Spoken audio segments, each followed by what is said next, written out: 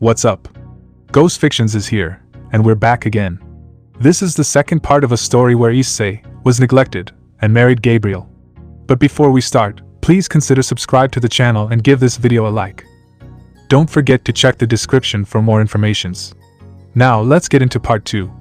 A few days later. Issei's house, Los Angeles, USA, 11:30 p.m. A few days have passed since Barakiel's demise along with the death of many fallen angels. The devastating attack caused many to be afraid of the three riders even more.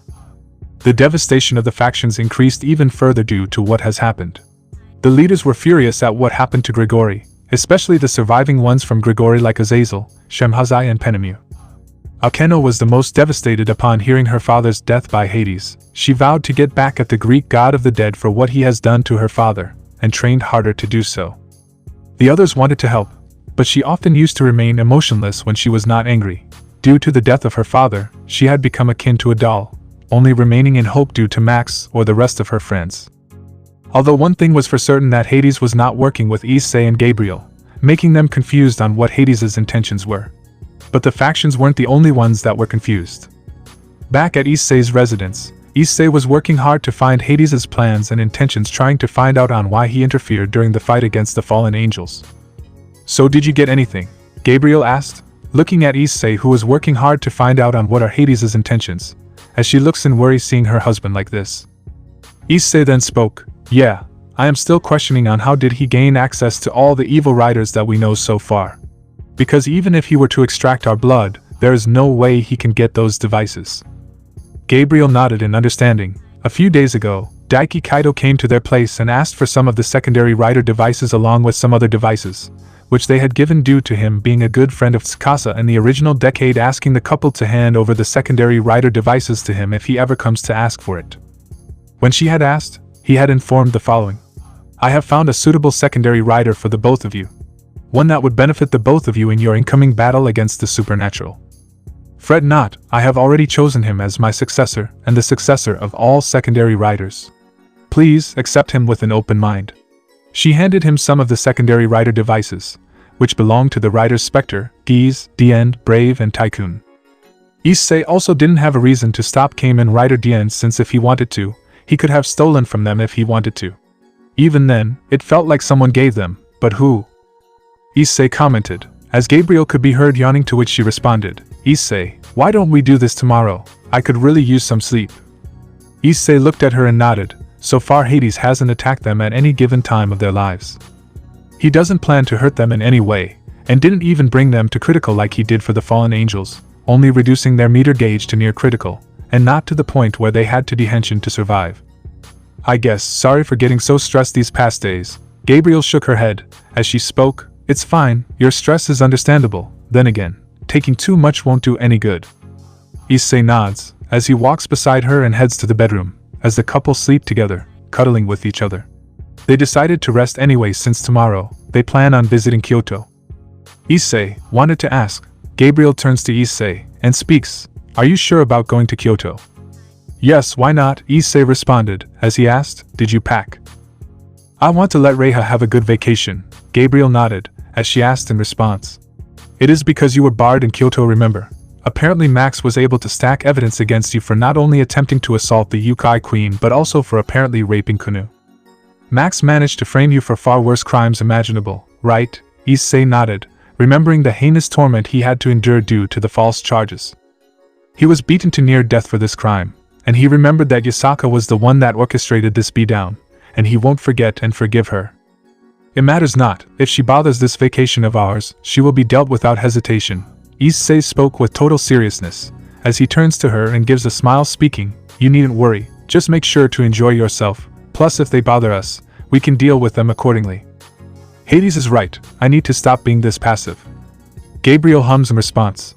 While she didn't support Hades, she was in agreement with his wordings, knowing that being passive is not something that this world needs. Especially the supernatural world. "Let's go to sleep, Gabrie-chan, we have a huge flight tomorrow," Issei responded, as Gabriel agreed, pulling herself towards him, as the couple giggled at this. Gabriel then asked, "Why did you not use aurora curtains though?" "Simple, cause I wanted to enjoy the flight here," Issei responded, as they couple soon headed to sleep. Scene change. Gabrie Mansion, Underworld, 12:30 a.m. Milikas was getting up, as he decided to get some water. He had met Daiki Kaido and his training was much more intense, where he was tasked to be less reliant on magic and more into CQC combat. He was also trained in the specific rider forms he was granted, as well as he gained access to the rider gene, artificially modifying his body to use the rider devices without suffering any issues. However, his attention turned to moaning, and not just any moaning, it was a female moaning. This voice, don't tell me. Milikas rushed inside, and widened his eyes when he recognized the moaning. This was the moaning of his own mother. Mother, Milikas muttered with a low tone, hoping that he didn't hear what he did. He knew his mother hated Issei, but even he knew that she was not going to dishonor his supposed father and king by doing what he thinks she is doing. He then saw an unholy sight. A sight that would haunt his memories for the rest of his life. It was Gabriel, who was in her birthday suit, in a rodeo position. And the one riding the former wife of Sirzex Lucifer was none other than Issei Hyoudou.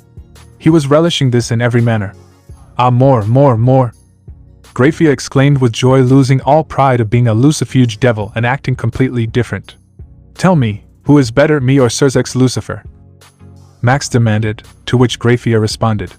You are better, Gabriel exclaimed with joy, as they continued doing the deed with no care in the world.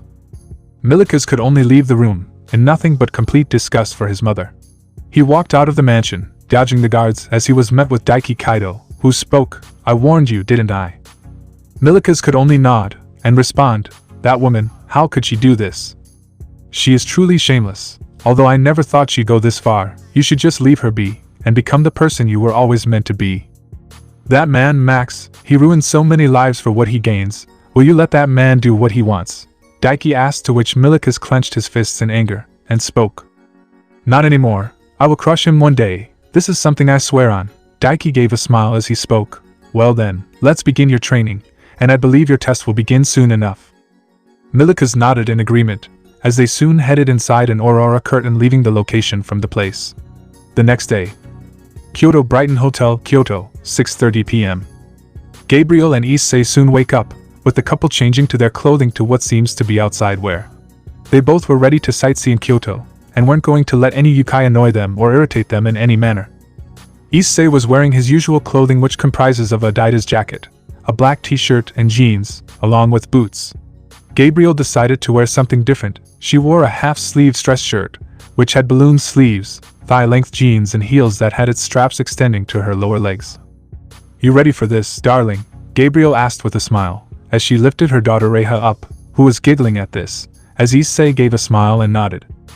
What about you, Reiha? Ready to look around Kyoto? Reiha didn't understand what Kyoto is, but she understood that she was going to enjoy the ride. The couple soon got up and decided to leave the location. They headed for their first sightseeing location, which was a nearby shrine, where they decided to check it out. They took some pictures at the shrine location and continued to move around, until they decided to move to a nearby place to have their dinner. However, they were being watched by the YOUKAI, with Kuna being the one to lead the charge. Issei stops in the middle, as Gabriel asks, What's the matter, Issei? We are being watched. Gabriel understood what she had to do. She then spoke, Take care, Issei. Issei nodded, with Gabriel taking Reiha inside the restaurant. Reiha speaking, Papa. I will be back soon, my girl, Issei spoke as he waited for them to leave. He then turned to the location where the presence was felt, as he spoke. I will only ask you YOUKAI to come out once, come out before I will deal with you personally. Issei brought out the ghost driver and summoned it near his chest, making a glowing spooky sound. Soon enough, Kuna showed up, along with several Tengu guards. Kuna's attire didn't change much, except her body looked much more mature, akin to an older woman. Been a while, Kunu, Issei spoke, as Kuna gritted her teeth in anger, as she demanded, What are you doing here? I am here on sightseeing with my family, and given that I was barred from coming to Kyoto early on by the Academy's corrupt administration early on, I decided to come now, for mine and my family's sake. Kunu and the other YOUKAI were furious at this, as Kunu retorted, You aren't welcome to visit our territory after what you did to me and my mother. Issei retorted with a cold tone, YOUKAI territory yes, Kyoto no. You honestly believe you can stop me? You, Kunu growled, as Issei continued, and besides, you don't see me bothering your kin for no reason. Also, I am aware of your kind trying to actively harm humans for no reason but to manipulate and toy with them, even killing them when you see fit. But I will give you one chance, and one chance only. Leave this place while you still can and go back home, kid. Kunu gritted her teeth in fury as she exclaimed, we will drive you out, and then take Gabriel for Max, no matter what happens. Issei scoffed and responded, I would like to see you try, Kunu. He brought out the ghost icon and presses the button on a ghost icon to its standby time setting, as a glowing sign shows up. Kunu looked at him and responded, we will defeat you. Kunu declared in response, as Issei said nothing and opened the race invoke plate, and inserts the icon into the icon throne and closes it, securing it in its place. Get him, before he can. Kunu was unable to do so, when an announcement followed. Bachirimana. A parka ghost was seen flying towards her, with the other Tengu guards trying to block and deflect it, as the announcement was being heard throughout the whole ordeal. Bachirimana, Bachirimana. Issei moves his hand in a two-finger salute, raising his hand up, and soon landing it right near his chest. He then soon called out, Henshin. He pulls the detonate trigger, closing the glint eye, and opening it back up by pushing the trigger, which activates the icon's transformation time setting to transform into his transient form. Kagen or... The ghost soon rushed back towards Issei, as he bowed in response, and the parka ghost fused with his body. A final announcement followed. Let's go, Kukugo, go go go, ghost, go, go, go, go. Issei had transformed into Kamen Rider Ghost, ready to deal with the YOUKAI. He soon removed his hoodie to show his appearance. His form was Ordamashii. It's people like you that make me want to give up my pacifist ways. Issei spoke with a scowl. He had no choice but to fight, and even kill if needed. Kunu then exclaimed with anger, take him down. The YOUKAI charged at him with the Tengu guards trying to strike him, only for Issei to bring out the Gun Saber, to clash at them and strike at the YOUKAI that charged at them. They soon exclaimed in pain, as Issei evaded several more strikes and continued to strike at them at every given step. He soon dashed forward, striking many more down, as they all soon exploded into a flaming explosion. Issei soon rushed from the explosion, as he ambushed Kunu with the Gun Saber, who used a magic barrier to protect herself. She soon used her flames to strike him down, but in response, Issei floats around escaping the attacks with ease akin to a ghost. In a quick ambush, he strikes her from behind, forcing her to block the attack using her barriers. Soon more Tengu guards come in and unleash their attacks on Issei, forcing him to block the attacks of all of them. Even other YOUKAI like the Nurana, Inagami and Onis join him in an effort to outmatch Issei. Guess I have to even the odds, Issei muttered to himself, knowing that Ordamashii wouldn't be that effective against these many enemies. Kuda seized this opportunity to contact some of her allies, as she has to involve her mother in that regard. Mother, I have some terrible news about Issei. She looked at Issei, bringing out the Musashi icon, as he removed the ghost icon and repeated the same procedure. Bachirimana. A parka ghost was seen flying towards her, with the other YOUKAI trying to block and deflect it, as the announcement was being heard throughout the whole ordeal. Bachirimana, Bachirimana. A biwa chord plays, as Issei returns to his transient form, with the Musashi parka ghost distracting them. He pulls the detonate trigger, closing the glint eye, and opening it back up by pushing the trigger, which activates the icon's transformation time setting. Kagen Musashi. The parka ghost lands on Issei, who bows and extends his arms to take the ghost with him, transforming into Musashi Damashii. Ketu. Zubato, Cho Kengu. Issei had transformed into Ghost Musashi Damashii. Issei changed his Gun Saber into Naturia mode to utilize Musashi's Nitten Ichiryu, where the Gun Saber's twin-sided blade turns into dual one-sided swords. Yes, send in some allies fast. He is rapidly attacking us with his rider ghost form. We need to drive him out of Kyoto. Kunu spoke, as Yasaka agreed to help her daughter against Issei in every manner. In the meantime, Milikas was watching Issei clash against the YOUKAI with him fighting against his enemies. He continued to watch, knowing that he was also a rider. He could see that Issei was capable, like he was told by Daiki Kaido. Guess he needs some help. Milikas brings out his own ghost driver with his magic, and brings out the specter icon. He activates it in a similar manner to Issei, and drops it into the driver before closing it. Bachirimano. A parka ghost was seen flying towards him, as he waits for a while. Bachirimano, Bachirimano. Milikas then calls out, Henshin. The user pulls the detonate trigger, closing the glint eye, and opening it back up by pushing the trigger, which activates the icon's transformation time setting to transform into his transient form. Kagan, Spectre. The ghost soon rushed back towards Milikas, as he bowed in response, and the Parka ghost fused with his body. A final announcement followed. Kakugo, Doki Doki Ghost. Milikas had transformed into Kamen Rider Spectre, ready to assist Issei. He soon removed his hoodie to show his appearance. His form was Spectre Damashii. He leaped into action, deciding to assist Issei, bringing out the Gon Gun hand. Back with Issei, he was keeping up with the attackers, as he decides to activate his finisher, taking them all out in one go. He pulls and pushes the detonate trigger a second time to activate the icon's move invocation time setting. Daikagen. He brings the weapons near the driver, by scanning the eyeball-like insignia found on the weapon's hilt with the icon currently placed within the ghost driver. Musashi, Omega Slash. Issei creates a second set of energy blades for him to attack the enemy with. He continues this till there is no one left, and are all defeated in a flurry of explosions. Soon many more YOUKAI were coming out of nowhere, and these included the feral Nico Mata and even Gashida Kuro, who decided to join him. Issei had to think fast since these YOUKAI are annoying him, and he knew that Kuno must have called in for reinforcements. Just when things were looking dire, Milikas as Kamen Rider Spectre joins in, as he strikes the Gashida Kuro with a powerful strike with his Gon Gun hand, sending him crashing to the ground.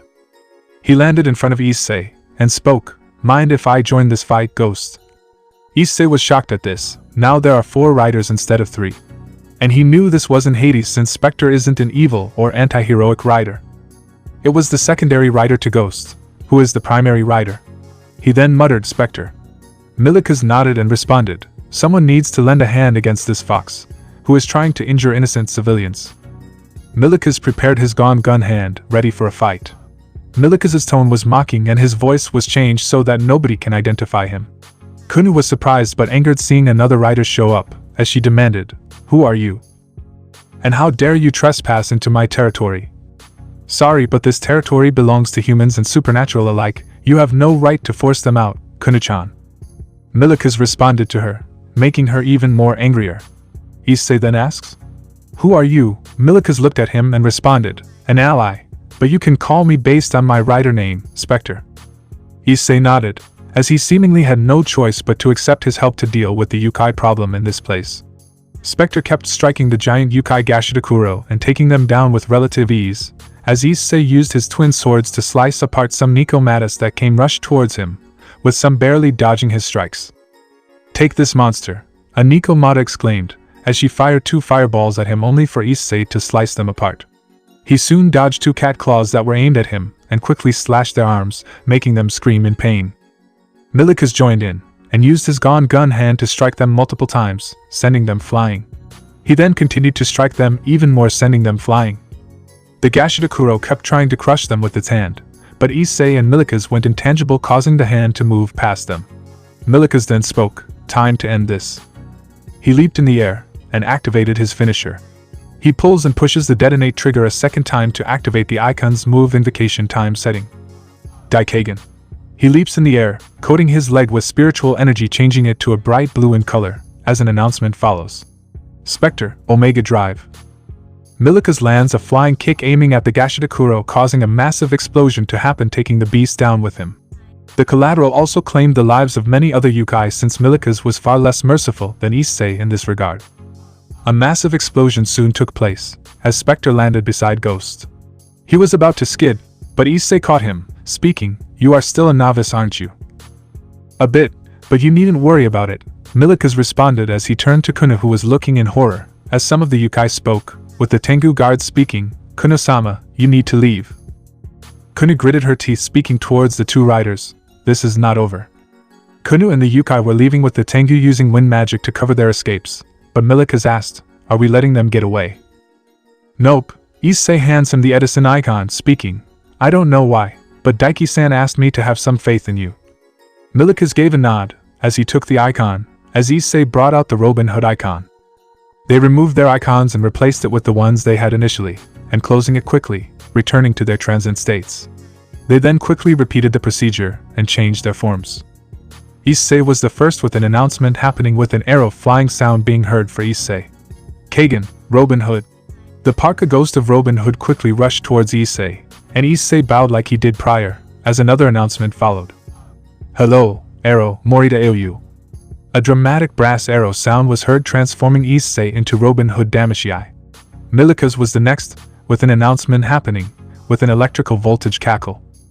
"Kagan, Edison." The Parka ghost of Edison quickly rushed towards Milika's as he accepted the ghost in a similar manner, as another announcement followed. "Elek, Hiramiki, Hatsumi-io." Electricity buzzing was being heard, as Milika's had transformed into Edison Damashii. Issei changed his Gon Gun Saber to arrow mode by attaching the Condor Den War in Condor mode to the front of the Gon Gun Saber in blade mode with the handle bent like in gun mode. Milika's changes his Gon Gun hand to gun mode, as they both prepare a precise shot aimed at Kunu. Issei activates another finisher by repeating the procedure earlier for his own finisher. Daikagen. He activates the weapon's finisher by scanning the eyeball-like insignia found on the weapon's hilt with the icon currently placed within the ghost driver. Robin Hood, Omega Strike. Issei aims towards the direction where Kunu went and gives a nod towards Milika's, as he pulls on the energized bowstring of his weapon, which makes an array appear to shield him from incoming attacks. Once charged, Issei lets the energized arrow fly. Milika's also joins in using Edison's electricity to create a powerful charged arrow aimed at her as the dual attack was sent towards Kunu and what remained her YOUKAI army. As soon a massive explosion took place, sending many flying, as Kunu landed on a nearby rock, making her cough up in response. She looked in a daze, as many YOUKAI were badly injured or critically injured, with many being struck badly or passed out from the attack. "No," Kunu muttered, "this was not how it was supposed to go, this was not how it was supposed to end." Some managed to get up and try to heal the others, as they had to protect themselves from the Kamen Rider's ghost and specter that were now overpowering and overwhelming them with relative ease. "Mother, where are you?" Kunu muttered to herself. As some of the YOUKAI that knew Senjutsu were healing her, she could only hope that they come and assist her against what has happened. Scene change. YOUKAI Mansion, Kyoto, 9:30 p.m. Yasaka was pacing around. She had gotten the word from her mother and many others on what has happened. She gritted her teeth in anger, remembering what Issei had supposedly done in the past, and detested him for that. She remembered the haunting expression of her daughter that was raped by Issei, or supposedly raped by him. In reality, Issei was framed for this crime, and it was none other than Max that did this. Flashback. Yasaka had sighed, remembering that Issei almost had seemingly assaulted her when she was unconscious from her battle against Saw. She had demanded him to leave her territory and never return lest he ends up dying. She wondered if she had gone too harsh. But she shook her head at this. She had hoped that humans were different. But given what Issei had done, she saw all humans as perverts, which was until Max charmed her by speaking words that she always wanted to hear about. Her thoughts were shaken when Kunu came into the room, crying with her kimono being half torn to shreds. Yasaka immediately rushed towards her, upon seeing this. She then asked with distress, "Who did this to you?" Kunu kept sniffling. She had spoken in between sobs. It was Issei." "What?" Yasaka asked with horror and shock. She then asks, "What do you mean it was Issei?" "He did this, and mother. He barged into my room and he touched my body without permission, assaulting me, and I was powerless." Yasaka immediately embraced her daughter, calming her down. She gritted her teeth in fury and clenched her fists in anger. She vowed to make Issei regret ever being born for what he did to Kunu. She immediately sent a private message to some of the guards. As soon several Tengu guards came inside with their weapons in turn, as one of them asked, "Lady Yasaka, you called?" "And what happened to Lady Kunu?" another one asked, to which Yasaka commanded, "All of you, hunt down Issei Hyoudou and bring him to me. He needs to be punished for raping princess of the YOUKAI faction. Bring him in, even if you have to beat him to near death, do so." The Tengu guards were furious at what has happened. They agreed to bring Issei in, with their squad leader speaking. "As you wish, my queen." They bowed and left the room as they headed to bring Issei to her at all costs, intending to torment him for this crime of his. Flashback ends. The Kitsune guard had come, as Yasaka lost her anger, and demanded, "What happened?" "Our forces are steadily falling to the two riders, that call themselves Ghost and Spectre. We know that the second one is either Gabriel, since she had left with her daughter, and Hades hasn't been detected after what has happened in Grigori." Yasaka can be seen gritting her teeth in fury, releasing all of her 9 tails in anger, with each of them burning in anger. However, there was an underlying fear in her, knowing that there are now 4 Kamen Riders instead of the original 3, and she was afraid. But she had to rescue her daughter at all costs. "I will be confronting the Kamen Riders personally." They need to perish before anyone is harmed. The Kitsune guard was concerned, as he spoke, but Lady Isaka. This place is my home, and there is no way I am letting the Kamen Riders defile these sacred grounds. I will defend them with my life, but first I am getting Kuno out of there. Prepare a squad and double time it. I will lead the squadron personally. Isaka walked out of the room with anger. She vowed to destroy Issei for coming into Kyoto and along with the new rider that has shown up. Scene change. Kyoto grounds, Kyoto, 10 p.m. Issei and Milikas looked towards the weakened forces of the YOUKAI. As Milikas spoke, Ghost, want to go super form. You needn't tell me twice. Issei brought out the Toucan Boost Ghost icon, with Milikas doing the same, bringing out the Deep Spectre Ghost icon. They repeated the same procedure, opening the driver, removing their old icons and replacing it with their new ones after closing it again. Issei started it first. An announcement follows. Bachirimana. A Parka ghost was seen flying towards them, with the other YOUKAI trying to block and deflect at the Toucan Boost Ghost, as the announcement was being heard throughout the whole ordeal. Bachirimana, Bachirimana. A small red Parka ghost came outside, like the original, and he pulls the detonate trigger, closing the glint eye, and opening it back up by pushing the trigger, which activates the icon's transformation time setting to transform into his transient form. Ipatsu, Toucan Kagen Boost. The ghost rushes towards him, as he bows and opens his hands forward. The ghost fuses with him, and a final announcement happens. Orgie Boost, go, Furutatsu Ghost, fight, go, fight, go, fight, go, go, fight. Issei had transformed into Ghost Toucan Boost Damashii. Ghost's first super form. Milikas was the next, as an announcement followed. Dive too deep, Girautomiro. A blue Deep Spectre Parka ghost rushed around distracting the other YOUKAI who were using the magic, but Milikas immediately acted on this. He repeated the same procedure like Issei does, as he pulls the detonate trigger, closing the glint eye, and opening it back up by pushing the trigger, which activates the icon's transformation time setting to transform into his transient form. Genkagen, Deep Spectre. The ghost moves towards him and Milikas wears the Parka ghost. Get go, Kakugo, Giza Giza Ghost. Milikas had transformed into Kamen Rider Deep Spectre, ready to fight. The two riders dashed forward with them clashing against the YOUKAI forces, with Issei fighting off a horde of YOUKAI which were defending their YOUKAI princess who was Kuno. Issei dodged some attacks from the Tengu guards, who were striking them, only for him to respond with two punches sending one flying, as another tried to strike him to kill him, only for Issei to take the hit. What? The Tengu guard exclaimed with a tone of surprise, as Issei grabbed his spear and kicked him in the gut sending him flying. He soon dodges another claw strike from the feral Nikomata and grabbing her hand, and landing a kick to her stomach making her gag, as he landed a stomp taking her out of the picture. Some Jorigumos started to fire several webs at them, but Issei managed to make himself intangible dodging them before dashing and striking them with several punches, as he landed a kick towards one sending one flying and landing to the ground. The other Jorigumos got alerted, turning around and releasing even more powerful webbing from their spider body, trying to attack him only for him to keep dodging and leaping in the air, as he socked one in the stomach, as he spoke. Jorigumos, such beauty, why do you have to be so rotten? Issei grabbed one by the head and unleashed a headbutt making her groan in pain. Before he landed another kick sending the second Jorigumo flying. The third and fourth tried to fight against him, but Issei was quicker. He decided to activate his finisher by repeating the same procedure for his finisher. Toucan Daikagen. He started sprinting at top speeds, as his legs glowed a bright red in color due to the immense spiritual energy. He soon leaped in the air, making the body and mask of Ghost's form glow, and envelopes him in a red fiery flame. Boost, Omega Drive. He soon lands a brutal flying kick aimed at the Jorigumos, along with any other YOUKAI caught in the crossover making them scream in pain before they exploded in a fiery ablaze. Issei soon landed on the ground, as he exclaimed, "My life is burning bright." He looked to see Spectre, Milikas, handling himself just fine. He then muttered, "Guess Daiki-san chose the right person."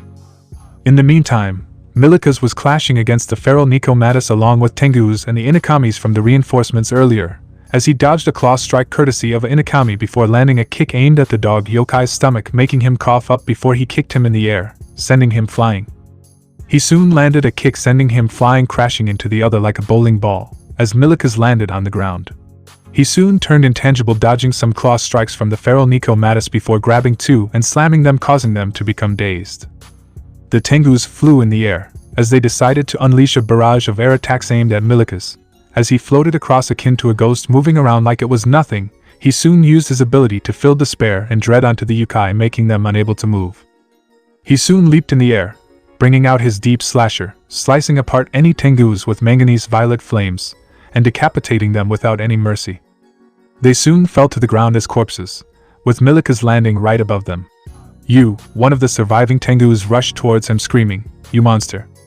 Milika's only turned himself intangible, as he dodged the strike from the tengu, and sliced apart his arm, making him scream in pain due to this. Milika's was slightly ruthless than Issei.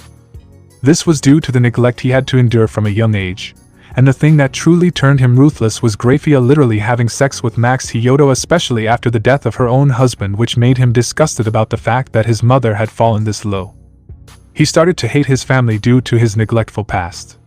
"Monster, that's rich coming from murderous kin like you," Milika spoke with total coldness, as he activated his finisher with the intention of killing the YOUKAI, since unlike Issei who hesitates, Milika's has no reason to hesitate. An announcement follows. Genkai Daikagen. Milika's leg glows a bright purple in color due to spiritual energy, a mask of specter forming behind him. He leaps in the air, intending to land a flying kick. A final announcement follows. Deep Spectre, Giga Omega Drive. The kick uses spiritual energy which makes the body and mask of Spectre's form glow, and envelopes him in a manganese violet flame. The YOUKAI tried to block the attack, but only for it to crash and soon trigger a massive explosion that completely consumed the forests. "No!" Kunu screamed in agony, seeing on how the two riders slaughtered so many of the YOUKAI. She wondered where her mother and the other family members were. She hoped that they can come in time. Once the dust settled, it revealed Milika's landing on the ground, as Issei spoke, "Not bad, you have impressed me. Thanks, but we are far from done till we deal with Kunu-chan. She is not going to stop till she calls a hit on us, especially you, Ghost." Issei nods, as he turns to Kunu. The duo were walking towards Kunu, who was starting to back away in fear due to what was happening. Kunu was afraid, since most of the YOUKAI were dead, primarily killed by Kamen Rider Spectre. And the ones that aren't, are critically injured or passed out. She was starting to fear the Kamen Riders even more. However, before Issei could state his conditions, a barrier surrounded the two Kamen Riders, much to their surprise, with their attacker soon arriving. It was none other than Yasaka. The attack the Fox Queen had used was the Sunshower Barrier, which was well prepared. "I am glad I made it right on time." Yasaka spoke with a relieved tone. She was horrified to see the carnage done, before gritting her teeth in anger. She vowed to this time beat him to death for what he has done. "Mother," Kunu exclaimed with relief, seeing her mother managing to save her, and sealed the two riders away. Yasaka rushed towards her daughter and embraced her with happiness. She was glad she was able to stop the perverted rapist from harming her daughter in any manner. Little does she know, she just awakened a certain white rider to deal with her. Inside the Sunshower Barrier, Issei and Milika's were trapped inside them. As Milika spoke, "Well, we can use our Aurora curtains to escape." "Will you do that?" "Nah, I got a better idea." Issei removed the Desire Driver that belonged to Kamen Rider Geats, the fox rider Issei had seen during his first introduction to Kamen Riders. "No way, don't tell me you are," Milika's muttered, as Issei spoke in response. "Yes, I am going all out against Yasaka. I want to see to it that she never messes with my family's vacation." He spoke while de-henshining into his normal form by opening the driver, removing the icon and closing the driver. He then removed the driver, and replaced it with the Desire Driver. An announcement following. Desire Driver. He places it on his waist, as he removes the Boost Mark 9 raise buckle. He separated them, as another announcement followed. Mark 9. He inserted into Desire Driver, as another announcement happened. Set ignition. A switch-like revolver appears in front of Issei, as he turns it around by his right hand, with a mechanical apparatus appearing behind Issei, with him placing his hand back. The Legend QB support robot is standing beside him, with a logo of Boost 9 coming beside him. He snaps his fingers twice and exclaims, "Henshin." He rotates the Desire Driver clockwise, as another announcement happens. Revolve on. He presses the button, as flames are created around the Mark 9 buckle. His base armor is formed, as the logo of Boost 9 changes into his chest armor, an announcement following suit. Dynamite Boost. The Legend QB roars runs around, with Milika's backing away to not get caught in the transformation or injured. The pillars that look like white kitsune tails appear and glow brightly with flames surrounding them. The chest armor changes into the leg armor while the legend Kyuubi changes to the head armor, as it completes the transformation, with Issei opening his eyes. A final announcement happens. Geats 9. Issei had transformed into Kamen Rider Geats 9. He is also equipped with the Geats Buster Kyuubi 9, with an announcement following. Geats Buster Kyuubi 9. Just a mere transformation was enough to destroy the whole Sunshower barrier like it was nothing. The YOUKAI that were watching this were shocked and horrified by this. A final announcement followed. Ready, fight. Impossible. How can this be? Issei looked at Yasaka, who had shouted. As Issei spoke, "You had underestimated the same man that had defeated many of his enemies, inclusive of a super devil before." Milikus shook for a moment, before composing himself. He also looked at the others, intending to change his transformation for a better suited fight. Yasaka was gritting her teeth in fury. The barrier she had worked on was destroyed by Issei like it was nothing. She vowed to get back at Issei, as she prepared a powerful foxfire blast at him, and threw it on them. She looked at the battle with a smirk, only for Issei to appear moments later right beside her in a blue flame explosion and land a brutal kick aimed at her face, releasing a blue flame, sending her flying and landing to the ground. In the meantime, Milikus quickly brought out his ZK driver and the Geese ride watch, and decided to quickly replace the ghost driver with it. He then rotated the watch 360 degrees, as an announcement followed. Geese. Once he replaced the ghost driver with the ZK driver, he placed it on the ride watch, inserting it into the D9 slot before pressing the ride on Ruser. Milikus summons a giant analog clock as he transforms, it spinning and pointing at 10 o'clock and 2 o'clock to make up the antennae, the katakana appearing as multiple watch bands form around him. He then announces, Henshin. He turns the driver 360 degrees clockwise, and an announcement taking place. Rider time. Milikus soon forms the armor, and it is placed on Milikus, as a final announcement takes place. Kamen Rider Geese. Milikus had transformed into Kamen Rider Geese. He was ready to fight his opponents. He rushes forward to deal with the Kitsuns that have joined with Yasaka. While Issei was handling the stronger ones, Milikus decided to not intervene. He looked at the two, as he brought out his weapon, which was the Zekin Zax, a melee weapon comparable to Issei's Zekin Jurade. Some Kitsuns use magic to try and avoid the attack by creating illusions, while the other is in a different location. He tries to chop one with the attack, but it was soon nothing but an illusion. Nanny, Milikus responds as he turns to see the Kitsun laughing, who is a female, with her responding, "There is no way you can strike me, give up." Milikus kept striking only for the illusions to fade at every given step. He was getting annoyed at this, as another spoke while throwing flames. How pathetic. Are these the riders that have caused the supernatural so much problems? Milikus once again failed to strike, as the Kitsuns kept cackling at him. Milikus was now getting really furious. He had to even the odds, and he knew just the thing on what he has to do. He knew the caster is somewhere around here. He dodged some more flaming projectiles by leaping around, leaving nothing but flaming explosions behind. He once again tried his luck to attack them, and kept doing so till he noticed a flame projectile strike him but phased through him, making him understand that these Kitsuns were just mere illusions, and understood the real Kitsuns were hiding, the ones in front were creating an illusion. He was then struck by flames from an unknown direction, as he once again rolled to safety, and that gave him the location where they are due to the direction of the projectile. They were hidden around the forest, only coming out when they have to attack. Bringing out the Cross C ride watch, and repeated the same procedure. Cross C. He then placed it in the ride watch slot of the Zekin Zax, as an announcement followed. Finish time. He aimed a powerful Chinese dragon aimed at the location, as an announcement followed. Cross C Jiwa Jiwa shoot. The attack completely ravaged the forests, making many scream in sheer agony, as the Kitsuns watched in horror, seeing their brethren get injured so badly. Milikus saw this opportunity to strike them right away. He changed his Zekin Zax to its Yumi mode, with an announcement following. You, me. Removing the Cross C ride watch, he replaced it with the Geese ride watch, as an announcement happened. Finish time. His Zekin Zax glowed with a bright red in color, as decided to end this with a final announcement following. Geese Zakuri cutting. He slashes the enemy twice with each energy wave resembling a red and silver energy clock, triggering a massive explosion that took all the Kitsuns down, due to them taking the combined finishers at once, as they all fell dead due to 2 attacks at once. Milikus landed next to them, as many more Kitsun joined in to attack them at once.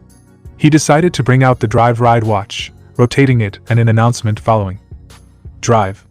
He placed it in the D3 slot of the ride watch, and repeats the same procedure as earlier, as an announcement followed. Rider time, Kamen Rider Geese. A speed tire is summoned in front of Milika's, blocking the attacks, much to their surprise. The speed tire forms into the drive armor, as it soon breaks down with an announcement playing with a type speed transformation music playing in the background. Armor time. The armor slams into Milika's, forming the drive armor, with another announcement being played. Armor time, drive. Milika's had transformed into his first ride armor Kamen Rider Geese. Drive armor. Milika's dashed forward, clashing against all the Kitsons that had survived the whole ordeal, using the Zekin's axe to strike and slash the Kitsons that had managed to join the fight against them. He soon entered into super speed and struck one Kitsune, unleashing a barrage of punches aimed at his chest, making him scream in pain. Another female Kitsune tried to ambush him, but Milika sidestepped with his increased speed and socked her in the face, sending her flying. He soon rushed forward akin to a car driving and unleashed several strikes with his Zekin's axe, slicing her to pieces without much effort. He soon looked to see many more Kitsunes rushing towards him, as he activates his finisher, presses the ride on starter on both ride watches inserted into the Zeku driver before pressing the ride on Ruzer and rotating the Zeku circular 360 degrees. An announcement follows. Finish time. He leaps in the air and performs his first rider kick against the factions. He soon shakes his hand, creating several formulas confusing everyone, starts the finisher with an announcement following. Hisatsu time burst. Milika sends multiple shift tires flying at the enemy, including Max Flare, Midnight Shadow, Funky Spike, Dimension Cab, Massive Monster and Mad Doctor, triggering a massive explosion as Milika's lands on the ground. Now I wonder how Geets is doing, Milika's responded, as he headed to where Geets 9 was confronting Yasaka and her Kitsunes. Issei was handling the Kitsunes, using the Geets Buster QB9 to fire several shots at the Kitsunes, who were unable to dodge the combined assault of the attacks in any manner. They used illusions, but Issei's manipulation over the very concept of reality forced them to come into his view. Once they did, Issei fired several blast shots aimed at them, making them scream in pain, triggering an explosion. Yasaka tried to ambush him by unleashing a powerful Fox Flame blast aimed at him, which made him leap and use a tree as a support for propelling forward. His Geets Tail 9 glows bright blue immediately. The tree is broken upon impact, but it fixes itself due to Issei's ability to manipulate reality.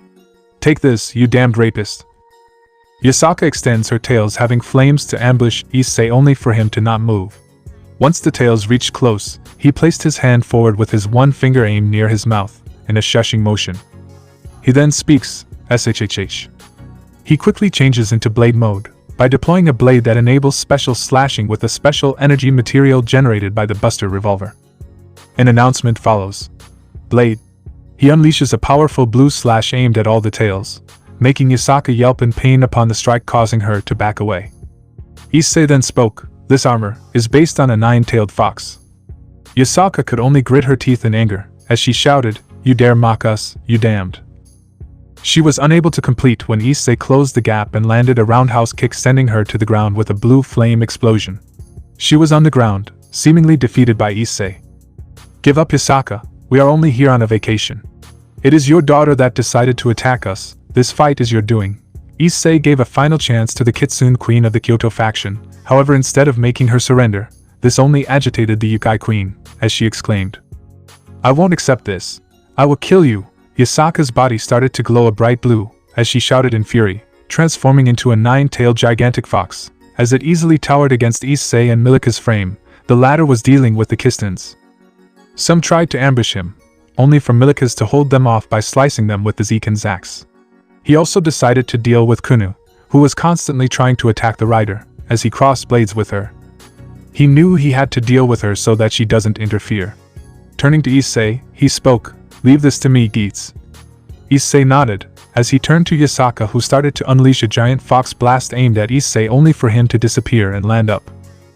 As she once again tried to unleash flames in all directions, he gracefully avoided them by disappearing and reappearing in different locations. As he closed the gap and jabbed her with his sword, he landed in front of Yasaka. The Fox Queen tried to ambush him from behind using a gigantic flame blast, which split up into several homing projectiles, as Issei kept firing blue flame energy projectiles aimed at them, destroying them like they were nothing, triggering an explosion. One attacked him from behind, only for him to move his head and shoot them all at once. Impossible, Yasaka shouted in her vulpine form, refusing to believe that he was able to handle her like this. Issei only scoffed, as he soon unleashed a powerful jab at her, sending her flying behind. She unleashed another flame attack only for Issei to use the blade of the Geats Buster QB9 to slice the attack in half. He then wagged his finger, mocking her in a denial motion, speaking, "Is that all? And you think you were a threat? No wonder Saw managed to capture your ass along with his team." Yasaka got angry. She was about to unleash a flame, only for Issei to sprint down as a flame energy path was formed below his legs, as he unleashed a blue energy slash aimed at her, making her scream. Once she was on the ground, landing with a thud, breaking the ground, Issei dashed forward in a similar manner. His Geats Tails 9 glows constantly with blue energy, repairing the broken ground. He constantly kept slicing her, unleashing blue flame energy slashes in a repeated manner, making her grunt in pain. He soon uses the gun side of the Geats Buster QB9 and fires several shots aimed at her abdomen, making her scream and groan in pain. "Argh!" Yasaka exclaims in sheer agony. She soon unleashes a powerful flames at him, which he dodges by somersaulting in a circular manner before landing on the ground. "Let me tell you one thing, Yasaka. This world, the human world, isn't yours to control or manipulate. You have no right to force me out and ruin my family." Yasaka only got up, roaring with anger and fury at Issei's words. She barely had the strength to continue fighting against him. But she refused to go down without a fight. "Damn you!" Yasaka exclaimed with fury, as Issei decided to end this with his finisher. He pulled the boost charger in response, and an announcement followed. Boost charge. He unleashed a blue flame energy circle using his free hand and twirled his blade, absorbing it, glowing a bright color in response. The blade kept gathering energy, as he teleported straight up in the air, once the energy was filled with a bright blue energy. Another announcement followed. Boost tactical victory. Yasaka generated barriers to protect herself. These were several sunshower barriers. Issei didn't give time for her to prepare and threw the blade in a circular motion, piercing through their barriers like it was nothing, as it reached extremely close to her chest, making her have a look of fear if the Geats Buster QB9 struck her. But Issei was not done. He teleported right near the first barrier and tapped Geats 9 boost throttle lever once. An announcement follows. Boost 9 strike. He punches the first one off and breaks, and follows with destroying the one nearest to her, with him turning around and using his body to do so. He soon lands a powerful blue energy kick aimed at the Geats Buster QB9, piercing her chest with the combined force of the blade and rider kick. Yasaka could only scream in agony, as she starts to glow a bright blue in color. Flames of blue energy surrounded her, as they formed massive blue pillars of flaming energy as they surrounded and consumed her in a fiery explosion, as Issei landed in a pose of victory, standing on a platform. He turns to his side and speaks, "How sad. Your own daughter would grieve. Alas, this was your own doing." Issei turns to see Kuna passed out on the ground, bleeding and bruised, along with several corpses of the YOUKAI who were slain by the riders, or passed out from the attack. He wondered where Giz went since he was long gone. He wondered who he was, but glad to have his assistance. He noticed the Edison icon on the ground, near Kunu. He knew that the rider must have dropped it once he was done with the match. He picked it up and walked away, knowing there is no one that would interfere in their trip to Kyoto. He dehensioned and returned to home, not caring whether Yasaka survived or not. She would have to be checked to do so. In the meantime, Milikas, who was dehensioned near the location, as he spoke before summoning the Aurora curtain and leaving the location. "We will meet again soon, properly." Scene change. Kyoto Brighton Hotel, Kyoto, 1:30 a.m. Gabriel was worried for Issei. It has been hours since he had left to deal with the YOUKAI. She had placed Reiha to sleep since the girl was exhausted in sightseeing. She had also taken a plate of food for Issei, knowing he would be hungry after the fight. Soon the bell to her rang. She rushed to the door, to see Issei had arrived, with 2 small pieces of chocolate pastry. "Issei," Gabriel exclaimed with happiness, as she didn't hesitate and immediately hugged him. As he put the cake away, she then spoke, "Thank goodness, you are alright." Issei managed to return the hug with his one hand. As he spoke, "I am fine, Gabriel. They literally tried to jump me with everything they had, almost everything. But despite their best efforts, they failed and I had a help from the secondary rider." Gabriel widened her eyes, splitting up, speaking, "You met him?" "Yes, though he never revealed his identity. He still helped me and even returned my lent transformation devices. He asked me to call him by his rider name since he was so hellbent on keeping it a secret. Truth be told, I didn't even force him to do so. Bet he has a good reason to do so," Issei responded, as Gabriel could only nod. She knew that this was the man that had been chosen by Daiki Kaido as the secondary rider, and was glad that she had helped him. Anyways, I brought some cake for us to have. Is Reiha asleep? Gabriel gave a smile, and spoke, sleeping like a log, though she did call you out a lot. I guess we would have our dinner together had those YOUKAI not interfered, Issei spoke, as he kept the cake on the table, with him closing the door. As Gabriel spoke, I have packed some dinner for you, so you can have it. Gee, thanks. Gabriel gave a smile, as she sat down and served him the food, as he started to eat his food while Gabriel decided to make some soup for herself to drink. They spent the rest of their day talking about the latest things in the supernatural as well as the battle that has happened between Issei and the secondary rider against the YOUKAI. YOUKAI Territory, Kyoto, 3:30 a.m. Yasaka's fall was alerted by everyone. The YOUKAI were immediately taking her to the most critical ward where senjutsu users were taking care of her. Kunu and several of the survivors also needed emergency treatment due to what happened. Just looking at Yasaka's state, who had returned to her human form, she had been badly injured. Her face was horribly disfigured, she had multiple broken bones, and her whole body was charred. Many gagged just by seeing her state, and she had lost most of her beauty. They had to take her to the emergency ward, where she would be treated. She would be given to the medical experts or primarily senjutsu experts that can accelerate her healing. Double time, send the most injured to the emergency ward and give them first priority, a voice called out, as this was none other than Magari, the East YOUKAI faction leader, and the mentor of Fujimai, the late mother of Kuroka and Koneko Tojo. She was in her human form, which also involved some of her Nico Mata parts. She was described to be a white-haired woman with some black-colored strands around her hair. She had 2 cat ears, one black and white. She had worn a kimono, which was white in color, and she had worn a haori on top of her white kimono. She had worn geta, and was looking in concern and worry. She knew this was Issei's doing, but she never knew why this was the outcome. She believed that they should have retreated and called for support. She never truly understood why Yasaka hates her, only hearing supposed proof of the rape that had happened to Kanu. She was angered, but some things didn't add up to the rape charge since Issei was supposed to have been gone by the time this happened, and couldn't teleport to Kuo on his own since he was stated to have 0 magic reserves at the time. Regardless, given how much support Issei had against him, she had to believe the charge. Even without proper recorded evidence of the deed since Kunu's words coupled with Issei's prior reputation and rumors. She refused to take part in his beatings or injuries. And nobody seemed to force her. She had to investigate this, but wondered if they would believe her. Lady Magari, we will begin the treatment of Lady Yasaka right away. Though, I was not expecting that perverted rapist to be this cruel. Her state is miserable. A YOUKAI had spoken up, as she dreaded the brutal state of the leader, as Magari asked, what exactly happened? Her blood vessels were ruptured and her whole body was charred. There were indications of several broken bones, especially near the legs, and the abdomen area, and finally she had lost multiple of her tails due to the assault, reducing the number from 9 to 5. Her one eye was gone, and her cheeks are completely bleeding. Whatever he did, he wanted her to suffer, the YOUKAI explained, to which Magari felt sick. She knew Issei hated them, and had every reason to do so, but she was not expecting things to get this far. She then spoke. I knew she hated him, but I never thought her hatred would make her this foolish. We are talking about a man that killed Surzek's Lucifer without any mercy or care. As a matter of fact, Magari spoke with dread and fear, as she continued, we are not hunting them down, we will leave them be since they aren't trying to attack us for the time being. But Lady Magari, the YOUKAI responded, she wanted to get back at Issei and the secondary rider for doing what they did to the YOUKAI, but Magari spoke. No, we aren't going after them.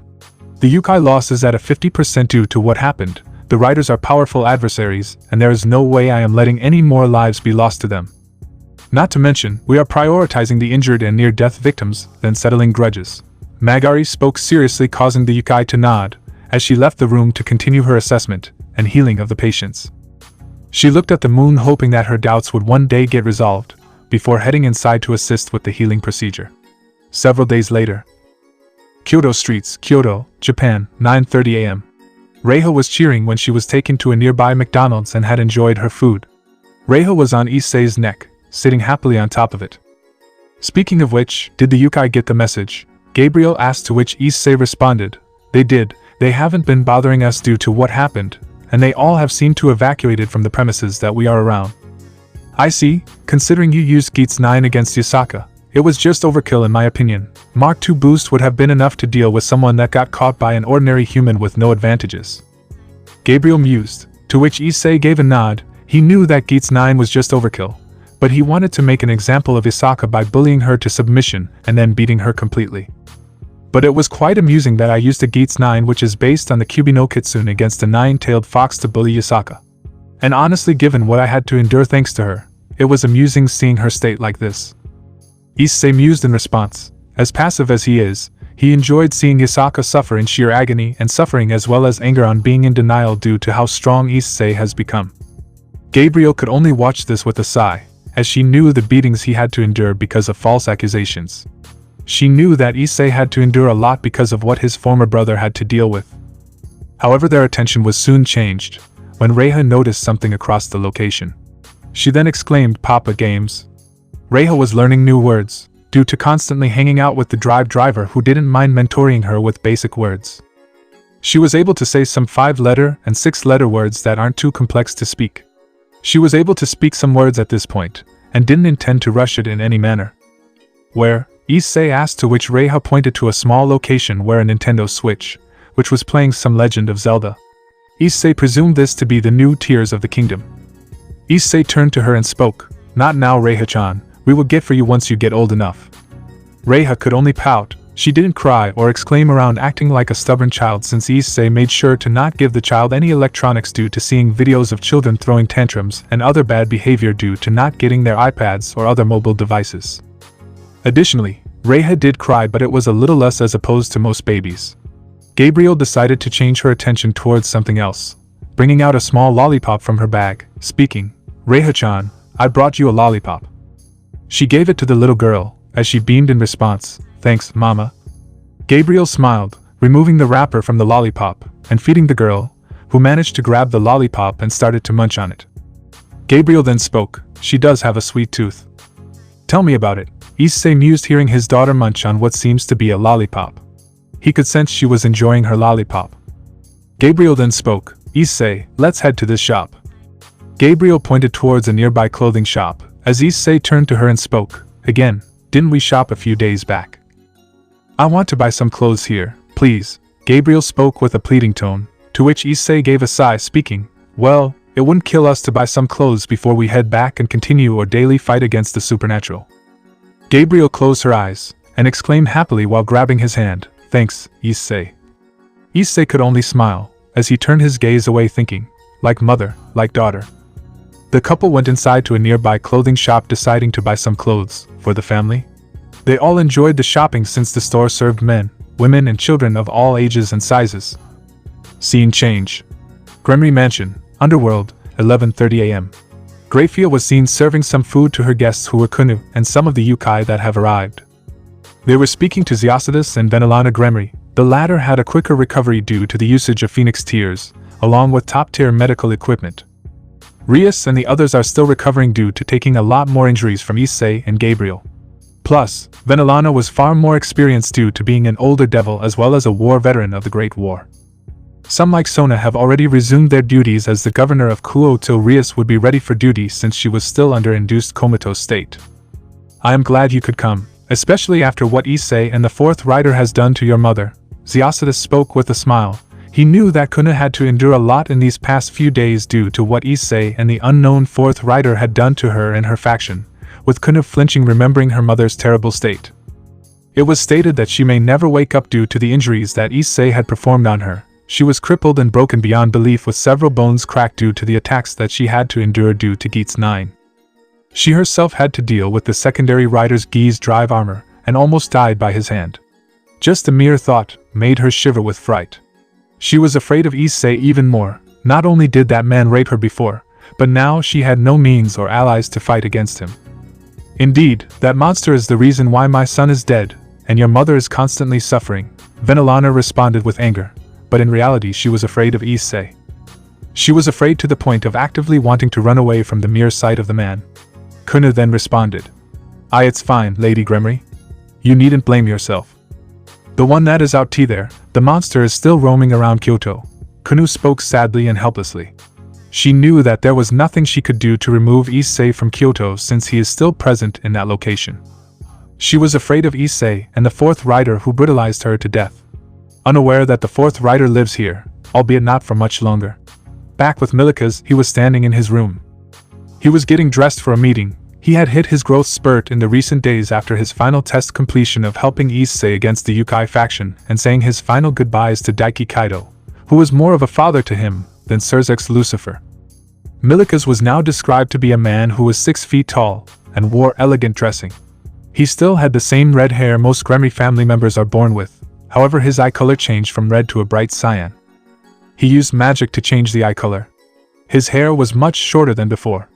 His attire was described to be having a well-made black shirt that he also wears as part of his uniform, white trousers with lilac cuffs, black shoes, black gloves, and a double-breasted white long coat with a cutaway front, rolled cuffs, lapels, and lilac lining, with a black belt is fastened tightly around his waist.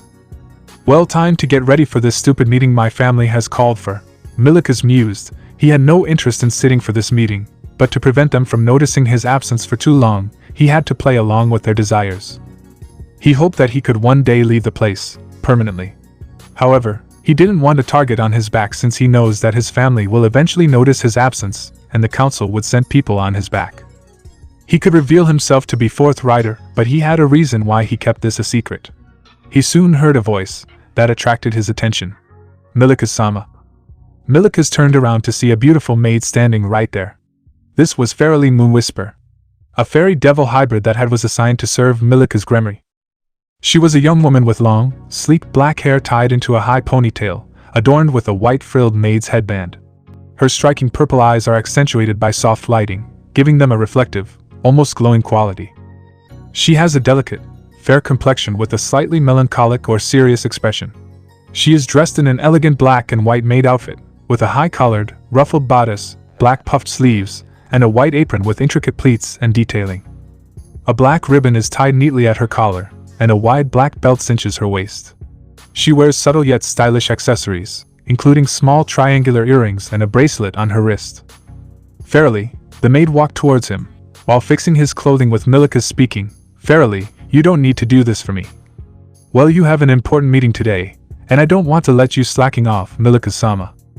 Fairly responded. The fairy devil hybrid was assigned as a maid to Milika's 3 years back, and was the only person that was close to a friend that he had. But he wasn't sure if she was his friend due to his status, or was genuinely his friend. However, it seemed like she was starting to get close to him, and he to her. She then spoke. "Now you seem to be ready for the meeting." Fairly seemed to have a smile, which made Milika's nod with a smile of his own. She then asked, "Are you alright, Milika-sama?" "I am fine, why do you ask?" Milika spoke with a normal tone, to which Fairly spoke, "It's because of what Lady Grafia had done with that boy. He had." "So you saw it too, right, Fairly?" Milika's cuts her off with a slightly serious tone. The maid could only nod with slight fear. She was the only one that knew that about Milika's being the fourth rider, and had kept it a secret on the request of both Daiki and Milika's, since she had noticed this by sheer coincidence. Fairly was afraid on what Milika's would do to her, but to her surprise he kept his hand on her and spoke, "It's alright, you needn't keep this a secret." "But why?" Fairly asked, to which Milika spoke, "Fairly, even if that bastard was able to get my so-called mother to do the deed with him, it would be celebrated, and believe me, they would relish seeing this union happen."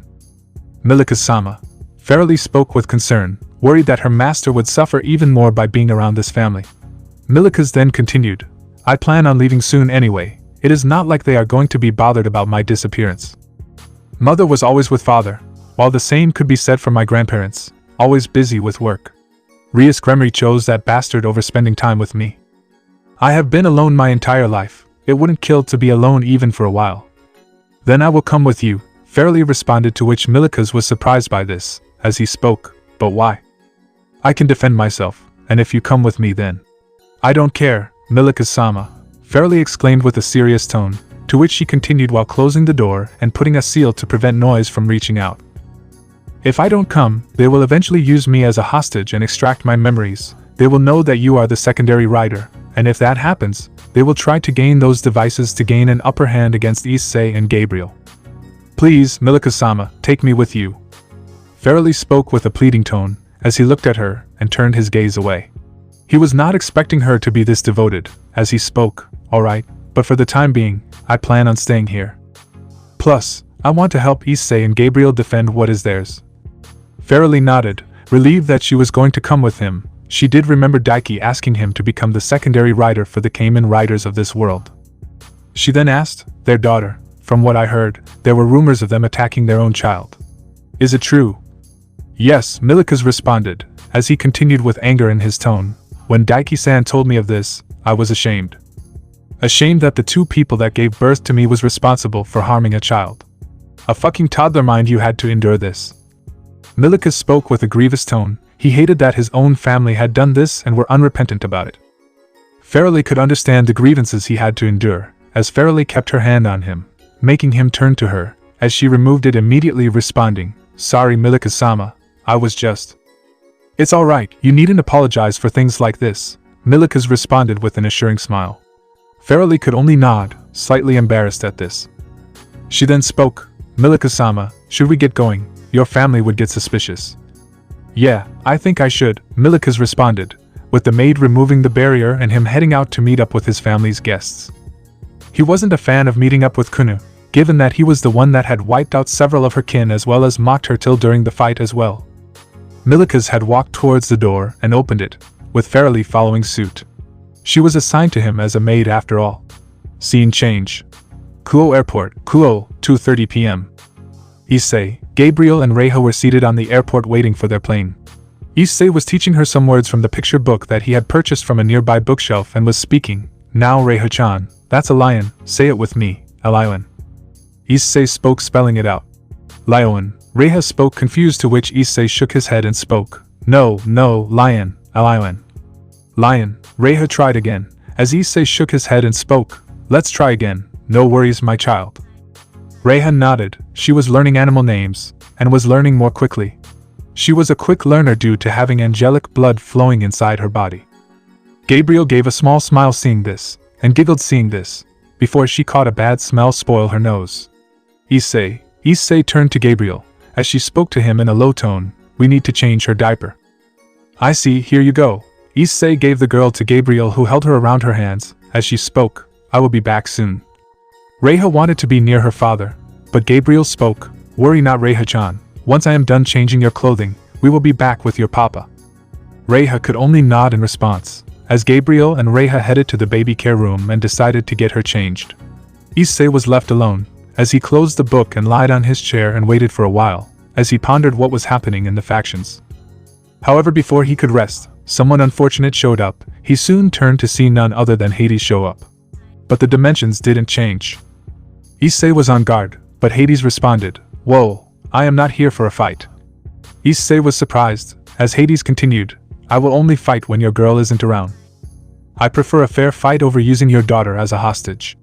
I am not the factions. Issei had lowered his guard down, as Hades added, not to mention, I would have changed dimensions if that was the case.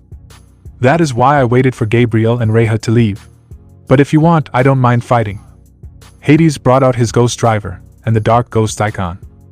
Issei could only sigh in response. He then spoke, Fine, I won't fight, what brings you here anyway?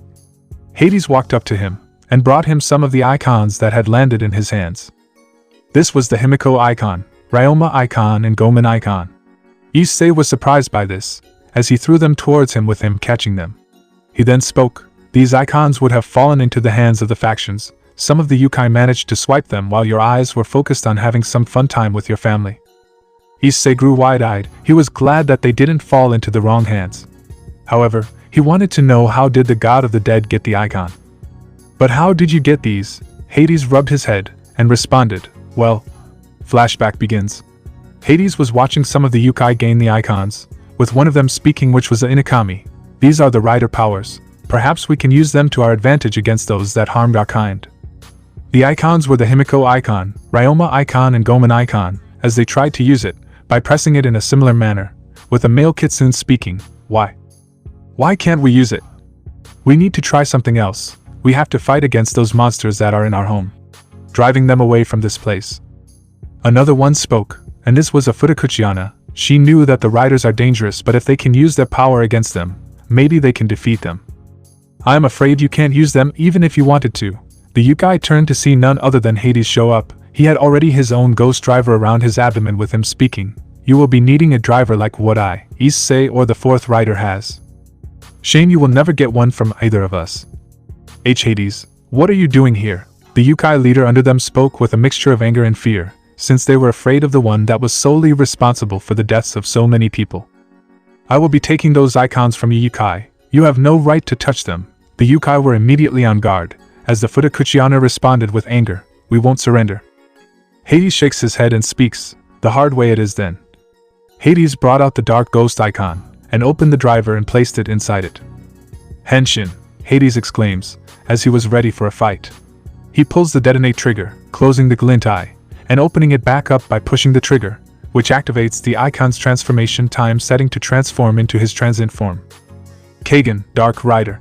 A Parka ghost arrives, which was the Dark Damashii, and strikes all the YOUKAI before it comes back and fuses with Hades, who bows in response to it. A final announcement follows, with a bell chiming at the end. Yami no Chikara, Waru Yatsura. Hades had transformed into Kamen Rider Dark Ghost. He soon removed his hoodie. Before the YOUKAI could react, Hades blitzed forward and kicked the one that was holding the icons and kicked her, sending her flying to the ground. The kitsune was groaning in pain, with Hades picking up the icons, before he dodged a strike from the Fudokuchiana, who tried to use her hair to strike him, as he kept dodging all the strikes with relative ease. He placed the icons in a separate dimension, as he dashed forward in a stream of white and black light, and struck her multiple times in the stomach before kicking her, sending her flying. Shame, you actually thought you could use the icons, keep dreaming. Hades soon blitzed forward again and struck them multiple times in the waist and stomach, making them scream in response. He soon decided to bring in this, by pulling the detonate trigger a second time to activate the icon's move invocation time setting. Daikagen. He leaps in the air, coating his leg with spiritual energy which makes the body and mask of dark ghost's form glow, and envelopes him in a black flame as an announcement follows. Dark, Omega Drive. He soon lands a kick, sending many of the YOUKAI flying before they exploded into a barrage of explosions. The other surviving YOUKAI watched in horror seeing this happen. Hades then spoke, sorry, no survivors. He opened the driver and removed the dark ghost icon and replaced it with the Napoleon icon. Bachirimina. A Napoleon Parka ghost was seen flying towards her, with the other YOUKAI trying to block and deflect it, as the announcement was being heard throughout the whole ordeal. Bachirimina, Bachirimina. He pulls the detonate trigger, closing the glint eye, and opening it back up by pushing the trigger, which activates the icon's transformation time setting. An announcement follows with hoof beats and a hoarse whine. Kagen, na polio, and the Parka ghost lands on Hades, who bows and extends his arms to take the ghost with him, which completed the transformation into Napoleon Damashii with a triumphant music. Okos Kakumiai, Sword Jie Shukumiai. Hades had transformed into Kamen Rider Dark Ghost. Napoleon Damashii. Hades looked at them, and brought out his gun saber, and slashed some of the incoming YOUKAI, as the kitsune used his fox flames on Hades, who easily dodged the attack. He then spoke. Being a ghost is amazing, right? Hades responded, as he slashed another, releasing a trail of blue energy. Another Kukisekana tried to assassinate Hades from the behind using her knife only for his body to go intangible, making the blade pass through his body like a ghost. Impossible, the Kukisekana shouted, as Hades grabbed her by the hand and slammed her to the ground, making her groan in pain. Have you learned nothing? Hades asked with slight disappointment, as he continued, ghosts are literally intangible. They cannot be affected by physical attacks like yours. Hades soon stomped on the YOUKAI, making her cough up. Her superhuman strength was no match to Hades' own strength, coupled with the fact that he is a Greek god and a dark rider. Hades soon continued to stomp before making her groan in pain, taking her out of the picture. You YOUKAI have caused a lot of problem, killing and harassing innocents just for misguided vengeance or fun. But it is time to end this. Hades dashed forward and punched multiple times, triggering blue energy strikes with every blow. Soon enough, all the YOUKAI were down on the ground by the barrage of strikes. How sad, no one is going to remember you. Hades activated his finisher, bringing the gun saber near the driver, and pulled the detonate trigger a second time to activate the icon's move invocation time setting. Daikagen. Hades' gun saber glows a bright blue in color, as he soon strikes all the YOUKAI in one fell swoop. Napoleon, Omega Drive. Hades performs red and blue flame-like slash attack with the gun saber in sword mode, triggering electricity sparks in all of them, making them scream in agony before they all exploded into nothingness, as the god walked away satisfied by what he had done to them. Flashback ends. So you killed them, huh? Hades nodded, not caring for what he has done, as he continued, so what will you do now? Well, I was here to give the icons to you. My advice would be to put them in your Aurora Curtain dimension since these yokai would try their luck in pulling them away from you. You were lucky that I had found them, Hades responded, but not before leaving them with a message. Be careful, the factions will double their efforts, ciao. Hades walked away and went inside the crowd, and soon disappeared, leaving nothing behind. Issei then spoke. Hold up, did he pull an Evolt? Issei spoke confused. He was wondering what is going to be next for them. He decided to take Hades' advice and put the icons in a different dimension before things could get interesting. In the meantime, Gabriel, who was inside the baby care room, managed to make Reiha wear a new diaper and used magic to clean her backside for anything that was present. She then spoke, well, Reiha-chan, want to head out? The girl responded by happily giggling in response, earning a smile from Gabriel as well, who picked her up and carried her daughter to the location. She then walked outside the room and closed the door, with another mother heading inside to help her toddler son change diapers. Having a family is amazing, isn't it? Gabriel muttered underneath her breath. She was happy that she was blessed with such a family, having a daughter of her own. Reiha stopped smiling and looked at her mother in a confused manner. Before she sensed something foul, as she turned to the side and responded, what do you two want? Griselda, Roxy. Gabriel turns to see her two former reincarnated angels. Gabriel then spoke, why did you come here? The two were seemingly slightly afraid of Gabriel. They knew that at this point messing with the Kamen Riders is not an option, especially with Issei and Gabriel being the most deadly of them, followed by Hades, and the newly arrived fourth rider. We wanted you to return back to heaven and... Gabriel cuts her off and speaks, I won't. But why? Why do you choose that, Ra? Griselda exclaimed, only for Gabriel to cut her off speaking, can we not do this in front of my daughter? It is sickening for her to hear this word. Gabriel released some of her aura, making them back away. They were clearly afraid of Gabriel at this point, and no amount of convincing will make her come back. While Roxy was neutral regarding Issei, Griselda despised Issei to the point of no return. She had despised him due to his past actions and what he had lately done to Zenobia.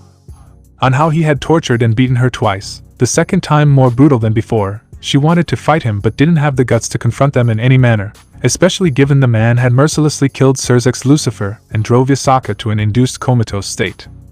Roxy then spoke, Oh Lady Gabriel, please, we are not here to force or fight you, it is a humble request, please come back. I am not Roxy, I like my new life, and with my family, so please if you'll excuse me, I need to leave.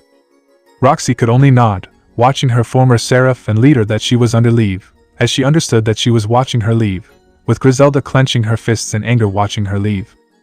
It is that damned Issei that made you leave, and I'll not let you do so, Griselda shouted, with her charging a blade at the mother and daughter duo, with Roxy exclaiming, Griselda, wait.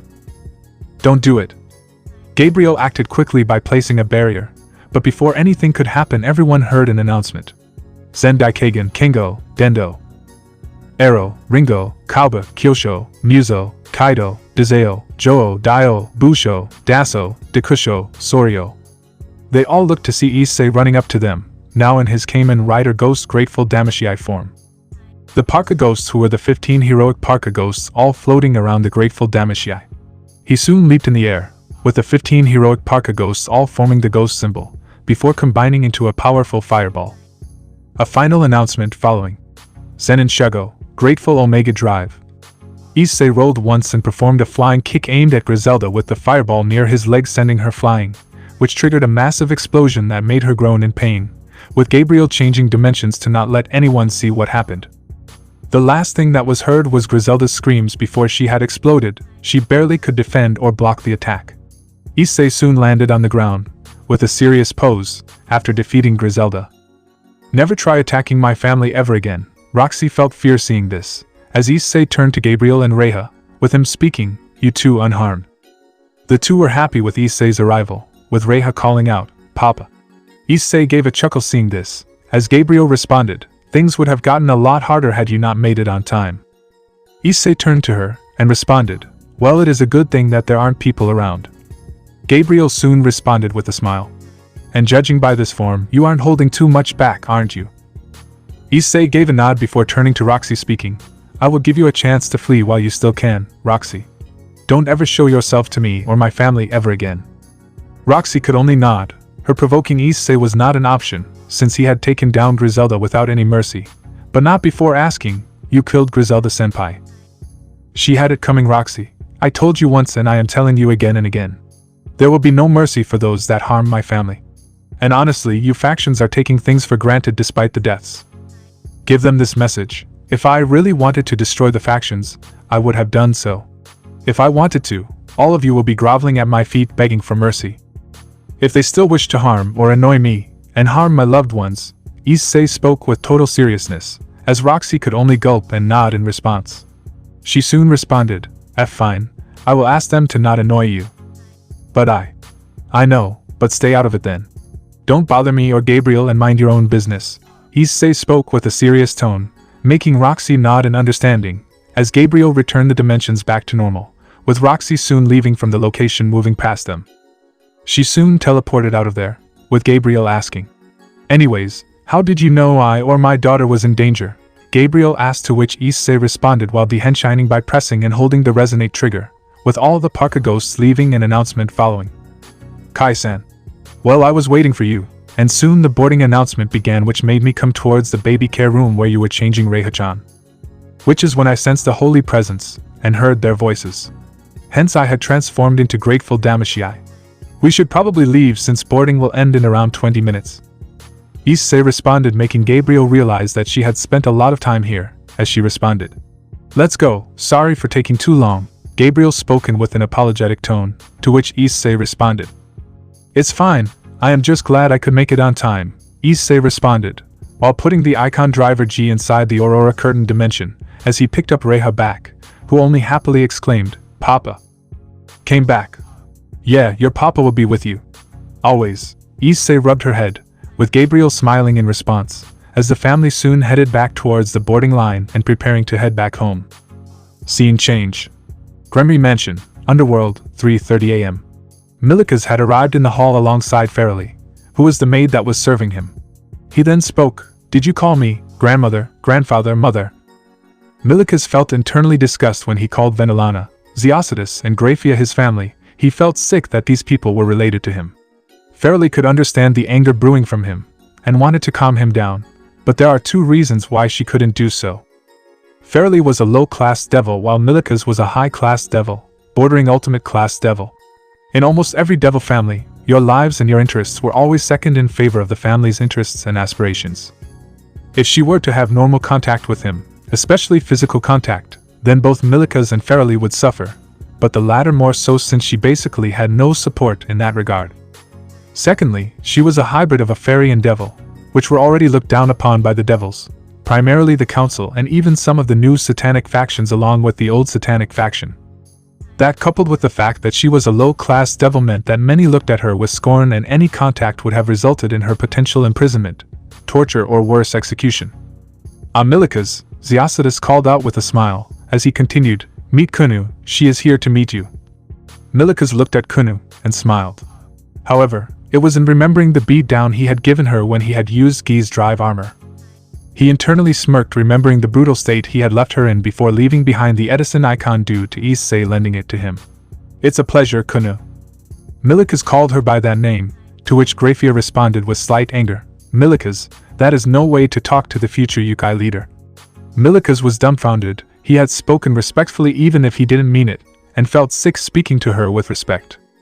He felt even more anger towards his supposed mother, intending to strike her if she gets out of hand.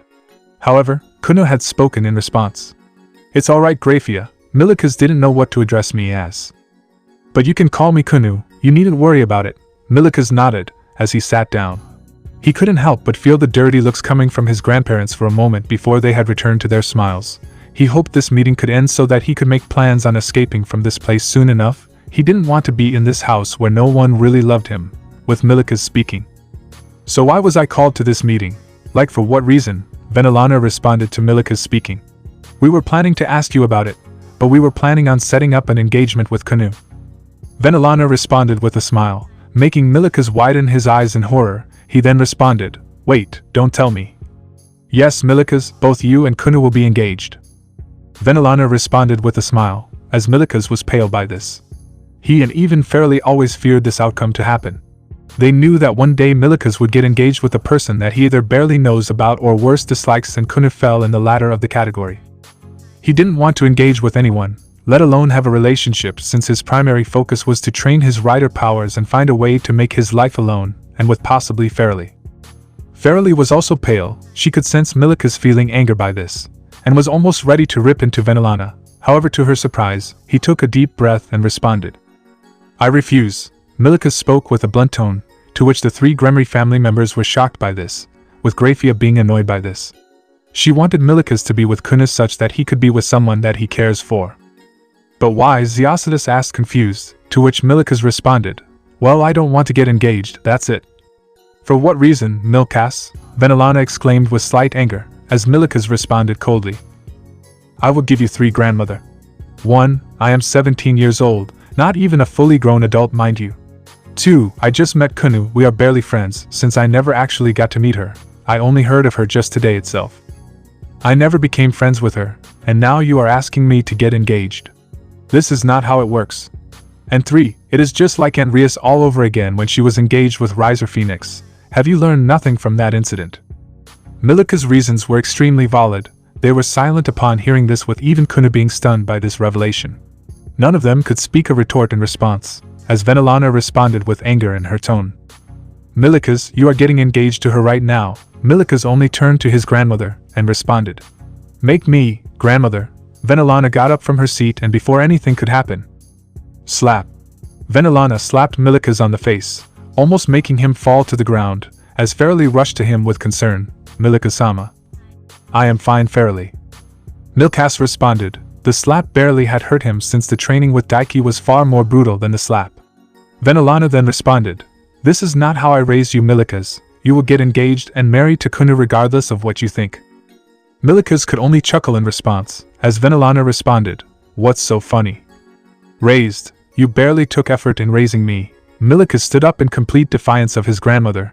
He wanted to make it clear that his life, no one controls his destiny. He will fight against this injustice, and make his own life by his own efforts. Thus making him the complete contrast of Rias, who decided to lose her virginity to Max in order to defy the family's judgment. Venelana was surprised and furious at this. She wanted to put him in his place, but she was not at full strength, since she was still recovering from the injuries due to taking 2 final attacks from both Gabriel and Issei. Furthermore, Milika's defiance reminded her of Issei's, and that was scary for her. "All you did was either work with the company or look after catering the needs of Rias and Max, while leaving me behind. I was raised by a maid who was Fairly's mother that made me the person I am, not you. You were basically your own person, while I was made to live all alone in the mansion with no friends or family to pay attention to me. You think that you raised me, then you are delusional as hell." Venelana gritted her teeth in anger, as she responded. "You damned brat." Venelana raised her hand ready to slap him, but this time, Milikas grabbed her wrist, stopping her attack with her struggling to break free. "You slapped me once cause I was caught off guard. Never slap me again, especially in public, grandmother." Venelana was clearly struggling to free her hand, with Ziasidus demanding. Milikas let go of her hand. "Tell her first to stop attacking me. I am only defending myself from what is happening. She thinks that I am going to bow to her whims, then she is dead wrong. I will not accept this engagement." Milikas released the hand, with him looking at Venelana, who was clearly frisking her hand. Gabriel was surprised by her son's behavior, almost unable to recognize him, seeing him behave this way. Kuna was stunned by this behavior. She never expected Milikas to behave like this, and Venelana to react in such a manner. Even the YOUKAI attendants accompanying her were stunned by what was happening. Venelana was glaring at her son. She was not expecting Milikas to behave this way. His sheer defiance was not something he was expecting. She felt slight fear seeing Milikas behave like this. "Okay, Milikas, no engagement, but at least consider it." Ziasidus tried to convince his grandson, but Milikas responded, "No, did you two marry when you were 17 years old?" Ziasidus remained silent in response on Milikas's question, to which Milikas spoke, "That's what I thought." Gabriel was about to say something, but Milikas spoke, "Sorry mother, both you and grandfather had loving marriages, and I am just 17 years old. I am not going to be bound by the whims of your family, and if need be, I won't hesitate to defend myself." Milikas looked at Gabriel's expression, who could only silently watch her son. She didn't muster up the courage to say anything due to what Milikas had said. The defiance was not something she was expecting. even from any of the family's members, since Rias never showed this level of defiance when it came to opposing her family's decisions, which was to marry Riser Phoenix. Now if you'll excuse me, I will be heading to my room. Milikas got up and was about to leave when Venelana exclaimed, "You will regret this, Milikas." Venelana exclaimed with anger in her voice, to which Milikas responded, I won't ruin my life for the clan's whims. If you want to do so, you can try. Fair warning, don't expect me to not defend myself if you attack me, grandmother. Venelana gritted her teeth in anger at this. Although Milikas never raised his hand in response to Venelana slapping her, he made his message clear. He is not going to serve the whims of the clan in any manner. He was able to place his message across the table that he will be his own person without being violent or disrespectful. The latter being from Milikas's point of view. Kunu was stunned. She was not expecting Milikas to behave this way. She was not expecting him to oppose the marriage, and even if that was to happen, in such a manner. But she could see Milikas's reasonings and decided to let him be. Verily, I need some help. Would you come? Milikas spoke to his personal maid, opening the door and leaving the room, to which Verily nodded with a smile, speaking. Yes, Milikas-sama. She left the room following Milikas, who had already left the room. I would like to apologize. I just don't know why he refused such a marriage. I mean, you aren't a bad person in any manner. Zeocidus responded, to which Kuna shook her head and responded. It's alright, Lord Gabrie. I can understand his points and reasonings of not choosing to marry. Well, I will take my leave, Kuna spoke, as she got up. The YOUKAI created a portal to head back, with Kuna speaking her final words. Do let me know in case he changes his decisions. I will, Zeocidus responded, as Kuna left the location with her YOUKAI attendants. Once they had left, Venelana stormed out of her room in anger. She hated on how the meeting had gone, with Milikas completely disrespected her completely. She wanted to teach the boy a lesson but didn't know what he was capable of, since he has clearly defied her desire of wedding Kunu. I will go and check up on her. Zeocidus responded with tiredness, as he left the room, leaving Graphia all alone to her thoughts. She then spoke to herself. Was my son always like this? She muttered, unable to believe the sudden change that had taken place in Milikas' Gabrie, especially Graphia, who was unable to understand how things had become like this. Scene change. 6th heaven, 3 p.m. Michael was seated in the heaven, his black wings showing across the entire table. He was trying his way to restore the heaven system to the way it was. But to no avail.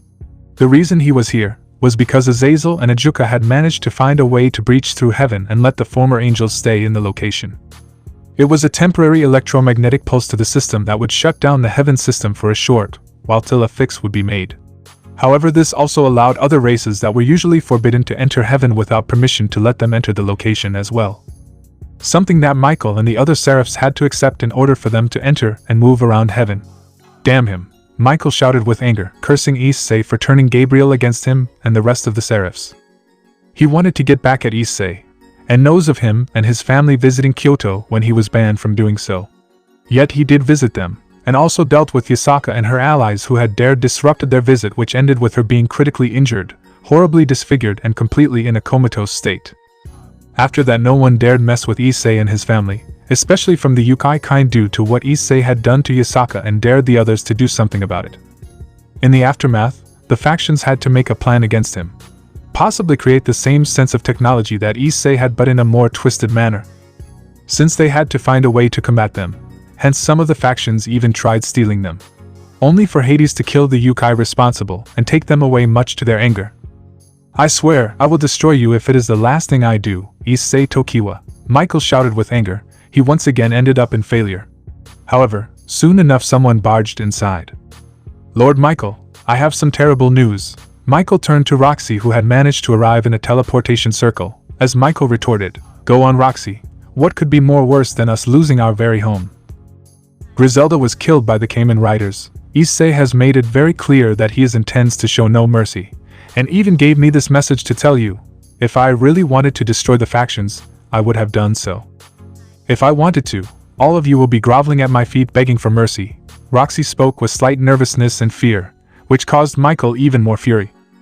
He believes that Issei has the power to defeat all the factions, and yet he thinks or is overconfident that he can beat him. Don't worry, Roxy. I will let the factions know of this message. Michael responded with total seriousness. He vowed to make Issei pay for defying the heaven and what it had entailed. However, before anybody could do anything, a voice was heard. Well, Mikey, it's a shame that you still want to harm my loved ones. Guess another beating would have to fix that. The two turned around to see none other than Issei leaning beside the wall of walls of the office. Michael then shouted, seeing this. How did you get here? You should have been here in the airplane. Issei narrowed his gaze. He frowned on the fact that they were spying on his every goal and actions.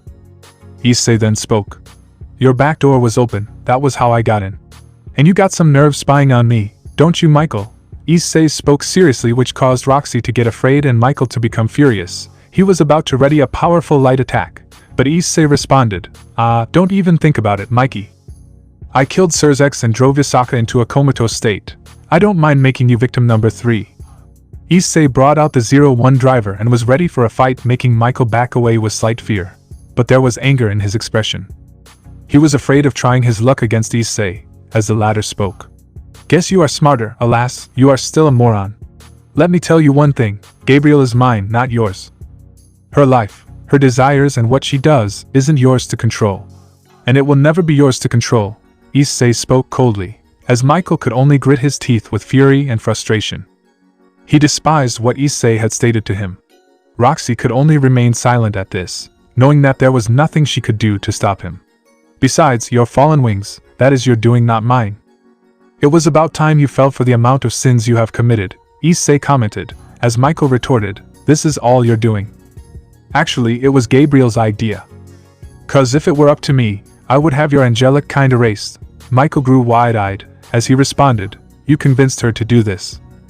Actually no, again, it was Gabriel's own idea. After all, you were going to use the heaven system to turn my wife and daughter into fallen angels, right?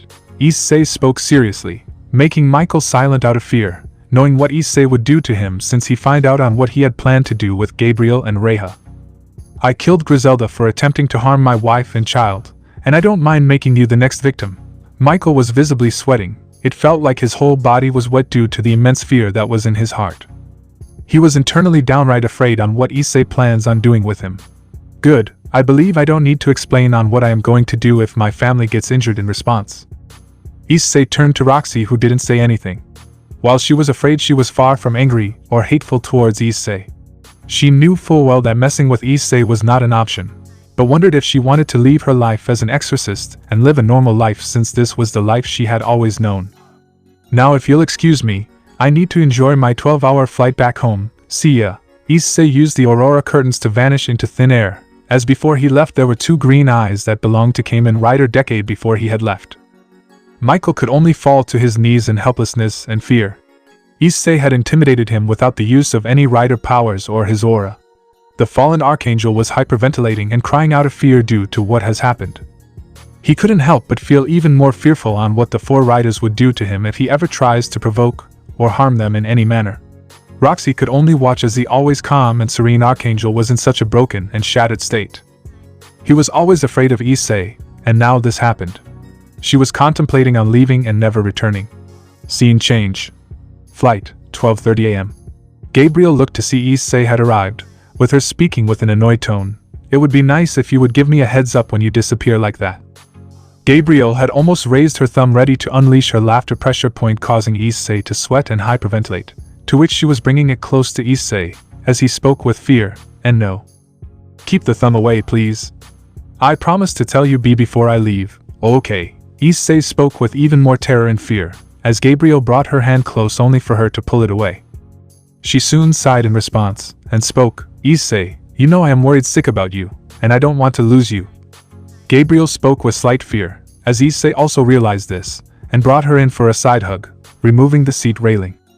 He pulled her in, as she leaned on his shoulder, with her speaking, Gabriel, I may be reckless but I am not stupid. I went there to give Michael a warning so that he never bothers us. You should have seen his face, he was kind of scared. How so? Gabriel turned to him, with a confused look, to which Issei responded, I didn't use my rider powers or my magic, but he was really afraid, like one move and he will die a horrible death. Well, he should have known to not send spies to interfere in our vacation. I still don't understand what enjoyment they get by making your life miserable. Gabriel responded, to which Issei spoke, I really don't know. But all I know is that we cannot gain peace till they are either dead or they back away, permanently, though the latter seems extremely unlikely. But it matters not, Issei turned to Gabriel and brought his lips near her head, clearing her head and kissing her on her forehead, making her blush slightly. You and Reiha are my only family. And I love you too more than anyone else, Issei responded, making Gabriel nod. She then muttered in response, Issei, we are in public. It matters not, half of the passengers are deep asleep, watching movies, or minding their own business. Issei pointed to the seats next to him, and next to him. They were seated in the left end with the bassinet seats kept for Reiha, who was deep asleep in her seat in the middle of the business class they were in. Gabriel could nod, as she gave a smile and rested herself on Issei's shoulder. Issei held her tightly, assuring her that he will be always by her side, no matter what happens. Plus, we only have 2 hours more before we land, and then we head back. Gabriel gave a nod, as they had to wait for a while for immigration before they can head back home to rest properly. Scene change. Gabrie Mansion, Underworld, 1:30 a.m. Milikas was done packing his stuff. As he spoke, I hope that is everything. I have packed my food and other stuff and now I am done with it. Fairly walked inside her room, now wearing an overcoat over her maid dress. As she spoke, I have packed my stuff and am ready to leave. Good, but are you sure you wish to come with me? You will also fall in danger. Fairly shook her head and responded, I would, if I stay here. Worse, Venelana-sama is planning to discipline you tomorrow due to what you did yesterday. I am coming with you, Milikas-sama. It is my real choice, to be by your side and serve you.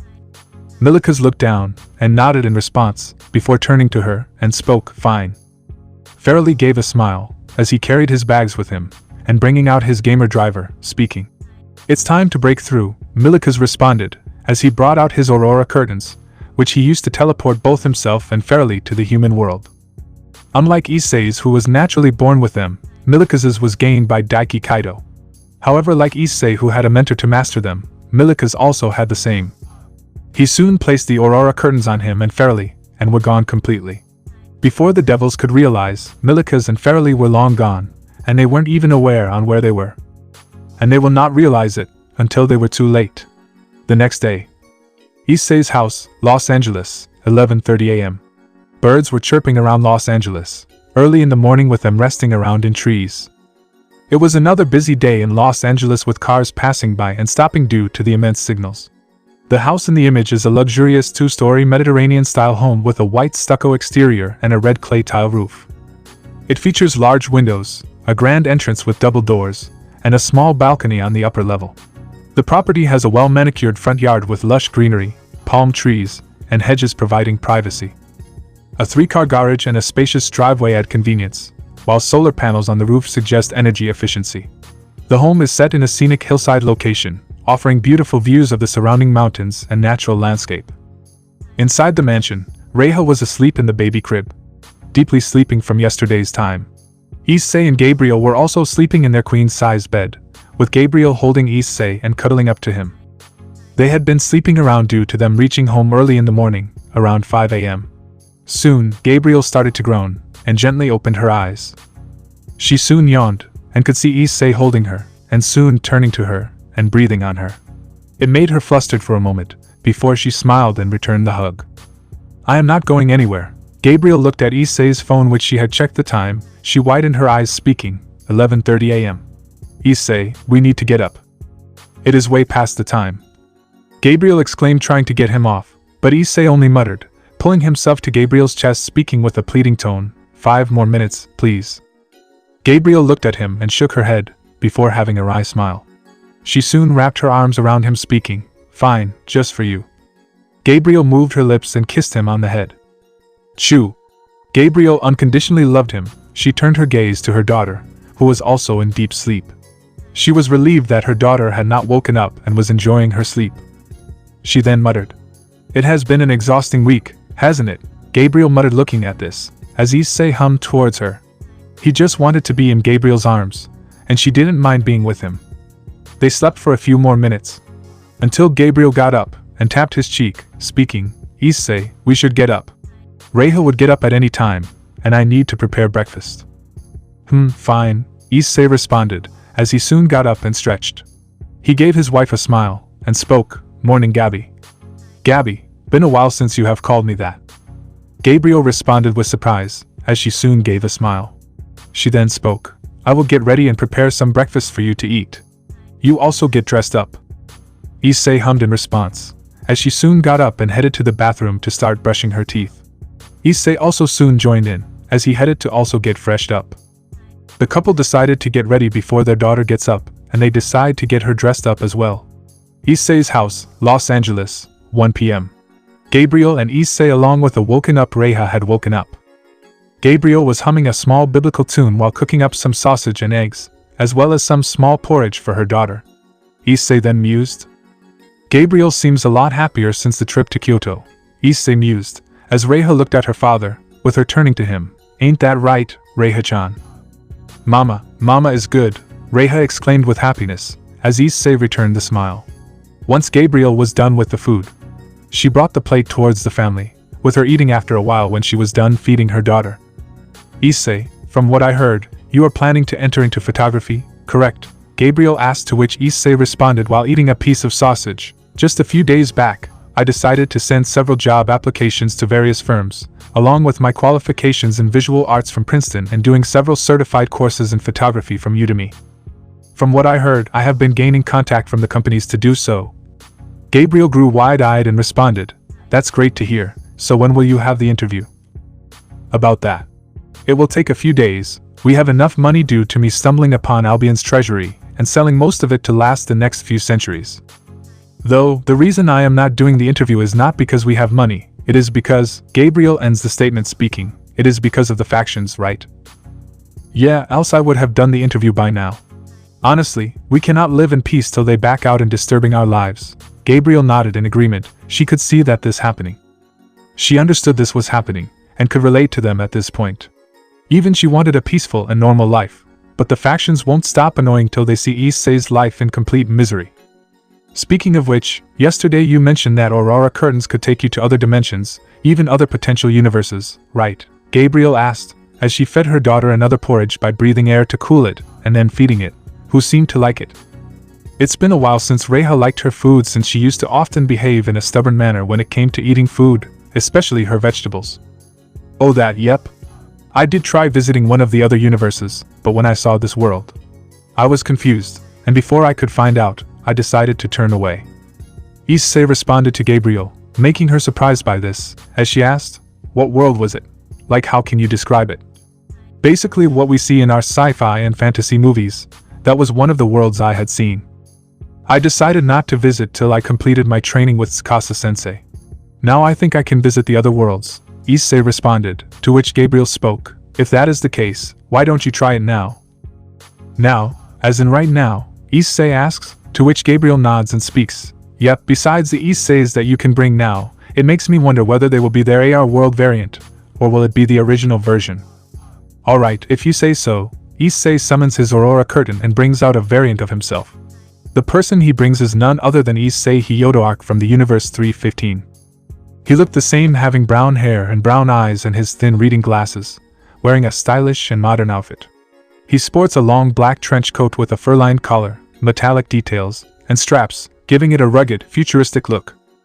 Underneath, he wears a fitted dark t-shirt with a bold, angular emblem in white and silver. His slim-fitting blue jeans have distressed elements near the knees, adding a casual yet adventurous touch. A brown leather belt with harness-like straps enhances the utility aesthetic, while thin, stylish glasses give him a sophisticated edge. "Huh, the hell?" "Issei, Arcadia," exclaimed, looking around. He wondered what was happening here. He was working on the hazard trigger, and now he was here, brought to this house out of nowhere. He soon fell down with a thud, with him groaning in pain, as Gabriel exclaimed, "It worked." "Wait, whose voice is that?" Issei, Arcadia, looked at the three guests that had brought him here, as he spoke. "Who are you people? And why bring me here?" Issei, Arcadia, could sense one of them to be an archangel and the girl to be a miracle child, who seemed to be confused, tilting her head. However, the man was a human with a massive amounts of magic energy. Well, it's a long story," Issei responded, looking at his seemingly nerdy iteration of him, as the newcomer could only nod. Gabriel decided to get some food for the new guest. Scene change. Hyoudou residence, Kuo, Japan, 2 p.m. Rias and the others had returned back to the Hyoudou residence, with them having a welcome party to celebrate their recovery. After what Issei and Gabriel had done to them, they were even more afraid. Mickey and Goro were there to celebrate their return, with them being well aware of what their former son had done. They were furious at what Issei had done. Not only did he betray the factions by taking Gabriel away from them and wedding Gabriel, but also, he had a secret power that he had hidden from them and the rest of the clan. And his actions caused so many deaths but also the comatose state of Yasaka. Needless to say, they were planning and conspiring to find and locate those devices to take them away from Issei. But they were too afraid on what would happen to them if Issei would come to them. However, they continued to plan against the couple, and any of the other Kamen Riders. They were conversing, but soon the topic of Griselda's death was spoken, with Zenovia exclaiming, "Is this true? Did they kill Griselda-senpai?" Zenovia muttered in horror, to which Mickey responded, "Yes, Lord Michael gave the news personally. After the collapse of the entire Heaven faction and all angels turning into fallen angels with the exception of Gabriel and that child, Griselda and Roxy were tasked with bringing Gabriel and her daughter back, either by choice or by force. Needless to say, Griselda was killed without any mercy by Issei." Mickey explained, to which Zenovia was shaking in anger and despair. She was beyond furious at the death of Griselda at the hands of Issei. "Zenovia." Irina spoke with concern, to which Zenovia exclaimed, "I am going to make him pay. First I will torture him, then I will take away his daughter by killing her in front of him. Then I will take away Gabriel by force from him," Zenovia exclaimed with anger, as Max held her in and calmed her down. She rubbed her head, assuring her that everything is going to be fine. "I am glad you think this way," Goro spoke with a smirk, as he contacted one person in particular. He knew that this person can be useful in taking Issei's child away from him so that they can use her to gain what power the two parents have. This was Issei Hyoudou. She had seemingly had black hair and blue eyes. She is dressed in a traditional nun attire and battle-ready armor, creating a unique warrior nun aesthetic. She wears a classic black habit with a white headband and wimple, giving her a solemn and disciplined appearance. Over this, she dons a form-fitting silver chestplate with matching armored gauntlets and a segmented waist guard, adding a protective yet elegant touch. Her black sleeves and long flowing skirt contrast with the metallic armor, emphasizing both agility and strength. Holding a long black staff with a spear-like tip, she exudes a commanding and resolute presence, combining faith and combat prowess in a visually striking ensemble. You called cousin. Eleanor was a distant cousin of Goro and the distant aunt of Max, Mia and Issei. Hence why some of the children of the Hyoudou clan have English names, due to Eleanor's mother being from England. This is because the Hyoudou clan not only has Japanese but also British, Chinese and Americans, to name a few. As a result, some of the members of the family had names that originated from other countries. "Yes, you have heard of Issei Tokiwa, right?" Goro spoke, to which Eleanor had a scowl, to which she responded, "What of him?" "I want you to capture his daughter at all costs. She would be useful for the clan and the factions to combat against Issei and the other Kamen Riders." Goro spoke with a serious tone, to which Eleanor looked at the situation. She could see many being helpless and furious. She then asked, "You there?" She looked at Zenovia and spoke, "You seem angered. What happened?" "He killed my mentor. I want to take revenge against him." Eleanor looked at her for a moment, before a small smile comes on her face, speaking, "Cousin, mind if I take her with me?" "Sure, all yours, but make sure it is painful. Issei will regret defying us." Goro spoke with total seriousness, to which Eleanor nodded in agreement and understanding. Eleanor turned to her and spoke. "Zenovia, right?" Zenovia nodded, as she continued, "Celebrate this party for now. We will be leaving pretty soon, in just a few hours." Zenovia nodded. She was going to destroy Issei for what he has done to so many people, especially her mentor Griselda Quarta. Scene change. Issei's house, Los Angeles, 2:30 p.m. "So let me get this straight. You are a version of me, Issei." Arcadia pointed to Issei, who nodded, as he continued, "This is a version of Gabriel from my world, and you too have a child named Reiha. And you two are living a peaceful life, away from the factions that wish to harass and torment you to get your rider devices. Did I get everything right?"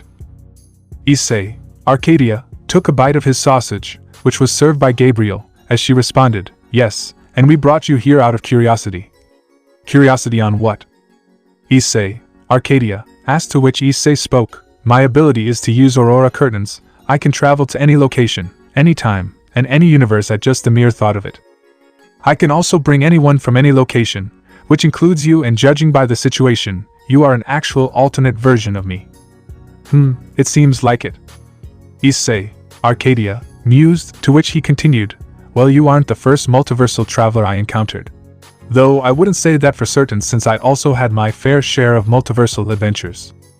Issei shook his head and spoke, not exactly since I am still getting used to these aurora curtains. Issei, Arcadia, gives a nod understanding the situation. He remembered his story and frowned on the trauma and torment he had to endure, which eclipsed even his own variation of trauma. He needed therapy and some well-needed help, which he was glad that this Gabriel did, while she was blinded by Dai's words.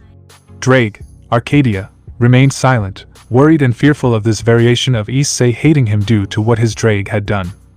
He decided to not speak about anything until Issei, Arcadia, asked him to do so. He wanted to give a piece of his mind to the Ddraig of this world but decided to wait until an encounter happens, which will eventually happen. Speaking of your world, your Max and Mia, uncanny names, honestly they are worse than Dai and Ray of my world. Although some things haven't changed, which is the factions being a bunch of assholes and people that want to ruin your life. Issei, Arcadia, responded, to which Issei only nodded, as he took a bite of his egg, with Gabriel speaking. Arcadia, what kind of world is your place? Is it technologically and magically advanced? Yep, it is quite the wonder. I have been living there for more than 10 years now. Right now I am 31 years old and have been living a happy married life in that world. I lived my life as the emperor, a scientist, a general and many more. Though my life was similar to yours, Issei, Arcadia, responded, as he turned to Reiha, who tilted her head in confusion, as he asked, "Is this your daughter?" "Yes, this is our little girl, meet Reiha," Issei responded, as Issei, Arcadia, responded, "Nice to meet you, Reiha-chan." Reiha nodded, at this as Issei, Arcadia, rubbed her hair and ruffled it around. The girl felt amused and made a small chuckle from the girl. "Speaking of which, you have to fight back, Issei, you got no choice. Take it from me, the factions aren't going to stop till they find a way to break you. They tried their luck with me and failed miserably," Issei, Arcadia, spoke in response, with Gabriel asking, "You said your life was similar to Issei's. Would you explain?" Issei, Arcadia, explained in response. "I won't make it too big, but it is similar to your husband's. Except Ddraig didn't betray me, and most of my friends either you haven't met, or are your rivals like Hades. It is still surprising that he is a Kamen Rider." Gabriel nodded in understanding, when hearing the truth about what her counterpart did. She could only groan in frustration when she heard what she had done, and almost wanted to rip her apart, though she was glad that Issei understood the situation and didn't hate her, since he trusted her more than anything or any person on this planet. Well, on the bright side, he is better than the factions. All he wants is a fair fight. That is all, and even gave me the icons that those YOUKAI stole and only killed Barakiel while sparing us. Issei responded, to which Gabriel added, "I agree, Cronus and Fuma were enough to beat us at our current transformations, but he intentionally held back, and used most of his power to kill Barakiel and made an example out of them. Oh, I am pretty sure that Akena would be bawling her eyes out when she hears of their death." Issei, Arcadia, responded to the couple's words, to which Issei nodded and spoke. "I never saw her expression, though I can imagine just that. Even then, she can only dream to take out Hades." Issei, Arcadia, nodded in agreement, with Issei asking, "So what happened to the Hyoudou clan of your universe?" "Dead. Their power hunger became their undoing. Turns out the Kishinami clan along with the factions wiped them out, with them leading the decision of the clan's destruction when their reality was revealed." Issei and Gabriel nodded. The clan didn't exist in this world. Since Issei knew that they would just leave him to rot in the Hyoudou clan if they did exist. He was glad that they didn't exist yet. However, soon a presence caught the attention of all three of them, with them speaking, Zenovia. "And the infamous Eleanor of the Hyoudou clan, I can sense the magic coming from miles." Gabriel nodded as she spoke. "I will take Reiha inside the room and seal it with magic." The duo nodded in understanding, as Issei spoke. "I am heading to fight against them." "I am coming too," Issei, Arcadia, responded, making him nod, as the two men left the room, with Gabriel taking Reiha inside to protect her. She wondered if the Hopper one and the other chemis would guard their daughter. Once the two men headed outside, they could see Zenovia and Eleanor along with a medium-sized army. Issei, Arcadia, have a look of anger in their faces. Issei then responded, "After what happened, you got some nerve of showing your face here again, Korda." Zenovia gritted her teeth in anger and fury, remembering the last beatdown she had, and despite this the girl refused to relent. Issei, Arcadia, then added, "And just like my variation, you will be put down, like the rabid dog you are." It takes a real twisted person to attack a toddler and support someone that actually wants to make her his partner. Max is only protecting his daughter from this damned rapist. I will take her away from you at all costs, Zenovia shouted in response, as Issei was about to lunge at her for thinking of harming his daughter. However, Issei, Arcadia, stopped him, and responding. The ability to speak doesn't make you intelligent, Zenovia, Issei, Arcadia, responded with a mocking tone, to which Zenovia gritted her teeth even more in fury at what Issei, Arcadia, stated, as Eleanor responded, Tokiwa, it would be wise for you to surrender Gabriel and those devices to the clan. So that. Make yourself powerful than anyone else. Well, normally I wouldn't curse due to having a family, but you can go fuck yourself, Issei responded, to which Eleanor narrowed her gaze and responded, then we will take her by force, take them down now. Eleanor commanded the soldiers to charge at them, only for Issei, Arcadia, to bring out the build driver and Issei to bring out the Hiden 01 driver, and attach it to their chests. Issei's driver had an announcement. 01 driver. Issei looked at his Arcadian counterpart and responded, wait, you're Kamen Rider build. I am, and consider me your ally for the fight. Zenovia widened her eyes at this, and so did Eleanor. Now there was a fifth rider that had shown up. Amazing, did you build this yourself? Issei, Arcadia, nodded with a smile, speaking, we'll explain later, but we need to deal with these idiots. Eleanor then shouted. Don't let them transform. Eleanor used her magic to shift into a Siberian tiger, getting on all fours and lunging at them. However, Issei, Arcadia, gets forward and raises his hand, increasing the gravity for the army approximately 20 times, making them groan in pain, and Eleanor was growling in anger. This was much to Issei's surprise as the latter speaks, is that one of the hardest magic to master, Gabrie magic? You bet. Though I only did this so that they wouldn't interfere. Issei, Arcadia, responded, and then turned to the enemies, while speaking. Now then, let's begin the experiment. He soon started bringing out the rabbit and tank full bottles. He shook them rapidly multiple times to stimulate them. He quickly inserted them into full bottle slots. An announcement followed. Rabbit, tank best match. He started to turn the vortex lever, as the contents of the full bottles, the transgel solid, and taken into the driver, where it is heated into a liquid and pressurized. It is then pumped through the factory pipelines and injected into the mold of the Snap Ride builder, instantly forming the suit and armor. Another announcement soon follows. Are you ready? Issei, Arcadia says the word, which surprised everyone, Henshin. The mold soon slam onto Issei, Arcadia. The two halves of the Snap Ride builder then combine around the user, completing the transformation. A final announcement follows soon. Again, no Moonsault, Rabbit Tank, yeah. Issei, Arcadia, had transformed into Kamen Rider build. Issei soon speaks, my turn. He starts by bringing out the 01 progress key, and activates it, with an announcement following. Jump. He brings it towards progress key near the authorizer, as an announcement follows. Authorize. Soon enough, a huge mechanical grasshopper, which is the 01 rider model, jumps around, and creates mayhem, as he slowly brings the progress key towards the left side, and presses the button activating it, while calling out, Henshin. He inserts the key into the Rise slot, causing the Rise Liberator to open, exposing the Prog Rise reactor with a display of the animal's head. An announcement follows. Prog Rise. The Rise architecture undersuit forms around Issei. Once inside the driver, the progress key's data is loaded. To BIAGA Rise, Rising Hopper. The progress key's data is loaded and the rider model separates into sections which transform into armor pieces that cover the Rise architecture, completing the transformation. A final announcement follows. A jump to the sky turns to a rider kick. Issei had transformed into Kamen Rider 01.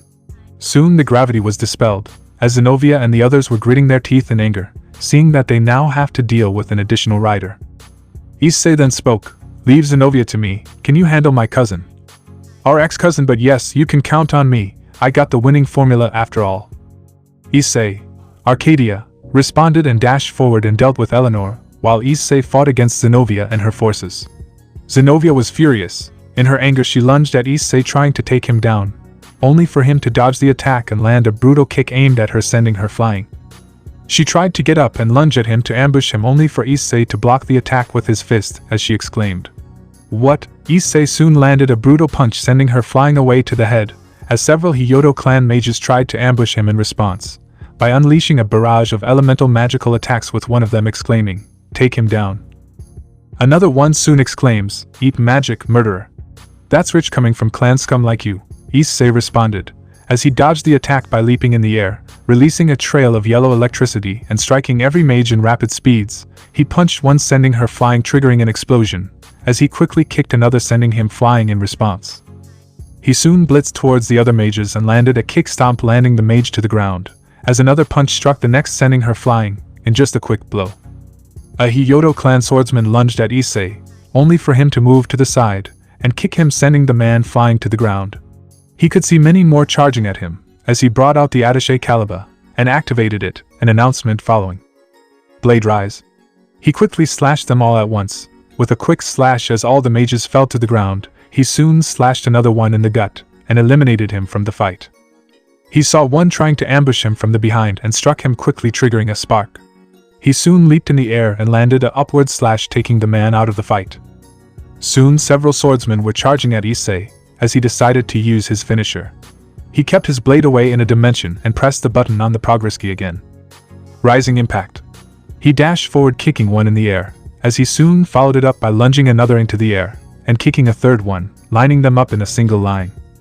He repeated the same with the fourth and fifth one, and soon the last few as well, all lining into a single line. He then jumps into the air and kicks the enemy downward.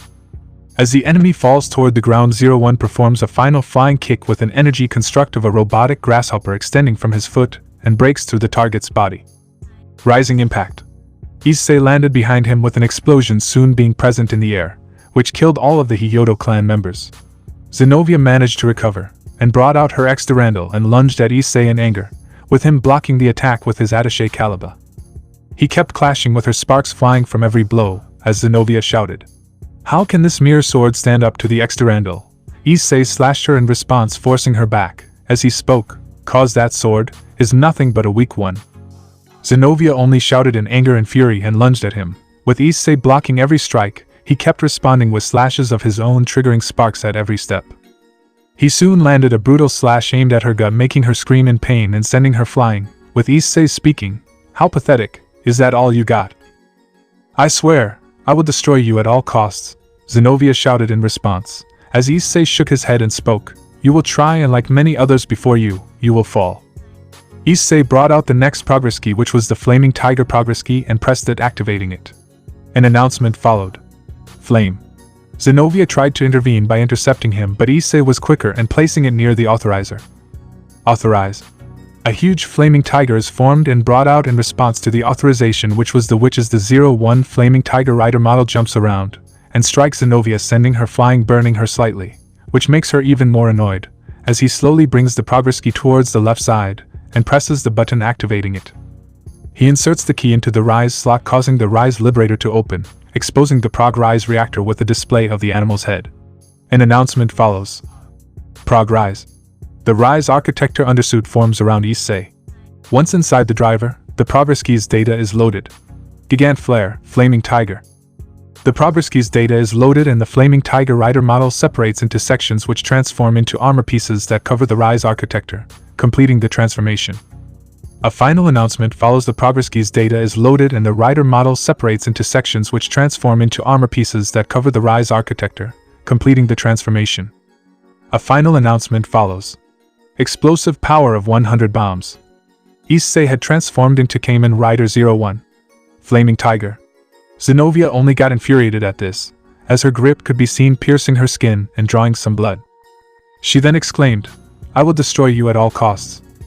Try me, bitch. It is time I end you for trying to harm my daughter." Both Issei and Zenobia clashed against each other, with remnants of the Hyoudou clan army fighting against Issei to try and stop him. In the meantime, Issei, Arcadia, was facing off against several of the Hyoudou clansmen, and Eleanor at the same time, as he tackled her tiger form, who lunged at him trying to kill him. He blocked her attack with the drill crusher and struck her in response. She returned to her human form, and brought out her spear and lunged at him, and clashing against her spear form, triggering sparks and multiple blows, as Issei, Arcadia, could see that there are several mages ready to strike him. "Take him down, now." Issei, Arcadia, realized this, as Eleanor jumped in the air, as they all started to fire their attacks. Issei activated quickly. He used the rabbit side of the form, and dodged the attack, running away from the attack and landed at a different location. Guess I have to change the form. He brings out the Taka and Gatling full bottles. He removed the original and replaced them, with an announcement followed. Taka, Gatling, best match. Issei, Arcadia, repeated the procedure, and when the armor was prepared, an announcement followed. Are you ready?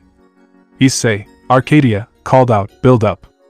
The armor soon replaced the original rabbit tank form with a different form, which the Hawk Gatling form. It had two textures, which were orange and gray color with were the Taka half body and Gatling half body. Tenka no Aberenbu, Hawk Gatling, yeah. Issei, Arcadia, had transformed into Kamen Rider build. Hawk Gatling form. He was equipped with celestial wings and brought out Hawk Gatlinger with an announcement followed. Hawk Gatlinger. Issei, Arcadia, used his wings to fly in the air, and fires a barrage of shots at them, with many falling to the ground in just mere minutes. He soon looked around and flew around, seeing the barrage of mages aiming their magic at them.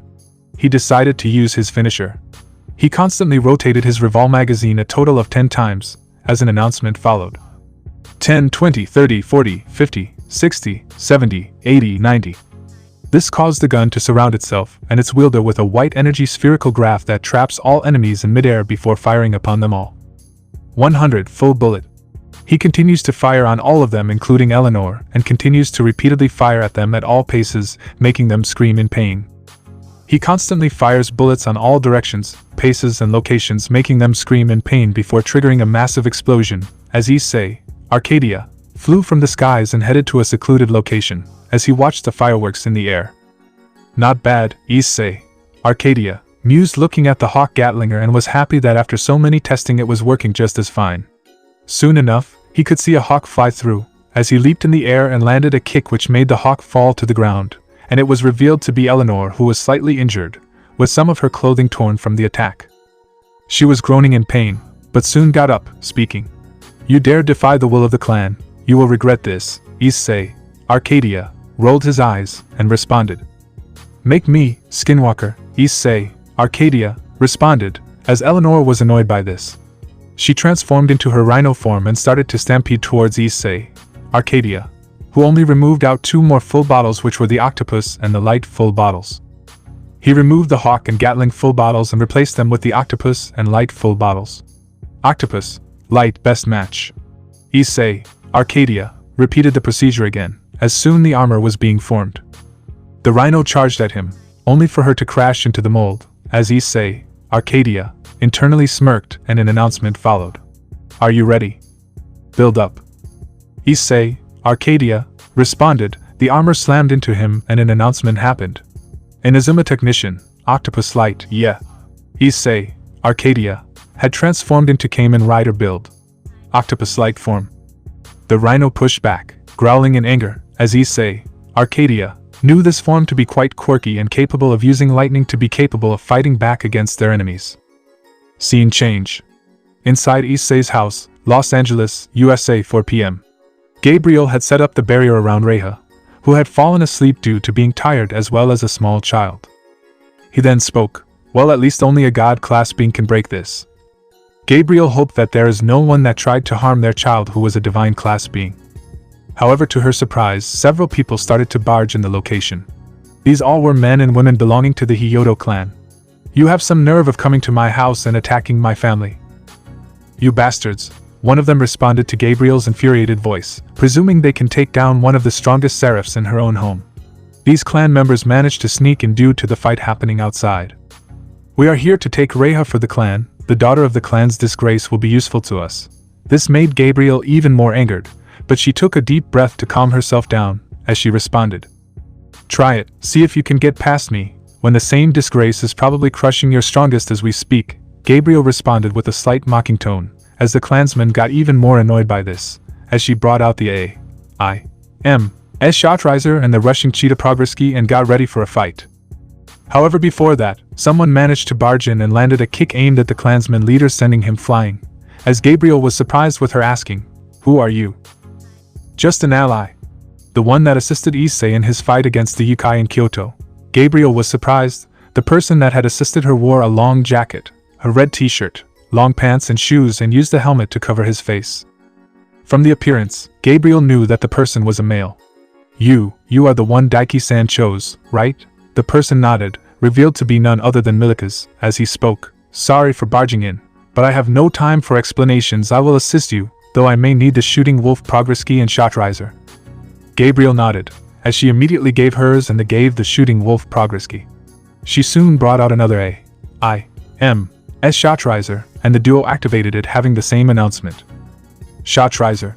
The two then opened their respective progress key and activated it at the same time, both of them having their own individual announcement. Bullet. Dash. They soon inserted into the shot riser key slot, which authorized the progress key slot, as an announcement followed for both of them. Authorize. Kamen Rider. Kamen Rider. The word Kamen Rider kept blaring, as the clansmen all charged at them. The duo then exclaimed quickly, Henshin. They soon fired the bullets as they struck all of them, pushing them back to the ground, with an announcement following. Shot rise. The bullet containing their armor to fight against them, rushing back and forming the armor, with Gabriel dashing forward and the armor composed her. Both of their armor soon forms, while Gabriel tackles one of them. Milikas was the first, his armor forming next to it, as an announcement played. Shooting wolf. Milikas had transformed into Kamen Rider Vulcan. He had his own individual announcement. The elevation increases as the bullet is fired. Gabriel's followed at the same time, her armor forming from the bullet with her showing no resistance from the formation. Her announcement soon followed with her tackling and taking down one of the mages. Rushing cheetah. Gabriel had transformed into Kamen Rider Valkyrie. She had her own individual announcement. Try to outrun this demon to get left in the dust. The duo were ready to fight against the Issei Hyoudou clan mages and swordsmen.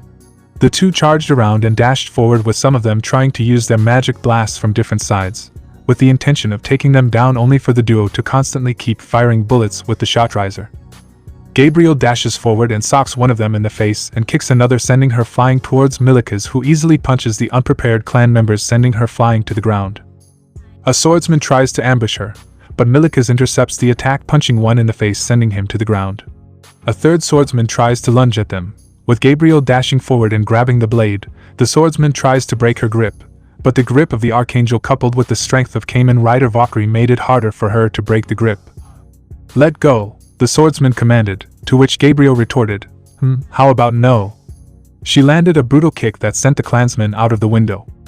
Soon another mage tried to ambush her from a distance by unleashing a powerful flaming spell, but Gabriel was quicker. She spun around and landed several kicks, sending the flame attack out of the house, before landing another kick, grounding him in response.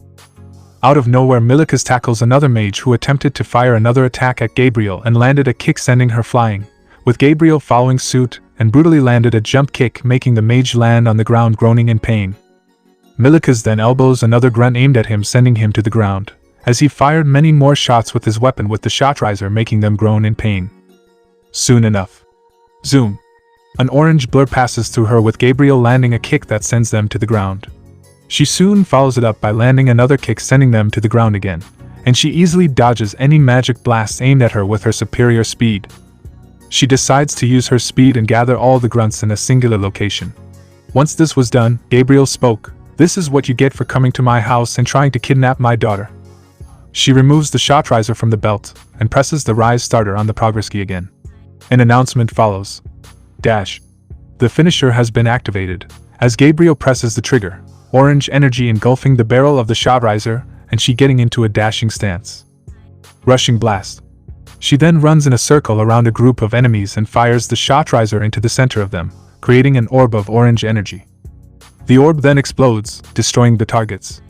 A final announcement happens. Dash. Rushing blast. Gabriel lands back towards Milikas. As soon many more clansmen joined the fight, the two knew the battle was far from over. They kept firing at the group, dissuading them, as Milikas speaks. Valkyrie, I will be going in, give me cover. Alright. Milikas brought out the attaché calibre in blade mode, and inserts the shooting wolf progress key into the compartment of the attaché calibre. Gabriel kept shooting the mages to distract them along with the swordsman, as an announcement soon following in Milikas's shot riser. Progress key confirmed. Ready to utilize werewolf's ability. Milikas swings the attaché calibre and creates two blue energy constructs of wolf heads that attach to the enemy's limbs and crash it into a nearby surface, followed by the energy heads transforming into energy pins and securing the target in place. He then jumps into the air and spins like a buzzsaw before delivering a downward slash to the enemy as he falls to the ground. Shooting cabin slash. Milika soon lands to the ground. As he speaks, that should give us a breathing room, though how did they get inside? My guess, there has to be a portal out here somewhere, since they will keep coming till we destroy it. Gabriel mused in response, as she headed towards the outside, with Milika speaking. Wait. What about? Gabriel cuts him off speaking. Worry not, I have already placed a barrier to protect her. I made sure to also dull out the sound so that she does not wake up. Milika's nodded. He could see Rei deep asleep, unaware of the fight that had happened just now. He and Gabriel soon rushed to the other rooms and saw many other Hyoudou clan members popping out of different magic circles. There, Gabriel exclaimed, as Milika's responded, but how did they even get here? The Hyoudou clan is known to be crafty, so it shouldn't surprise me that they used Issei's blood to do so. Issei did state that the clan was filled with ultimate class members, especially in the upper ranks of the family. Gabriel responded to him, who nodded in understanding. They could see the portals, but they could see that there are several members guarding them. Well, let's see what they are capable of. Gabriel nodded, as she dashed forward and started to ambush some of them, immediately unleashing their magic, but unable to do anything due to Gabriel's immense speed. She was taking them down with a barrage of kicks and punches, eliminating them from the fight. She soon landed a roundhouse kick, sending another to the ground. Land them close, Milika's responded, bringing the shooting wolf progress key back in the shot riser, intending to wipe them all out. He presses it to trigger his finisher. Bullet. Gabriel gets the memo and understands what she has to do. She uses her super speed to land them into a close location near one place, punching and kicking them towards the same location. Once Gabriel was done, she gave the signal, making Milika's nod. He fires 4 blue energy constructs of wolf heads from the shot riser. They attach themselves to the clan members and crash it into the other members that were appearing from the portal and pushing them back. This was followed by the energy heads transforming into energy pins and securing the target in place. Milika's then charges the shot riser and fires a ball of blue energy that melts through everything in its path, including the enemy. Shooting blast. An explosion soon happened, with several things of the house being destroyed. However, when the explosion died and things were being visible, the portal was still up. Seeing this, Milika spoke. You have the punching Kong. Gabriel threw the punching Kong progress key, which he caught, as he looked to it, with her speaking. Here you go, let's make this quick, Vulcan. Milika's nodded, as he readied himself. Gabriel brought out the lightning hornet progress key. The two activated it immediately, with each having their own announcement. Power. Thunder. They insert the progress key into the shot riser, repeating the procedure for transformation. They then fire the bullet. Shot rise. The bullet fired by the shot riser struck Milika's with an announcement following. Punching Kong. Milika's had transforming him into Kamen Rider Vulcan. Punching Kong. Enough power to annihilate a mountain. Gabriel's followed at the same time, her armor forming from the bullet with her showing no resistance from the formation. Her announcement soon followed. Lightning Hornet. Gabriel had transformed into Kamen Rider Valkyrie. Lightning Hornet. Piercing needle with incredible force. The two gave a nod to each other, as Gabriel unleashed a barrage of hornet-like missiles known as Hex Vespa at the portals that caused its disruption to begin. These hornets were from the hexagonal weapon bays that resemble honeycombs built around her body. The Hyoudou mages tried to fight back against the hornets but failed to do so, as it soon explodes, pushing them all back. Milika soon lunges forward. Using the knuckle demolition, he executes strong punches at the magic circles that start to go haywire and start sparkling brightly in response. The boy continues to punch till the magic circle becomes effective to be broken. As soon when it is done, the teleportation circle shatters in response, effectively ending the Hyoudou clan's entry into the house. Well, that's that, Gabriel mused, as Milika spoke. We should go and help Issei. Not yet, we first secure the house and prevent teleportations, then we can help. Milika's nodded in understanding, as she started to prepare an anti-teleportation spell while Milika's decides to stay with her till then. He decided to make sure that no one enters into the house while she is doing her spell. Scene change. Outside Issei's house, Los Angeles, USA, 6 p.m. Zenobia was struggling to land a single hit on Issei. He constantly used flames to keep her at bay while using explosions to push her back. He then spoke. You claimed all that bravado, and tried to harm my family twice. What happened now? Zenobia gritted her teeth in fury and lunged at Issei, trying to kill him, only for him to use flames reaching up to 1,800 degrees Celsius, who once again tried to dodge but was unable to do so, making her scream in pain due to the immense heat that was coming from Issei's gauntlets. Issei looked at her apathetically and spoke. How sad, though, there is no way I am letting you harm my daughter. Zenobia looked at him with anger and hatred. She was badly burned and the only reason she survived was because of her durability as a devil. Issei then commented, seeing this. Most humans wouldn't have survived this without proper protection. I am actually surprised that you survived, though disappointed. Zenobia gritted her teeth in anger, as she shouted, even if you kill me, the factions won't stop till you are dead. They will make sure your corpse hangs into their gardens as a trophy, and you will forever be known as the worst being in all of existence. I will watch as you fall in despair and laugh as you will forever be tainted as. Zenobia was unable to complete, as Issei soon unleashed more flame breath from his tiger lungs and generates flames composed of heat from the captured hot air stream. She continued to scream in sheer agony. Ayaha, make it stop. Zenobia begged for the flames to stop, as after a while Issei stopped, revealing a completely charred Zenobia, with her clothes completely gone and burned. Her hair was singed, completely turning her bald. She was barely alive. As Issei spoke, it's the end for you, Korda. Say hi to Griselda in hell for me.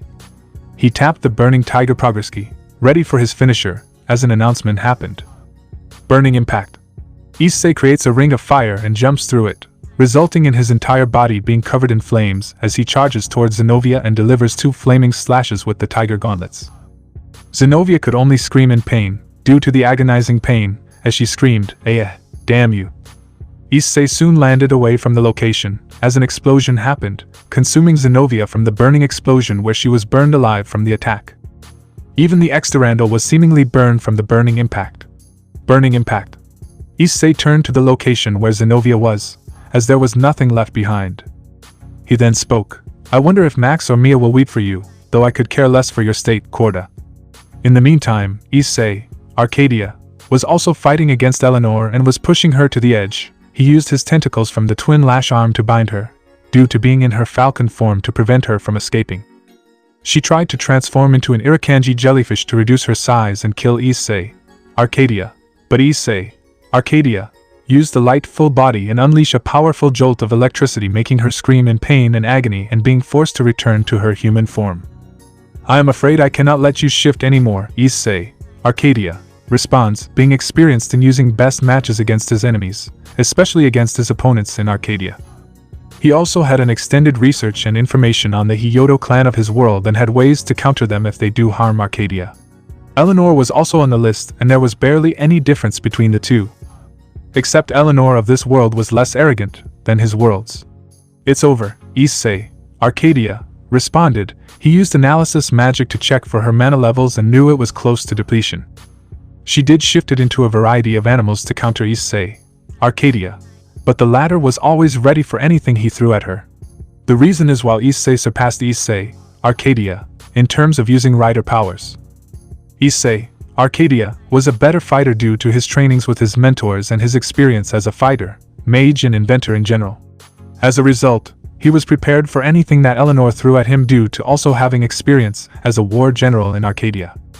While Eleanor still believed Issei to be a disgrace, Issei, Arcadia, asked, to which Eleanor gritted her teeth in frustration. She tried to escape using the last of her mana, but realized that she couldn't shift, as she exclaimed with horror, impossible, it can't be. It's over, Issei, Arcadia, responded, as he soon cranked up the vortex driver and turned the lever, as an announcement played. Ready, go. Issei, Arcadia, fires an orb of jet black ink from the head of the twist lash arm that traps Eleanor, while she exclaims with disgust, what is this? Before he traps them with its tentacles, then using both the Shade Breaker and BLD light bulb to shock the Hyoudou shapeshifter by constantly punching her, as an announcement follows. Vortex finish. She soon screams in pain, before an explosion happens with Issei, Arcadia, backing away. He is soon joined by Issei, who jogs to the rider as he speaks. So which form is this? This is octopus light form of mine. Build has got a shit ton of forms, Issei, Arcadia, responded, as they looked to see Eleanor managing to survive the vortex finish. She was groaning in pain and barely alive from what had happened. Your survival is something I was expecting, Issei, Arcadia, soon turns to see Zenobia missing, as he asked, so Zenobia bit the dust, huh? Well, she asked for it by threatening my daughter. Speaking of which, what are you going to do with her? Issei, Arcadia, was about to respond, only for steps to be heard. The two turned to see Gabriel and Milikas walking towards them, with Issei asking with concern, Gabriel, Reha-chan. Worry not, I and Vulcan saw to it that not only is she protected from anyone hurting her, but the Hyoudou family or clan, whichever you want to call it, won't be heading to our home. Though, we may have to fix our home after this is done, since they attacked us in the home, Gabriel responded with a smile, as Issei and Issei, Arcadia, nodded in understanding. They turned to see Eleanor gritting her teeth in pain. Issei then spoke. It's over, Eleanor. You have lost. Eleanor gritted her teeth in anger, and responded, even so, others in the clan won't stop till they get your daughter, and I promise you, we will crush you, like we did to our enemies. The four riders knew what they had to do, as Issei, Arcadia, spoke, even then, we won't stop fighting, and we will defeat the clan, even drive it to extinction if need be to live in peace, right guys? The others nodded. Issei, although reluctant, had to agree with his Arcadian counterpart's words, who was in the right since his former family won't let him life in peace if that is the case. Issei then spoke, Yo Arcadia, should we change forms and jump this woman? You needn't tell me twice. Issei, Arcadia, brought out the rocket and panda full bottles and Issei brought out the freezing bear progress key, as they repeated their procedure for changing his forms. Issei, Arcadia, removed the octopus and light full bottles and replaced it with the rocket and panda full bottles. An announcement followed. Rocket Panda. Best match. Issei, Arcadia, repeated the procedure again, as soon the armor was being formed.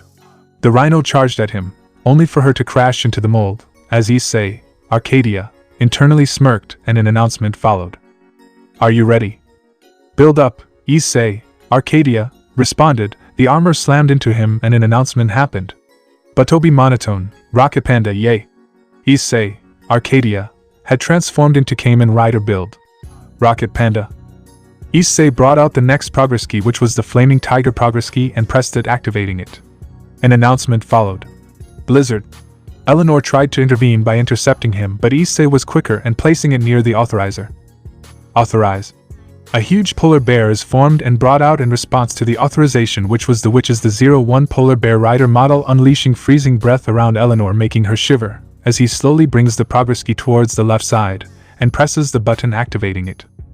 He inserts the key into the Rise slot causing the Rise Liberator to open, exposing the Prog Rise reactor with a display of the animal's head.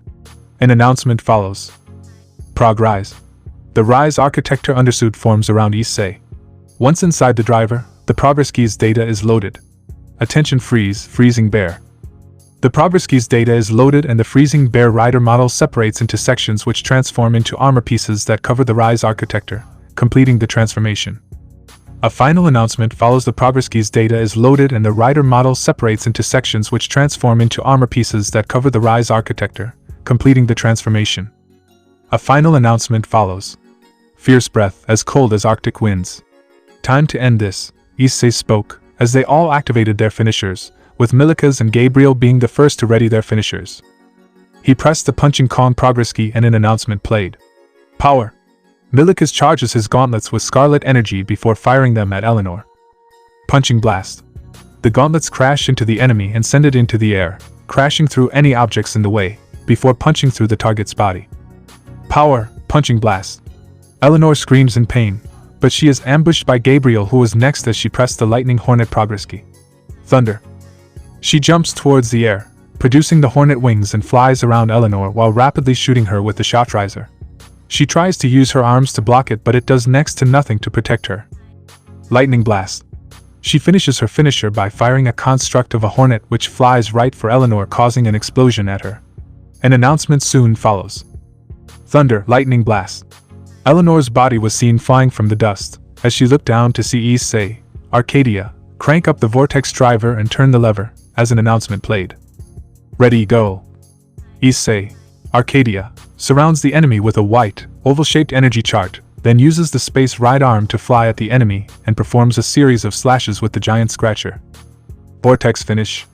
The chart goes up as Issei, Arcadia, continues to slash the enemy. After a while, Issei, Arcadia, stops, and turns to Issei who was the last one left. Eleanor can be seen crying. Her body was broken and several of her bones were injured due to taking 3 finishers back to back. Her body was electrocuted and swollen, and she was battered and bruised due to this. She had lost one eye, as she pleaded for mercy. Please have mercy, just give me a mercy kill, please. You had the gall of going after my daughter, and I did state that there is no mercy for those that harm my loved ones. Issei activated his finisher by tapping the freezing bear progress key. An announcement following. Freezing impact. The Hyoudou clan elite tried to run away, but Issei was not letting that happen. Issei then places his hands together and produces a stream of coolant that encases the enemy in a block of ice. He then leaps at the enemy and delivers a chop with his right arm that splits the ice block and the encased target in half. Freezing impact. Eleanor was dead, and her body was sliced in half. With that she was done for, as she exploded from the damage destroying her body. Well, that is over, Issei spoke, with Milikas turning to Issei, Arcadia, and back to Issei asking, did you give your rider powers to another person? Not exactly, it is complicated to begin with, Issei responded to Milikas, as he nodded. Issei, Arcadia, then spoke, let's say that I am an ally Vulcan. You needn't worry about it. Milikas again nodded, as he decided to return the Shotriser and the Shooting Wolf progress key back to Gabriel, but she stopped him speaking, keep it, Vulcan. It is the least I could do for you. Thanks for helping me protect my daughter. Milikas asked in response, are you sure about it? Gabriel nodded, as Issei spoke up, we are, you helped us for no gain, keep the Shotriser, you have earned it. Milikas nodded in response, speaking, well, I will be taking my leave, goodbye. Milikas activated his Aurora curtain and left the location, with Issei, Arcadia, speaking, you have got a good ally. Well, I wouldn't call that yet, since I don't know his intentions, but I am glad that someone is willing to help us. His mentor chose him to wield the secondary rider powers, and well, here he is. But I can count on him, if need be, Issei responded, as Gabriel sighed. She didn't blame Issei for having trust issues, though she was glad that this change was softening in him. Issei then continued, also, thanks for helping me fight against them. You needn't thank me, I have kids of my own, so I could relate with your situation. Issei, Arcadia, spoke, with the two riders nodding. The three soon headed inside and decided to take rest for the day. While this was happening, someone was watching over them from the sidelines, and this was none other than Hades, who had transformed into Kamen Rider Arc 0. So we got ourselves a fifth rider, huh? Hades commented seeing this. As he soon looked at the corpses of the Hyoudou clan members that he found, he then spoke turning to them, things have gotten interesting. He walks across a member of the clan, as he was barely alive. They stood no chance against Hades as Arc 0. You survived, good. The member cursed the god in his final moments. You will regret this, Hades. The clan will one day destroy you, riders. Hades only gave a light chuckle while speaking, interesting. Shame that you will be deleted tonight. Hades tapped the arc loader on top to execute his finisher. An announcement plays. All extinction. Hades paralyzes the opponent with malicious kanji before telekinetically raising them into the air within tendrils of liquid metal. He then raises his arm and closes his fist, causing the liquid metal to explode along with the opponent. All the while the man could only scream in pain. All extinction. It's a shame that you have to die so young, though I won't mourn for you. Hades walked away from the damage, as he took one final look at Issei's house and speaking, I wish I came a bit early for a fight, I want to see what this team is really capable of. He left the location, knowing that he was satisfied by what he had done. He also decided to head back home. He knew that things would get interesting from here on out. Gabrie Mansion, Underworld, 7:30 a.m. Venilana was looking around. She had to locate her grandson who had insulted her 2 days prior, and she wanted to discipline him for not only opposing her, disrespecting her, but also running away. Even the maid that accompanied him was gone, as Venilana responded. That damn fairy, I should have known. She must have been the one to influence my grandson, Venilana exclaimed with anger. She blamed Fairly for influencing Milikas to the way he is. His eye color changing from crimson to blue was one of the obvious indication, coupled with the new attitude of his. Completely unaware on who and why his attitude had changed against them. Something that will result in her downfall. I swear to you, Milikas, once I am done with you, you won't even dare oppose me, Venilana exclaimed with anger. She vowed to make sure he is disciplined properly, but to an outside person, her discipline seems more like submission. She wanted to make sure that Milikas doesn't resist her in any manner. Though on the surface, she was more compliant towards Max and Rias's whims to some extent. Even ruining Issei's school life to appease the duo. Lady Venilana, I have some bad news. Venilana loses her anger, and looks at a messenger that had come to her, as she asked, what happened? Zenobia, she was killed by the Kamen Riders, and so was Eleanor Hyoudou. There is also an additional rider that has joined the monster. He has become even stronger than ever. The messenger responded as Venelana responded with terror, as she was even more afraid of another rider joining against them. Fifth rider. There are now 5 Kamen Riders. Venelana's voice increased even more. She was afraid of Issei due to what he had done to her during their fight in Kuo Academy, beating her to near death using Drive Trideron. She didn't want to confront him head-on due to his current power level. The same man that killed her son, the strongest devil of all time with barely any effort, and dared the rest of the factions to do something about it. She wanted to take vengeance for her son, but knew confronting Issei is a death sentence with extra steps, and Lucifer forbid if she went after his daughter, there is no telling what would happen to her. Additionally, resurrection of her son was impossible due to his body and soul being disintegrated by Issei's Omazeo form, leaving nothing behind. Resurrecting him is next to impossible. It was like Surzek's Lucifer never existed. Yes, Lady Venelana, there are now 5 Kamen Riders. The last one was recorded very recently thanks to our scout that managed to erase any memory of the humans there. That monster is getting more allies and becoming more dangerous. The messenger responded, with Venelana not denying this. Though Hades is not an ally of Issei, he is still their enemy and is actively killing supernatural beings, especially devils and fallen angels that dared venture into his territory to spy and report any information. He kills them to send example of what happens to anyone that is not welcome into his realm. And that alone made many not want to encounter Hades or his family that reside there. Very well, you can leave, I will take it from here. Venelana responded to the messenger, who nodded in understanding and left the room. Venelana soon contemplated on how she should deal with this threat. Our only option is to let the riders kill each other. If they can get rid of each other, then we have a fighting chance against them. But we can't just let them kill our people. We have to find a way to counteract them. Venelana mused, as she continued, that human, I can't let a human become this strong, someone that can overpower the supernatural. Someone needs to kill him, and that can only happen if we get allies. Venelana knew that even the Hindu pantheon sees Issei as a threat. Indra and some gods do wish him to be dead due to his powers easily surpassing them by a long mile. They knew that messing with Issei was a death sentence, however that isn't going to stop them from trying their luck. Hence, they are prioritizing protecting their faction over the others. Some gods, however, plan on leaving him be from the Hindu faction, since in their eyes, if the rumors are what Issei is apparently, then him not being in their lives is a better thing. Venelana decided to speak to the other Satans about it. She had to deal with Issei before any more riders join them and become the end of all supernatural. 3 days later. Issei's house, Los Angeles, USA, 10 a.m. Issei, Arcadia. Gabriel and Reha were eating their food. Issei, Arcadia, decided to stay with the family for a while till he decided to go back home. He knew that his family is gone for a vacation and he was alone since he had worked with the army. So in a way, this is kind of his vacation. So what's the plan now? Zenobia and Eleanor's living won't be taken lightly by the factions. Issei, Arcadia, responded with a normal tone. He couldn't say dead due to Reha also being around, and due to her learning short words quicker, she will start saying things a girl of her age shouldn't do so. Well, that is true. Then again, I did expect this to happen. My first guess, Irina would be behind me very soon. Though, I don't expect Asya to show herself here. Issei responded, with Issei, Arcadia, adding, that is true, she is a coward after all. Arcadia, what exactly happened in your universe? Gabriel asked, confused, to which Issei, Arcadia, responded, to give you a short summary, it was a full-on battle royale. Arcadian variants of the orc and others along with myself beat the living hell out of the orc. Then the leaders except Shiva and his faction along with your counterpart decided to join in the battle royale, only to get their asses kicked. Then we took away their sacred gears, and now it is under Arcadia's hands. From what I remember, the supernatural was a complete mess when we last returned, and well, some things never changed. Rias was still a stubborn bye. Issei, Arcadia, was about to say the word, only for Gabriel to give a death glare to him if he were to continue the statement, making him shiver in response.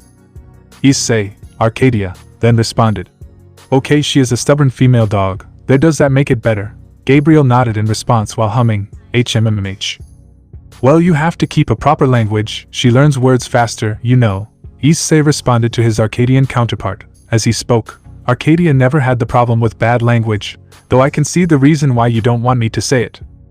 True, if Reha starts saying bad words, the next thing I would hear is a CPS being called on my door thanks to a Rajan Karen. Believe me, those people are annoying. Gabriel spoke with a sigh. She had to endure a lot of bullshit from those Karens that were being annoying. She was tempted to use magic but decided against and decided to call the cops on them before they could and explain the situation. I guess that is a reason, Issei, Arcadia, responded, as he continued, so will we be attacking a faction soon? Probably, though I do plan on paying Heaven a visit. Issei mused, as he continued, but before that I plan on paying a visit to the clan. I need to show them that I am not someone that they can take for granted. Issei was infuriated. The fact that they had the nerve to harm his loved ones and thinking they can get away with that is something that Issei is not going to let happen. He will make sure Gora would at the very least think multiple times before going after his family, especially daughter. He was informed by Gabriel about what they planned on doing and they will regret ever coming to this place. So you want me to come with you? Gabriel asks, to which Issei shakes his head and speaks, no, stay here. I will be back in just an hour or two, then we will go to Heaven together. Gabriel nodded in agreement, as he asks, so what about you, Arcadia? I might as well join you since I got nothing to do here anyway. Though would you tell me about who Ddraig of your world went to? Issei, Arcadia, asked Issei, to which he responded, I don't know, he did say that it was a woman, and she apparently has divine blood in her. My guess, she is a demigod. Issei, Arcadia, thought for a moment, before thinking, could it be? No way, she is supposed to be dead. Ddraig, Arcadia, spoke to his host. The duo knew who exactly the current Red Dragon Emperor was, and hoped she was not hostile, else she would get packed by the family. Ddraig, Arcadia, didn't understand why and how she was alive since she is supposed to be dead centuries ago, long before he even met Issei, Arcadia. Though, why do you ask?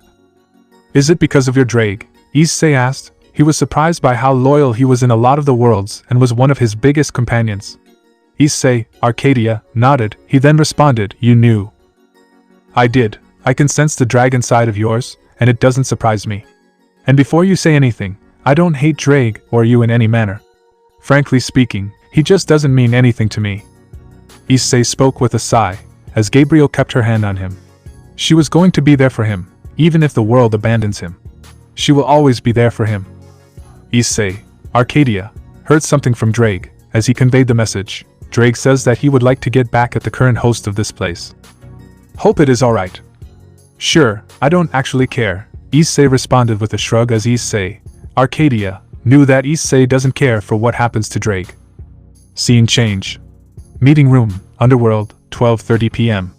The factions were having a meeting, with the recent deaths of Zenobia and Eleanor alerted them to their doing. YOUKAI, who served as the main representative just recently due to Serzex's death. He then spoke up, I am glad you all could arrive at this meeting. The Riders have been a bigger threat ever since Serzex's tragic demise, and now with the demise of many other people including the serious injuries of Isaka, we need to find a way to stop the Riders. YOUKAI started the conversation. He could see many of the faction leaders either in despair or helpless in the situation. Kunu, the interim leader of the YOUKAI, responded. Yes, Mother's bad injuries are attributed to his doing, he made sure to make an example of. He just knows how to bring despair and misery. Kunu spoke with a distraught tone, which almost was on the verge of tears, as Sarah Fall was furious at what Issei and the fourth rider did to her faction, with Issei landing the final rider kick aimed to Isaka, causing her to end up in a comatose state. In the aftermath, Magari had to make sure that no YOUKAI would end up fighting the Kamen Riders due to what they are capable of. They had to relent and accept the fact that Issei and his family can visit Kyoto without a problem, which made many hate and fear Issei even more. Kunu was the one that had the strongest hatred towards him and the fourth rider, unaware that he was her supposed fiancé. Kunu-chan, you needn't worry, we all will fight against him. Serafal spoke with a tone of assurance towards her, but both she and Kunu knew that without a plan, going to fight against him is a death sentence.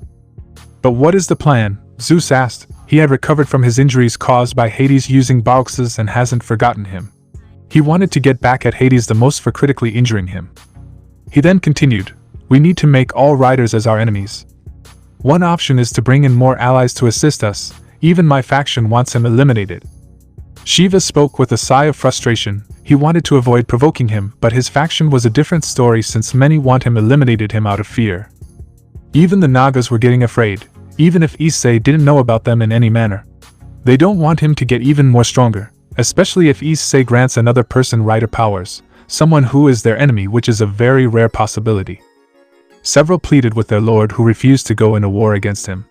He knew the best solution of dealing with Issei is to not get him involved. They also had a feeling that it was a rider that had stolen their precious gem, the Nyagmani, and wanted it back from him. "See, he is the biggest threat in this world," Seraphol exclaimed with anger, as Azazel responded, "True, but the most aggressive is Hades. He is the one that killed Barakiel without any mercy."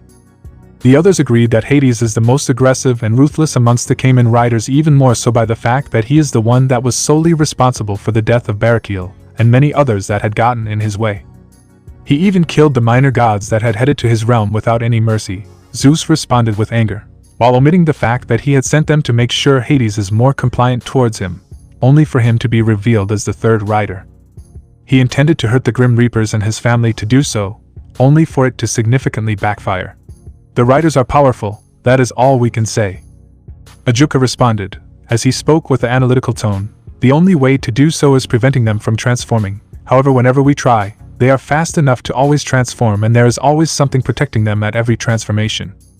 Then we have the fourth rider, who is always there to assist Issei and Gabriel. We need to deal with all of them," Michael pointed out, which made Kuna flinch, remembering the beatdown that the fourth rider had given her courtesy of using Spectre and Geese. She hasn't forgotten on how she was unable to land a hit when Geese had entered into his drive armor, making him really fast. Michael wanted to get Gabriel back from Issei. He had remembered the funeral of the two victims of Issei Hyoudou and knew that their deaths were their doing. What's worse is that there is a fifth rider who is assisting Issei and his batch of allies. He had to mobilize what remains of heaven to make sure that Issei is stopped permanently. "We have to make a plan. We can't just stand there and do nothing."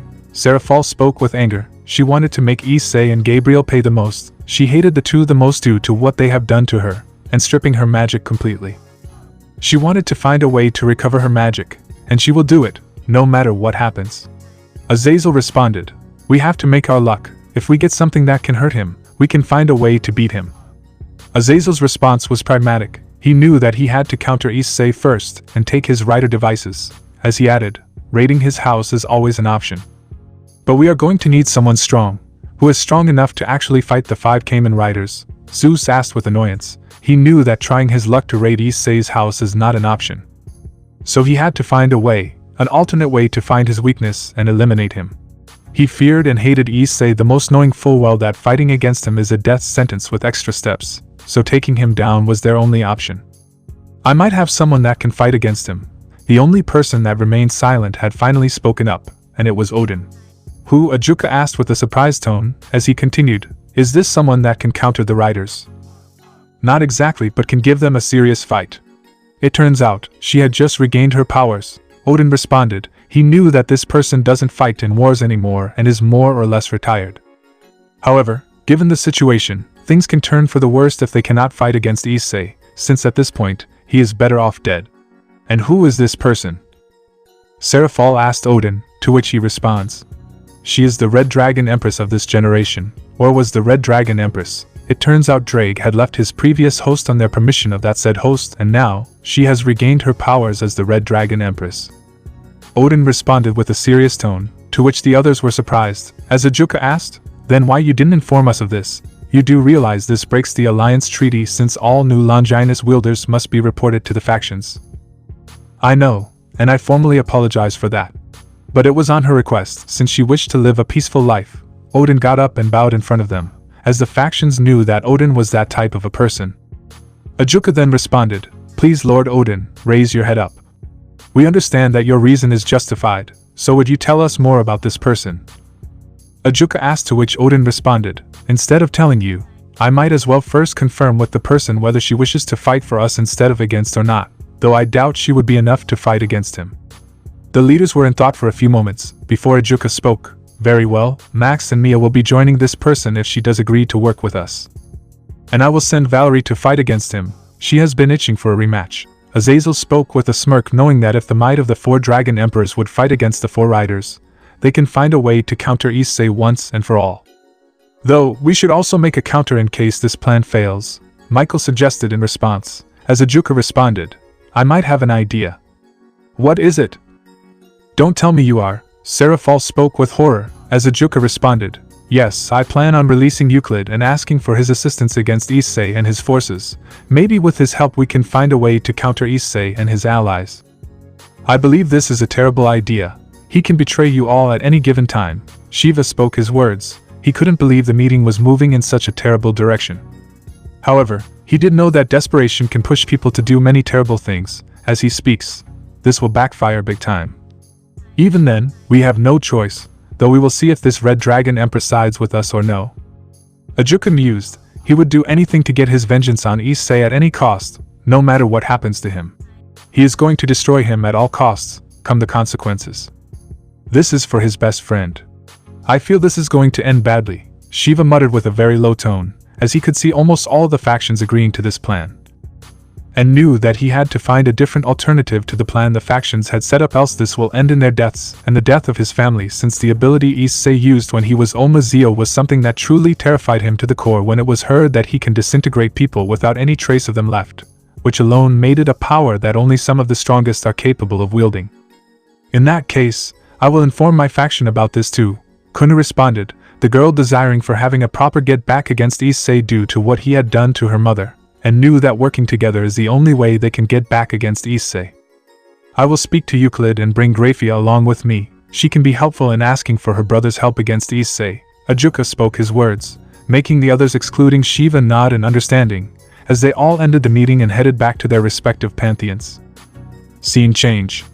Issei's house, Los Angeles, USA, 2 p.m. Issei looked at his wife, and she was lying on his shoulder, resting her head on it. She then spoke. So you will be leaving in a few minutes? Yep, Arcadia is preparing the hazard trigger, since he will most likely use it against them. I plan on using something similar as well. Issei brings out the metal cluster hopper progress key, much to Gabriel's surprise. Gabriel then speaks, you sure about using that? I was hoping you'd go 02. Issei turns to her and speaks, yep, I am saving 02 and 03 for later, letting the clan think that metal cluster hopper is my strongest form. That way, they can continue to look down on me.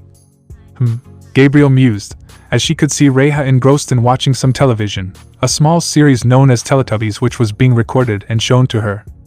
She seemingly enjoyed the show to some extent. Though Gabriel, are you sure you want to join me against heaven? Issei asked, to which Gabriel turned away. She knew where this conversation is going to go, and she was aware that Issei would question her regarding this situation. As Gabriel spoke her words, I understand that you have some doubts. I don't have doubts, but... Gabriel cuts him by speaking, let me finish, Issei. She shakes her head and speaks. I know that they aren't going to stop and they are leaving me no choice. Even if you killed Surzex, they aren't going to stop and will only stop if we either show how futile it is to fight. I know Michael will try his luck with our daughter, and I am not letting that happen, Issei.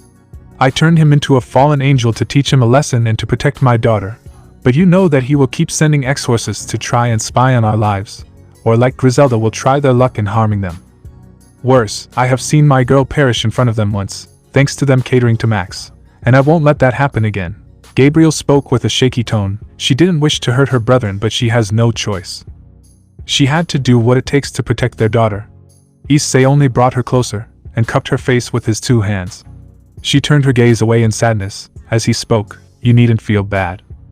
It is your choice. If you wish to fight against them, you have my full support, Gabie-chan. I will be by your side till the end of time.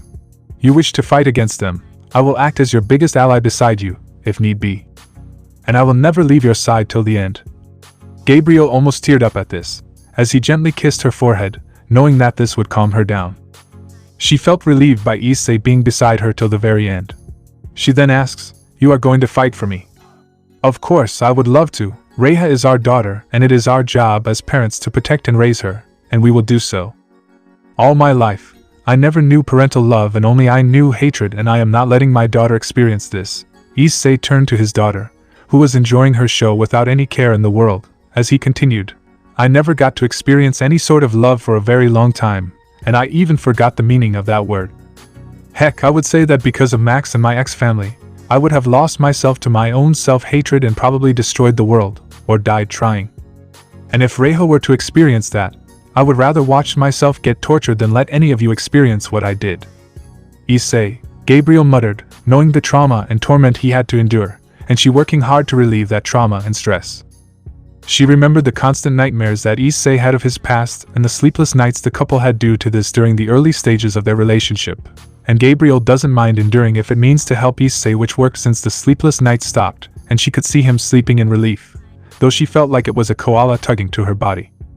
The couple were moving close to each other, with both of them having flushed expressions. Their lips were heading close to each other, and were about to make contact when someone called out. Yo, save the romancing for later, we have a Hyoudou to beat up. The two realized that there was someone else as well, as they turned to see Issei, Arcadia, who had a cheeky smile on his face. Issei then exclaimed, Arcadia. When did you get here? And how long have you been watching us? Issei exclaimed in confusion, to which Issei, Arcadia, spoke, once I was done with the hazard trigger, I was going to ask you to come, though I was not expecting the couple to get a bit freaky. Shut it, Arcadia. Both exclaimed with embarrassment, which caused Reha to lose her concentration, as Issei, Arcadia, responded with a cheeky tone. Oh my, is there an echo? Issei grumbled with annoyance, as Gabriel only kept Reha on Issei's lap. As she prepared her hand, she was ready to make Issei, Arcadia, regret teasing them. She then spoke, hold her for a minute. Issei nodded, he saw her head towards Issei, Arcadia, as she went to the back and exclaimed, laughter pressure point. She jabbed the back of his neck before Issei, Arcadia, could realize, causing him to hold that part and start laughing in response, almost making him fall to the ground, as he continued to laugh for a while. Gabriel then responded, it isn't nice to tease people too much, Arcadia-kun. Issei gulped. He made a mental note to not anger Gabriel in any manner, knowing she would unleash the dreaded laughter pressure point. She looked at Issei and sat back down, letting Issei, Arcadia, suffer in his laughter for a short while. Well, I will be going. Issei got up, giving Reha to Gabriel, who held her, as he kissed her on her cheek that made her blush, causing her to lose her anger. She turned her gaze in another direction, as Reha exclaimed seeing this. Papa, kissy. Issei had a look of amusement, as he kissed her on her cheek as well, and then speaking, okay Reha-chan, don't trouble your mama too much. Issei rubbed his daughter's hair, making her giggle in response, while Issei, Arcadia, who had recovered from the laughter, had a smile on his face. However, it was more genuine, with Ddraig, Arcadia, commenting with a low tone, he is only a few people away from losing himself. Yep, he has a wife and daughter, and who knows what is to come in the future, but I am not letting him lose himself. There is no way another Draken is going to come ever again.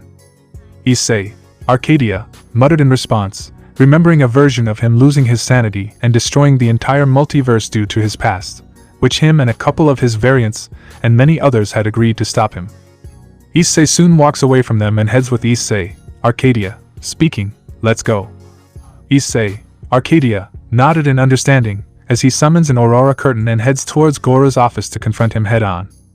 He wanted to make sure he regrets thinking about hurting his daughter and family. Take care, both of you, Gabriel muttered, as she decided to walk inside and prepare food for the rest of the family. Scene change. Hyoudou Residence, Kuo, Japan, 3:30 p.m. Gora had a look of frustration on his face. He remembered what had happened in the funeral, which had declared the death of Eleanor and Zenobia, along with the deaths of several clan members who were killed by the Kamen Riders. Damn him. I will make him regret this. Gora exclaimed with anger. He is going to make Issei regret opposing him. Well, make me, you asshole of a father. Gora turned around wondering who did it, as it was revealed to be none other than Issei and Issei, Arcadia, who already had their respective 01 and build drivers on. You have some nerve of. Gora shouted with anger, only for Issei to cut him off exclaiming, shut the fuck up. Gora shut up in response, with him glaring at the two riders in response, as Issei, Arcadia, spoke, guess you are a pain here too, well it can't be helped, you need to be taught a lesson permanently. Heh, Gora had a smirk as he continued, do you believe you can defeat me? I am the great mage Gora Hyoudou, the strongest of the Hyoudou clan. I will enjoy crushing the two of you. We will see, you will fall just like your dearest cousin Eleanor, Issei, Arcadia, spoke mockingly, causing him to get angered even more, as Issei activated the metal cluster hopper progress key as an announcement followed. Everybody jump. I won't let you, Goro exclaimed, as he started a powerful flame blast, only for Issei, Arcadia, to unleash a gravity spell and slam him towards the wall. He coughed up blood and groaned in pain. Issei then spoke in response. I will go first. He brought the progress key near the authorizer and an announcement followed. Authorize. Soon enough a giant metal hopper ride architecture which is known as the Amalgamate Tector, as a giant rider model appears. Issei soon presses the button activating it, while exclaiming, Henshin. He places the progress key into the Rise slot, and an announcement follows due to Rise slot causing the Rise Liberator to open, exposing the Prog Rise reactor with a display of the animal's head. Prog Rise. Let's rise, Lula let's rise. Let's rise, Lula let's rise. He inserts the progress key completely inside, folding it, as an announcement follows while the Amalgamate Tector breaks down into tiny metal hopper cluster cells. Metal Rise. The cells start forming the armor of Metal Cluster Hopper, and start the transformation into Metal Cluster Hopper. Secret material hidden metal. Metal Cluster Hopper. The transformation is completed, as Issei transforms into Kamen Rider 01. Metal Cluster Hopper. It's high quality. Issei, Arcadia smirked as he spoke, so I can presume this is your super form. Issei nodded in understanding, as he knew the other Hyoudous would try to interfere.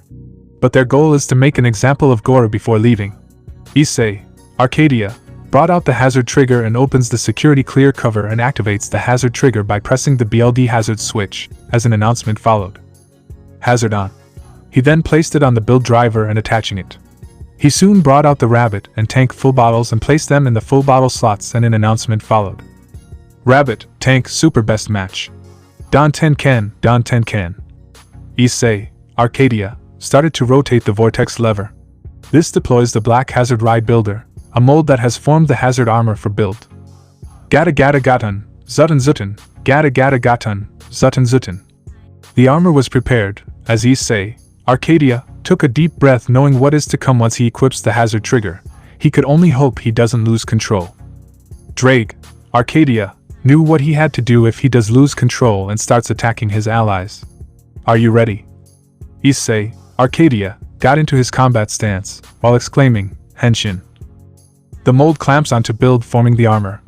Inside, progress vapor is combined with the transgel solid from the inserted full bottles, forming the suit and armor and completing the transformation.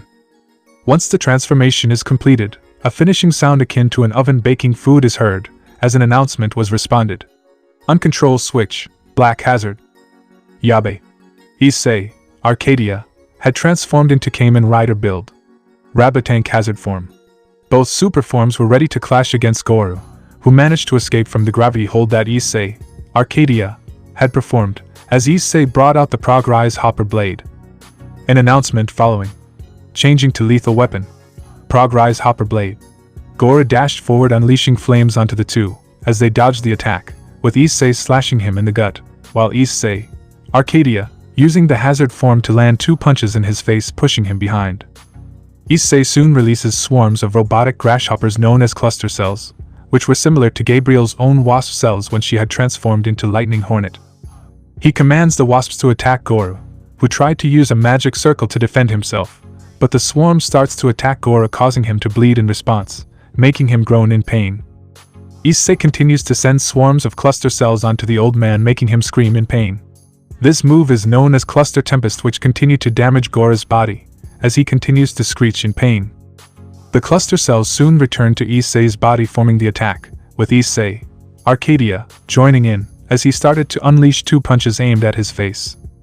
He soon landed a brutal kick making him cough up in response, before he slammed him to the ground making a small crack. Goro responded by acid spitting on him, with him moving to the side dodging him. So you like projecting yourself, don't you, Issei, Arcadia, mockingly spoke, as he gained a glare from Goro, with him dodging as Issei sliced him multiple times with the Prog Rise Hopper blade. He didn't stop until his body was being shredded by the rapid-fire slashes of Issei. He then shouted in response, I won't lose to the likes of you. He screamed, as he garnered 2 swords of flames and charged at them, as Issei blocked it with his own strikes, and sent some cluster cells forming metal spikes that he had sent, only for Goro to strike all of them with clear precision. However, the metal spikes formed cluster cells and returned back to him like nothing ever happened to any of them before. Issei repeated the process using a shield and blocking the attack to his other side. He continued to strike and attack the 2 seemingly pushing back, rapidly unleashing a barrage of strikes aimed at their heads and limbs, which they blocked, with Issei, Arcadia, using the hazard suit to do so, able to easily tank the hits without any effort. Issei used both his blade and shield to protect himself while Goro continued to keep pushing them back, cornering them behind a wall. Gora smirked. He can kill 2 riders with 1 stone. However, once they were cornered, Issei, Arcadia, decided to put him in his place. He started to press the switch again, and turned the vortex lever, as an announcement followed. Max hazard on. He soon coated his Hertz deadly gloves with nebula gas, as he prepared for a deadly combo against Goru, who lunged at him ready to kill the 2. Ready, go. He unleashes a punch aimed at Gora's gut, much to his shock, making him cough up in response, as he continued to land a kick aimed at the same location, followed up with a punch slamming him to the ground and pushing him back up. Overflow. He soon landed a powerful kick aimed at his ribs, completely breaking it in response, making him cough up blood. He soon was sent flying as he fell rolling to the ground. This was Overflow Issei, Arcadia, S hazard trigger finish. Yabe. Gora drops the blade and groans in pain. He drops his flaming blades that disappeared due to the combo attack from Issei, Arcadia. Issei didn't want to left behind, as he prepared for a finisher with his Progrise Hopper blade. He soon pulled the trigger 5 times, as a blue energy within the Metal Bleed Reactor's Rider model is released. An announcement follows suit. Finish rise. Issei forms a jagged blade of cluster cells covered in blue electricity, and launches it toward the enemy. Progressing slash. Gori uses a shield to defend himself, but the attack was too powerful as a massive explosion was triggered at the location, making Gora scream in pain due to the attack. Issei looked at the man that had caused him so much pain since his childhood. The 2 were ready for what is to come to him. He knew the explosion would alert the other clan members, as Issei unleashed an Aurora Curtain barrier to prevent any intervention. How pathetic and sad. Is that what the great Issei Hyoudou has got? Issei spoke mockingly, as Gora gritted his teeth in anger, as Issei, Arcadia, responded, "We are far from done with you." Soon enough, he and Issei sensed the clan members, primarily Mickey, Mia, Max and the rest of the clan members had arrived to see what happens. The orc was still recovering, with Rias and Koneko woken up from their comatose states due to using healing magic and phoenix tears. They rushed inside the Aurora Curtain only for them to be blocked entry in response, with them falling to the ground. "You," Mickey exclaimed, as she soon shouted, "You leave him alone. Make us, you double-crossing whore," Issei, Arcadia, called out in response, making her angry as she kept pushing him back. She continued banging on it desperately, and even using magic with the rest of the family and other clan mages trying to desperately break the barrier but failing miserably. "You damn disgrace," Mickey screamed in anger. She hated what Issei was doing, but Issei didn't care. A part of him was relishing seeing her in despair. As Issei speaks, "Watch Mickey Hyoudou. Watch as we beat your husband to death." Mickey continued to bang. Even if her hands were bleeding, she was going to destroy Issei at all costs. She was going to bask in his suffering and pain no matter what happens. She will enjoy his suffering when he loses everything courtesy of her. She will make sure he regrets what he has done to her family, and what he is doing. Arcadia, Issei spoke to his friend, as Issei, Arcadia, grabbed Gora by the head, and kicked him in between the legs, making him scream in agony. He continued to kick till he was on the verge of tears. He continued to slam him until he was groaning in pain. He soon dropped him, as Issei unleashed his progressing slash, which was different from the original. Finish rise. He swings the Progrise Hopper blade, generating a swarm of cluster cells that destroys his body, making him scream in pain even more. Gora's anger is replaced by complete fear, as he begged, Issei, please spare why your father." Issei internally scowled, and so did his Arcadian counterpart. This man had no right to call him his father. As Issei spoke, "I have 2 fathers and they don't have the name Issei Hyoudou. Their names are Tsukasa Kadoya and Sibo Tokiwa. They are better fathers than you are, were and will ever be. Goodbye and good riddance." He then moves towards the opponent, and charges the Progrise Hopper blade with blue energy before delivering a slash at close range, creating a jagged construct of cluster cells. Soon an announcement followed. Progressing slash. The last thing that was heard was Gora's screams, as he fell to the ground in an explosion as Issei got into his pose. "Gora, father," the family screamed, seeing his state, as it was soon revealed. He had passed out from his wounds. His wounds were beyond critical, with him having many broken bones, and his crotch bleeding due to Issei, Arcadia, punching him multiple times in that location. He had lost one eye, and his arm was gone due to the attack. He was bleeding from other locations, especially his head, and was completely damaged beyond belief. Issei, Arcadia, walked up to him and put a curse on him, before turning back. He then spoke, We are done. Should we confront your ex-mother? Since she wants to ruin my life, we will make an example out of her. Issei pointed to Miki, who continued to bang the Aurora curtain, but to no avail. She had a look of fury and tears were streaming from her eyes, as Issei asked, "What did you do to him?" "Him. I placed a curse on him from Chaos Arcadian magic. He is going to be paralyzed for the rest of his life. Given he was far worse than my variant of Goro, I made sure he would remain a prisoner and paralyzed in his own body. Something he had hated you for. It would be poetic for him to remain that way," Issei, Arcadia, explained in a low tone, which made Issei nod. He then looked towards Miki to get ready and ensure she also suffers for the treatment he had to endure. Issei soon brought out the Aurora curtain and released Miki, who lunged at the two, as she attacked Issei and Issei, Arcadia, who only blocked him with her fists, and unleashed 2 blows aimed at her stomach, making her cough up. Issei soon responded by using the Progrise Hopper Blade and slicing her multiple times, before quickly unleashing a barrage of cluster cells that started to graze her in response. Issei, Arcadia, decided to unleash a powerful finisher. She responded by using a magic blast at them, as the cluster cells returned to Issei's body. She responded by firing a magical blast aimed at him, while shouting, "Take this, you damned disgrace."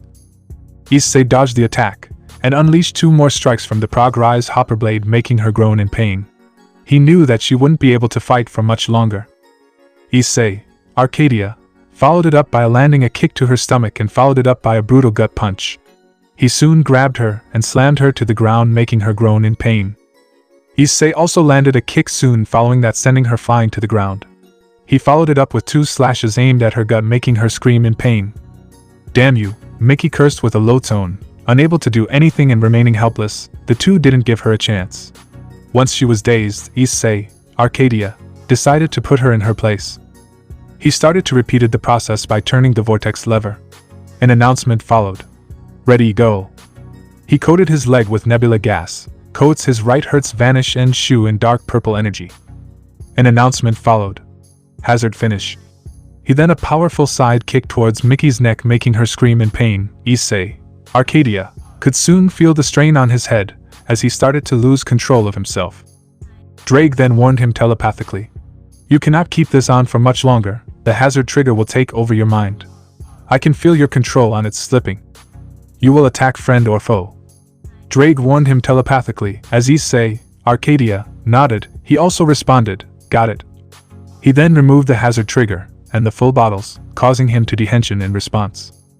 He wanted to try the other full bottles with the hazard trigger. Issei, Arcadia, was breathing heavily. It felt like he was losing control. Issei, Arcadia, looked at the hazard trigger, and responded, "Guess this needs more work if I need to use it for longer. It's a good thing my body has the flesh of Great Red, else I would have been a goner much earlier." Issei, Arcadia, muttered in response, as Issei walked to him and spoke, "Let me guess, you would have lost control." Issei, Arcadia, turned to him and gave a nod, as he responded, "Yep, hazard trigger's a bitch. I had to use my willpower to counter its controlling ability. Guess I need to work on an alternative or increase the time on the trigger." Miki was breathing heavily. She had coughed up blood from the attack, as she was crying in pain. Issei then spoke, "Then let me end this." Issei brought out the authorized buster, as it was in its axe mode, activating it, and 2 announcements followed. Authorized buster. Axe rise. He soon brought out the breaking mammoth progress key and activated it. 2 announcements following. Press. He soon inserted it into the slot, and an announcement followed. Progress key confirmed. Ready for buster. The authorized bomber glows a bright silver and creates a pair of silver mechanical mammoth leg constructs that charge at the enemy. A final announcement followed. Buster bomber. He then delivered another slash that creates a silver construct of a mammoth tusk which rushes toward the target. Miki continued to scream in pain, as she soon exploded in response. Issei and Issei, Arcadia, waited for her to appear. She had a defeated look, and her clothing was torn. She was barely alive and was bleeding from her head. Issei couldn't help but smile in seeing her mother's defeated state. Her being helpless and unable to do anything, and she could only glare helplessly at Issei. "Since I am feeling good, I will give you a chance to submit." Miki gritted her teeth in anger, as she readied a powerful electric spell blast and exclaimed with anger, "Never! I will never submit to the likes of you." Issei, instead of getting angry, shook his head in disappointment, as he spoke, "Guess I have no choice." Let's finish this, in a regular manner. Issei removed the authorized buster, and unleashed his last finisher. He tapped the progress key again, similar to his usual finisher, unleashing a red voltage of electricity, as an announcement followed. Metal Rising Impact. Issei generates a swarm of cluster cells, which forms into a copy of him. The copy delivers a flying kick to the opponent, then dissipates back into a swarm and forms into a drill. Issei then leaps into the air and performs a flying kick covered in green energy, which combines with the drill before striking the opponent. A final announcement following. Metal Rising Impact. Soon an explosion followed. As Issei landed on the ground, the last thing that was heard was Mickey's agonizing screams. Mother! Max and Mia shouted, seeing her state, as Issei, Arcadia, once again had defeated them in every manner. Mickey fell on the ground, passed out. She was bleeding and crying in pain due to the amount of damage she had endured. She had several fractures and broken bones. The two were done with the damage they intended to inflict, as Issei declared. This is the clan's last warning. If I ever see you snooping around my family and trying to harm my loved ones, I will destroy every last one of you, Issei declared towards Max and Mia, who were for the first time in their lives truly afraid of Issei. He then summoned an aurora curtain and took them away, heading home. The aurora curtain that had blocked their path had also been removed, as Max exclaimed, "Somebody get them to the hospital, ASAP." The clan members all nodded, with several carrying Goro and Mickey, as Apophis spoke inside his head. Look at you, how helpless you were when he was beating those two assholes with an inch of their lives, seeing this is karma for everything your family has done to them. Apophis's tone was mocking. He knew what this family had done to Issei, and Max shouted in response, "Shut it, you pathetic dragon. Pathetic, want me to pack you inside your mind." Max shut up and glared at Apophis, who had a cheeky grin inside his mindscape, as he spoke, "That's what I thought." Mia remained silent, as she spoke, "I will get back at you one day, Issei. Keep dreaming, girl, you have lost the situation at this point. If anything, he is only showing you that if he wants to kill you. Now I wish he kills you permanently." Tiamat spoke with contempt, and anger, vowing to escape from her host once and for all. Mia could only seethe in anger while this disaster is happening in the clan. They vowed to defeat Issei one day, either by fairness or by unfairness. Scene change. Issei's house, Los Angeles, USA, 6 p.m. Issei, Gabriel and Issei, Arcadia, were preparing for heading towards heaven. They all had their devices ready, with Gabriel deciding to use the gamer driver instead of the Gashikon bug visor too. As she spoke, "I am ready." The boys nodded, as Issei, Arcadia, asked, "So which rider will the two of you be using?" "We decided to go back and use X8.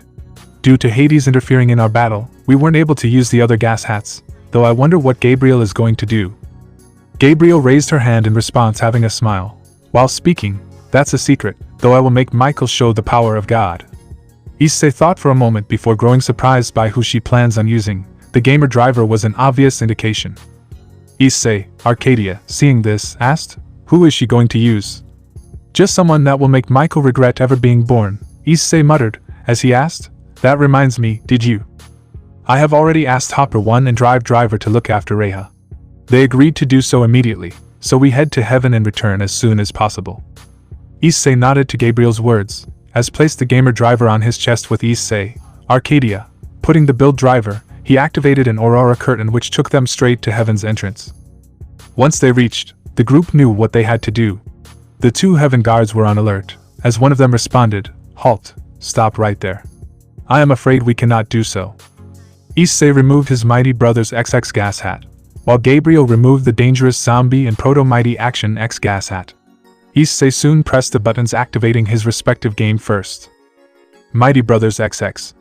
Soon a game screen appeared behind Issei, as he soon exclaimed, "Henshin." He soon twirled his gas hat into the slot, and an announcement followed. "Double gas hat, Gakken, level up." Issei, Arcadia, slammed them to the ground using gravity and binding magic, making them unable to move, causing them to struggle and groan in pain. This was to prevent them from intervening. A transformation screen relating to Mighty Brothers XX, with a transformation screen showing up of his icon and various unknown icons, with an announcement soon happening simultaneously while he tapped a profile icon. Mighty Brothers, Futari de Hitori, Mighty Brothers, Futari de Victory, X. Issei had transformed into Kamen Rider X8.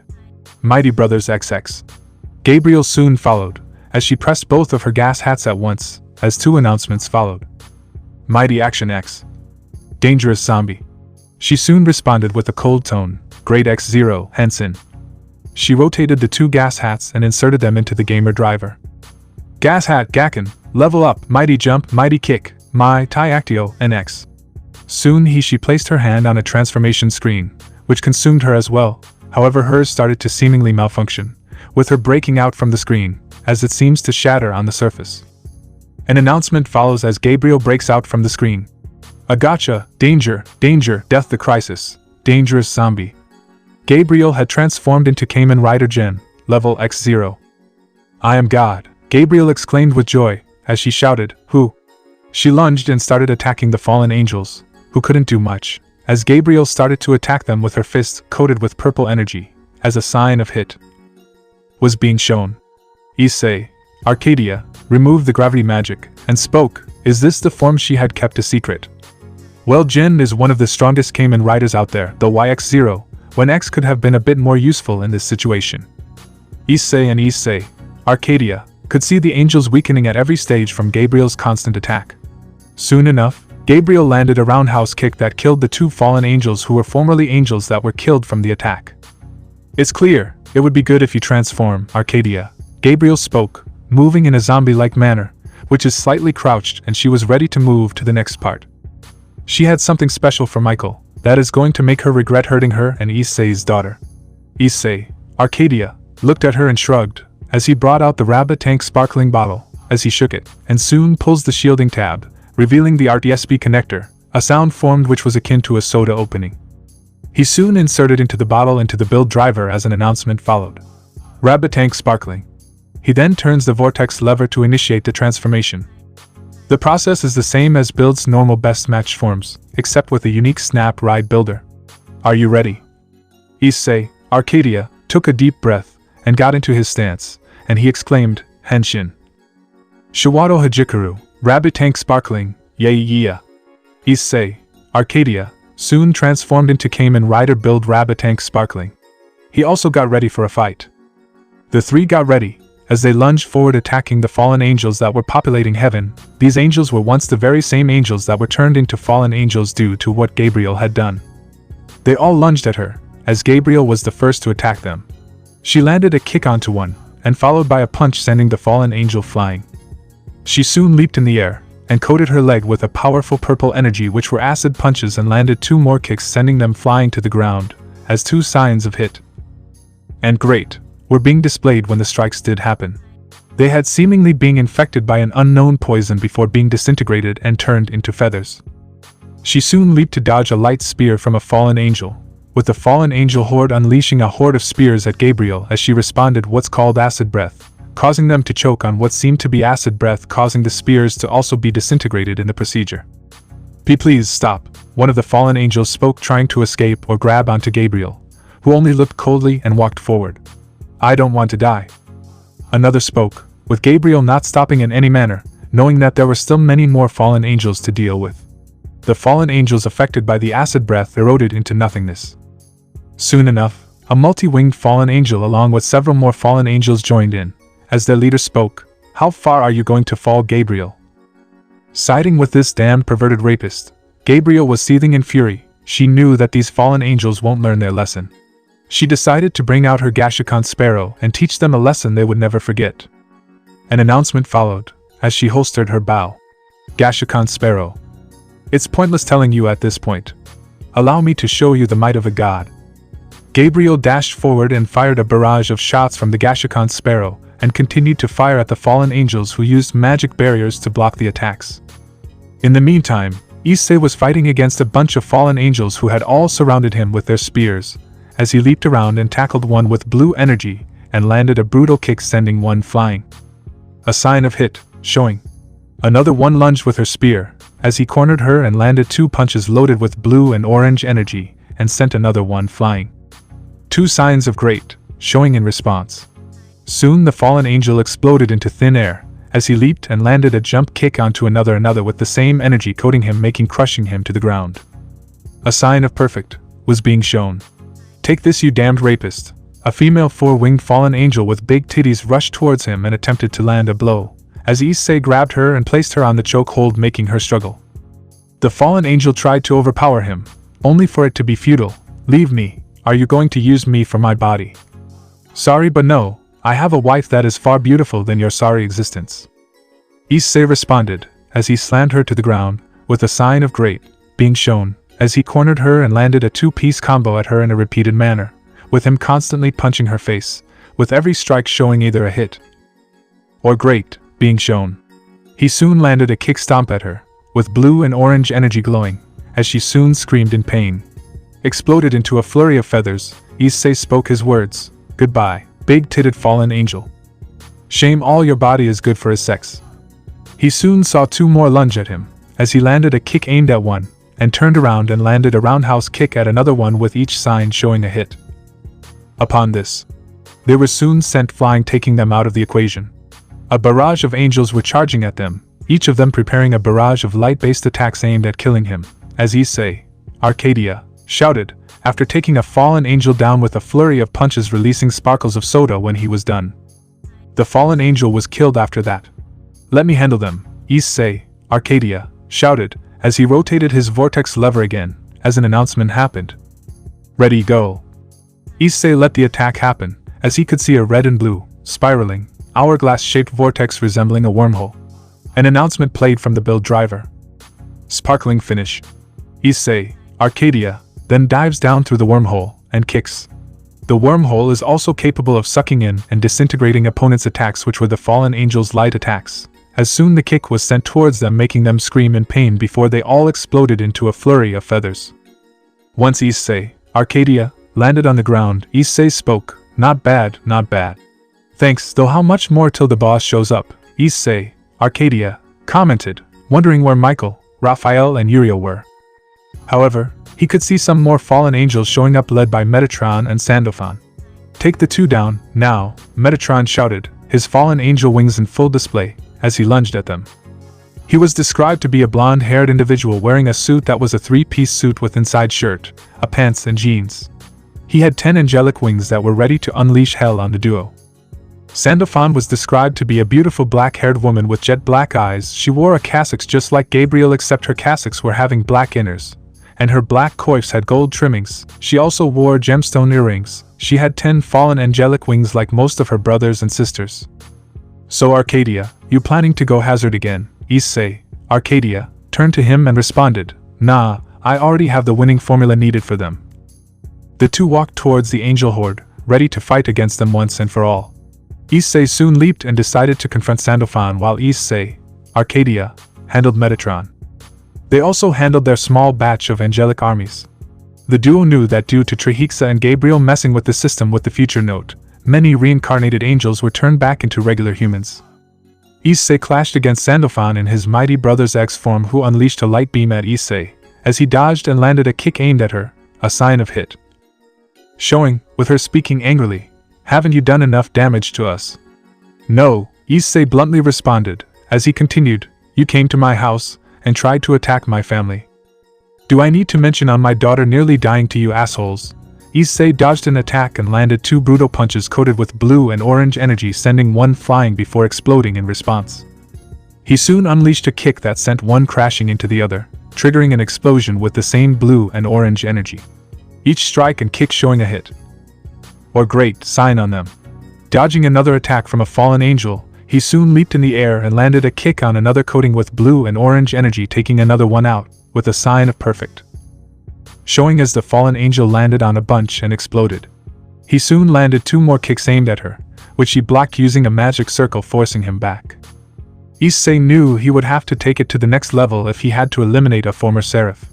Sandofan, who was dazed from the brutality, responded when she snapped out of it, "It was an accident."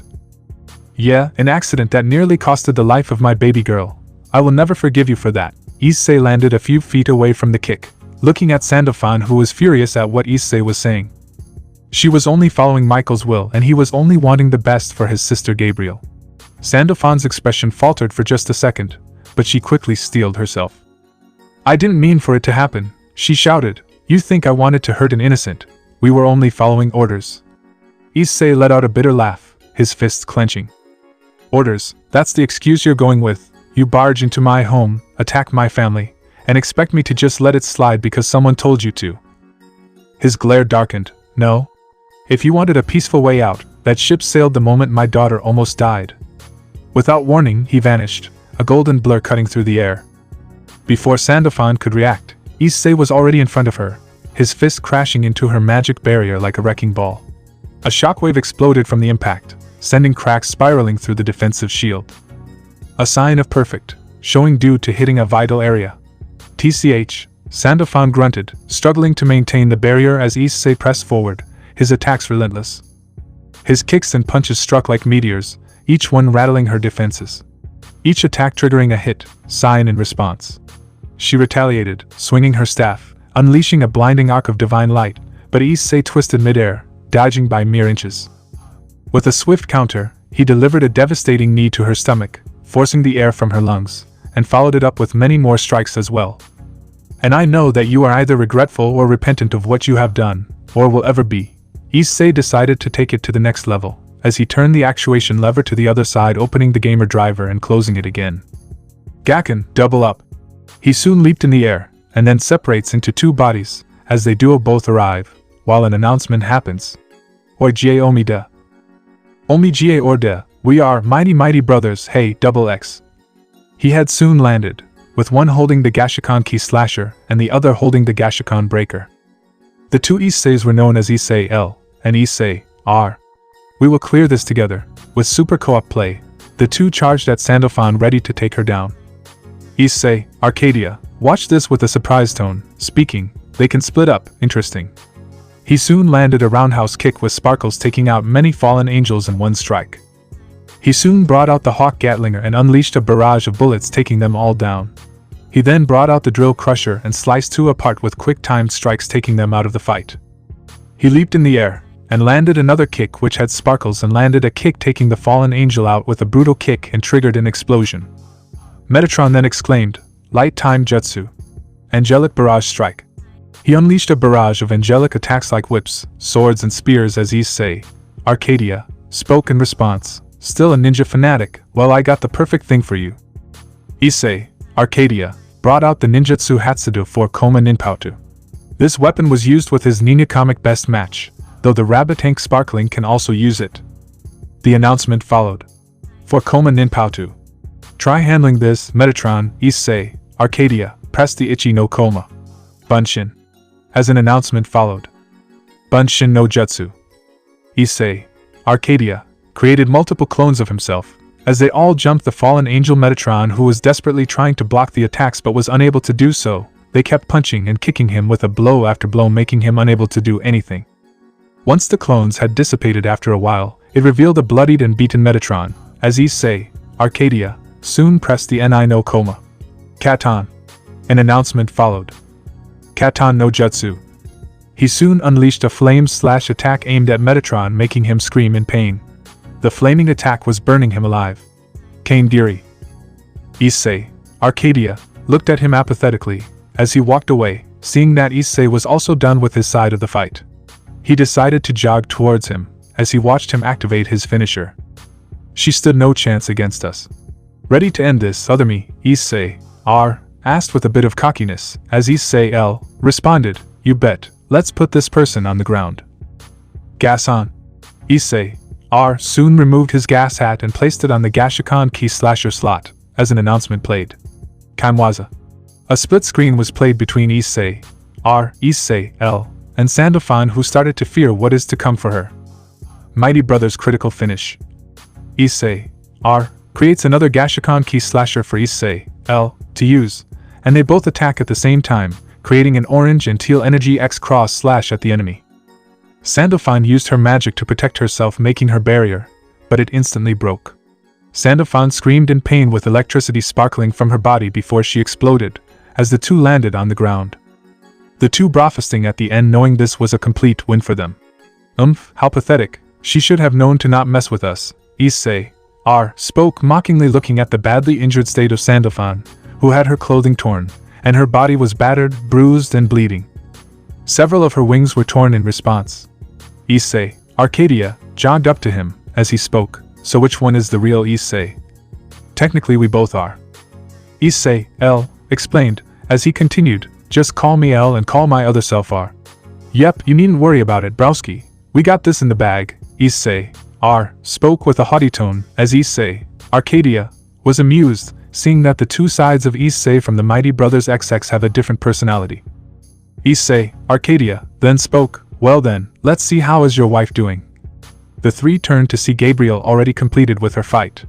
She watched as the fallen angels were getting eroded by the acid breath, decomposing their body rapidly and destroying them completely. She had changed her Gashukan Sparrow to sickle mode, with an announcement following. Supan. She soon sliced apart any remaining fallen angels that had charged at her, with each strike causing a hit. Sign to show up, making them groan in pain, as she threw her sickle at one's head, making him explode into a flurry of feathers, a sign of perfect, as she throws her second sickle at the other's chest before lunging forward akin to a zombie chasing around their enemies, and unleashed a gut as a sign showed in response. Great. She soon decided to turn her attention to the fallen angel commander, who was preparing a powerful spell, and unleashed it on Gabriel, who leaped in the air in response, dodging the attack as she placed both sickles in her hand and removed the Giri Giri Chambra gas hat and placed it in the slot of the Gashukan Sparrow. Kanwaza. A split screen forms between Gabriel and the fallen commander, as an announcement plays. Giri Giri critical finish.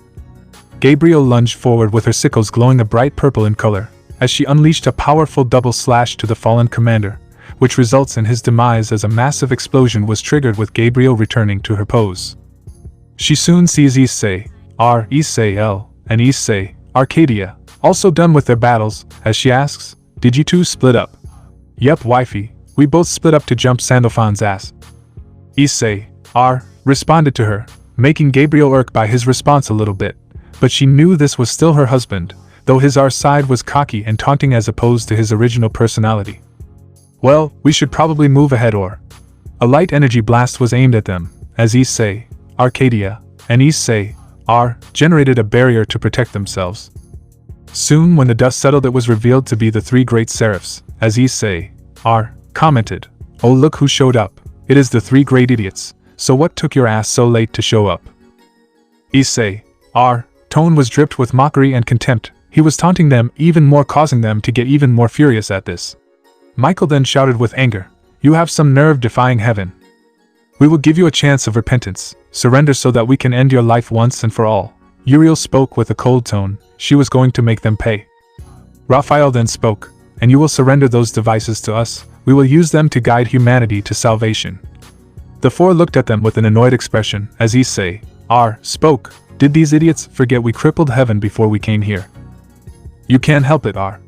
The supernatural have always been like this, beat them, and they cry like a bunch of babies. Issei, R, looked at Issei, Arcadia, and snickered, remembering that they act like babies, as Issei, R, spoke, turning to them, babies, now I definitely want to see them wet their undies. You, Michael growled, as he was ready to fire a light spear in anger. He hated Issei even more, but was afraid of him due to what this man is capable of. Gabriel then spoke, turning to the three Isseis. Issei's, Arcadia, I want to deal with Michael personally. Gabriel removed the gas hats and closed her driver, den henching in the process. Gasun. She was determined to deal with Michael personally, since he was going to suffer for leading the assault on his daughter and sending exorcists to attack them. She then walked forward, as Michael responded, so you have finally returned to your senses, sister. I am happy you have returned. Gabriel was gritting her teeth in fury, as Michael added. Now with your rider powers we will defeat the sinning riders and bring your daughter here to set her on the right path. With that you will be relieved of your sins, and then we fix the heaven system. Gabriel wanted to tear his wings apart, her aura was radiating in response. She wanted to torture him and beat him to death. Issei, R, muttered to Issei, L, and spoke, I can literally sense her anger from here, Browski. Yeah, leave it to me. Issei, L, walked towards him, and he could sense her falling due to her wrath, as he gently tapped her shoulder, startling her, as she muttered, Issei. He gave a nod to her, making her lose some of her anger. Realizing what he had said to her in the morning of always being by her side, she saw Issei, R, also nodding as well, and give a smile to them in response. Before speaking, it is a request, would you two handle my former brothers? I want to torment Michael personally.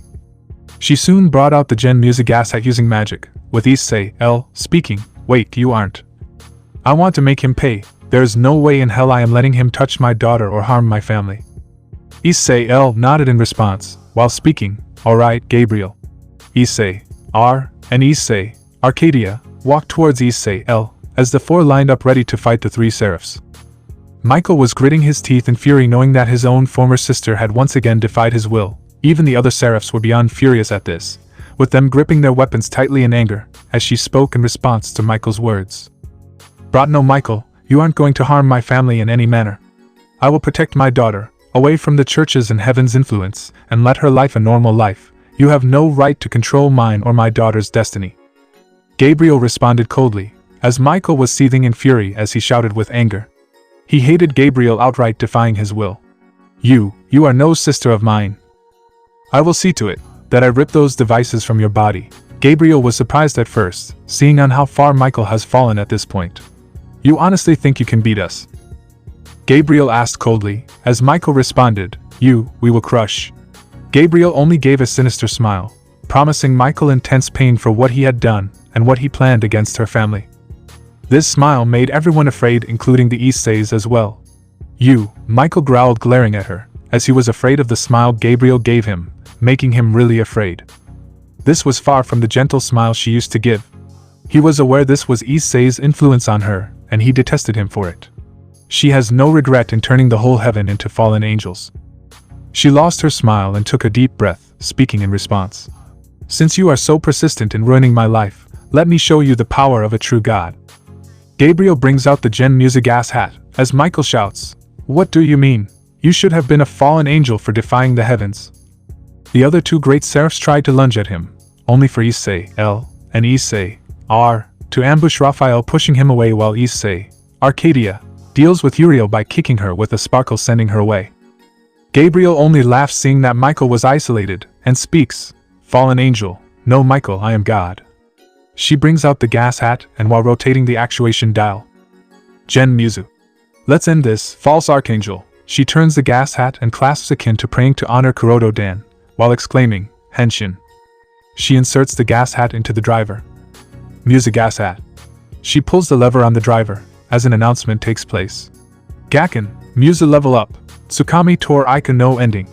Gabriel leaps in the air, as her whole body changes and transforms into Kamen Rider Gen Musu, which was different from Hades's Gen. Shikoku no Tensei President, Grade Musu Gen.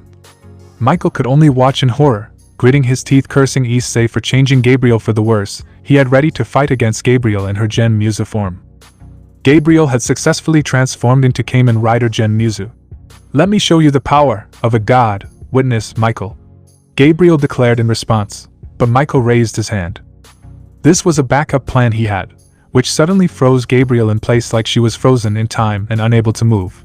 The backup plan was made by Azazel that would use the heaven system to freeze Gabriel, or at least a different variation of it, akin to a clone but not the exact. He knew that this wouldn't freeze them forever, but enough so that he can take the Kamen Rider belt from them, allowing them to counter Issei once and for all. It's a shame, Gabriel, you chose that perverted rapist over heaven. The home that comprises of your brothers and sisters, but worry not. Some memory magic coupled with genetics will allow us to gain an upper hand against that perverted rapist. Michael walked towards him and tried to grab Gabriel's rider belt. He then spoke, It's over, this rebellion of yours ends today, you will return to our side. However, when Michael's hand reached the belt to remove it off Gabriel's waist, only for a hand to grab him, as he exclaimed with shock, What? Michael ended up with a brutal punch aimed at his face, damaging some of his nose, causing it bleeding. He turned to see Gabriel unaffected by the attack, as she spoke, Did you honestly think that the system stop would work on me? A woman who has the power of God, well, guess again. Michael screamed in anger and lunged forward, and unleashed a light sword strike only for Gabriel to dodge and land a kick. She soon grabs onto Michael's body and slams her to the ground.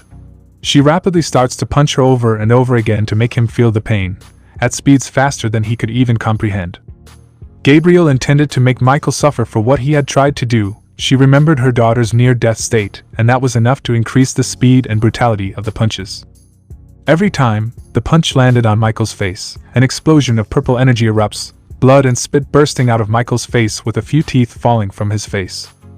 She delivers a final punch, breaking his nose completely. After Gabriel is done, she gets up and waits for Michael to get up, While speaking, all this happened because you tried to harm mine and Issei's daughter, and for what? Just for Max's desires and whims. The man that tried to use our daughter for sexual pleasure, for me to serve as his sex toy. And you support a man like him, and ignore his misdeeds. You will regret what you have done in the afterlife. Michael got up and Gabriel got a clear look on Michael's face. He was struggling due to the amount of damage that was done to him. He had multiple parts of it covered in blood and bruises, with one of his eye gone from the attack, and his face turning blue and swollen due to the brutality of the attack. His appearance ironically matched the person he has become. Look at what happened. Had you not done this, you would have lived a happy life as an archangel, albeit false. You have defied all what father would have wanted you to do. Spat on his memory by following someone like Max and Mia. He would be rolling in his grave, but it is time to end this. Michael could only glare at her, and growl in response to Gabriel's words. You, Gabriel punches him, pushing him back, as she continues. Issei never would have wanted to kill you, even when he had every reason to put you 6 feet under. But I will, for our family's sake. Goodbye, Michael. Gabriel activates pause, stopping time completely with the exception of both the Isseis from Mighty Brothers XX and Issei Arcadia, much to their surprise. Pause. How useless.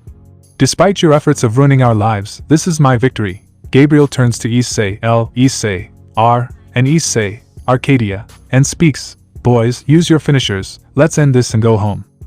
The trio nodded as Issei R speaks. Well, brother, you heard what wifey said, right? Yes, I did, Issei L responded as Issei R speaks. It's time to finish this, former seraph. Let's deal a finishing strike, right? Issei L speaks in response, as they both turn their actuation levers and an announcement plays. Gachin. Kanwaza. The two soon turned it again, with their legs sparkling with blue and orange energy for Issei L and Issei R, respectively, as the duo opened the driver, as a different announcement played. Gachin. A split screen played between the two Isseis, as they were ready to pummel Raphael to oblivion for what they have done. Mighty double critical strike.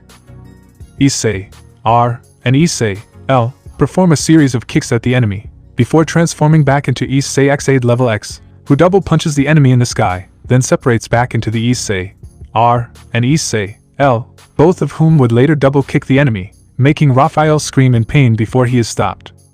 Issei Arcadia repeats his finisher at the same time, as he turned on the vortex lever, as an announcement played. Ready, go.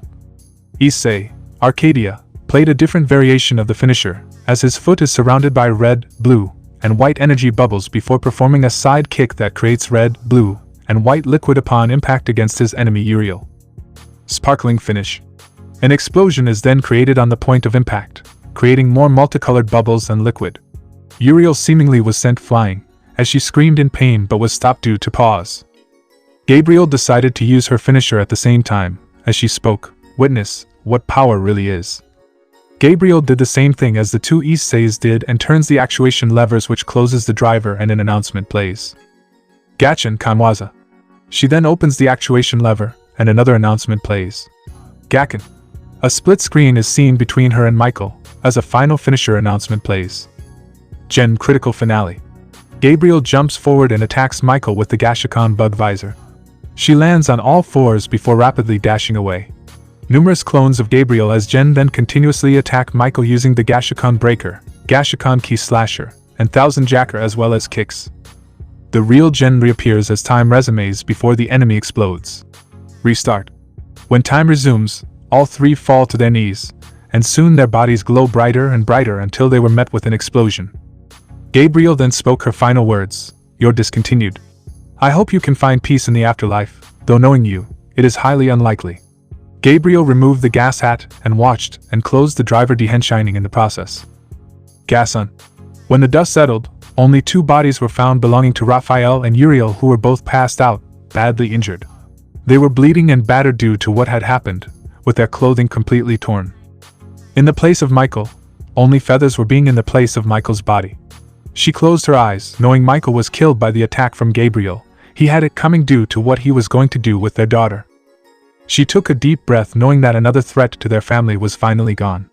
Gabriel opened her eyes and turned around to see both Issei and Issei Arcadia. Both had dehensioned to their normal selves, as Issei spoke with a smile. Shall we go home?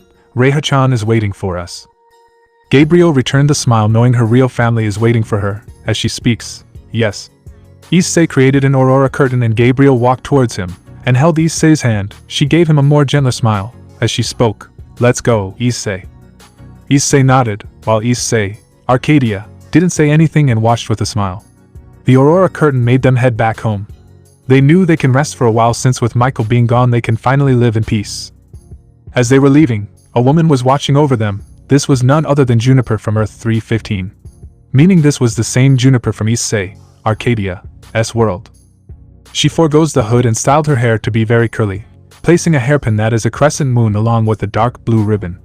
She now wears a dark blue dress with gold ornaments placed all around it, such as the chest, and moon and star ornaments on the cloth wrapped around her skirt, with white robes adorning the blue. She also has golden shoulder armor pieces and wears black high heels. So this is where you were, Issei. Another world, Juniper muttered to herself. She had been looking for him since a day, but when he wasn't found, even in his lab, she was worried for him. She was glad and relieved he was safe and sound, though she was not expecting a new universe was the location he would be at. She was relieved that this was not the same universe that once belonged to the tyrant Draken. She had to find out more about this universe. Though given what she had witnessed, she had a feeling this was similar to her universe. She soon sensed the other factions arriving. Well, I should probably find out more on this world. I will meet you soon, Issei. Juniper uses a teleportation circle to escape from there. Before they find out about her, she couldn't trust anyone in this world except for her Issei and maybe the Issei of this world with his family. Soon things will be getting intense, as the factions will find out what happened and they will have to deal with an incoming invasion. That's it, guys. Thanks for watching and supporting us. See you in the next part.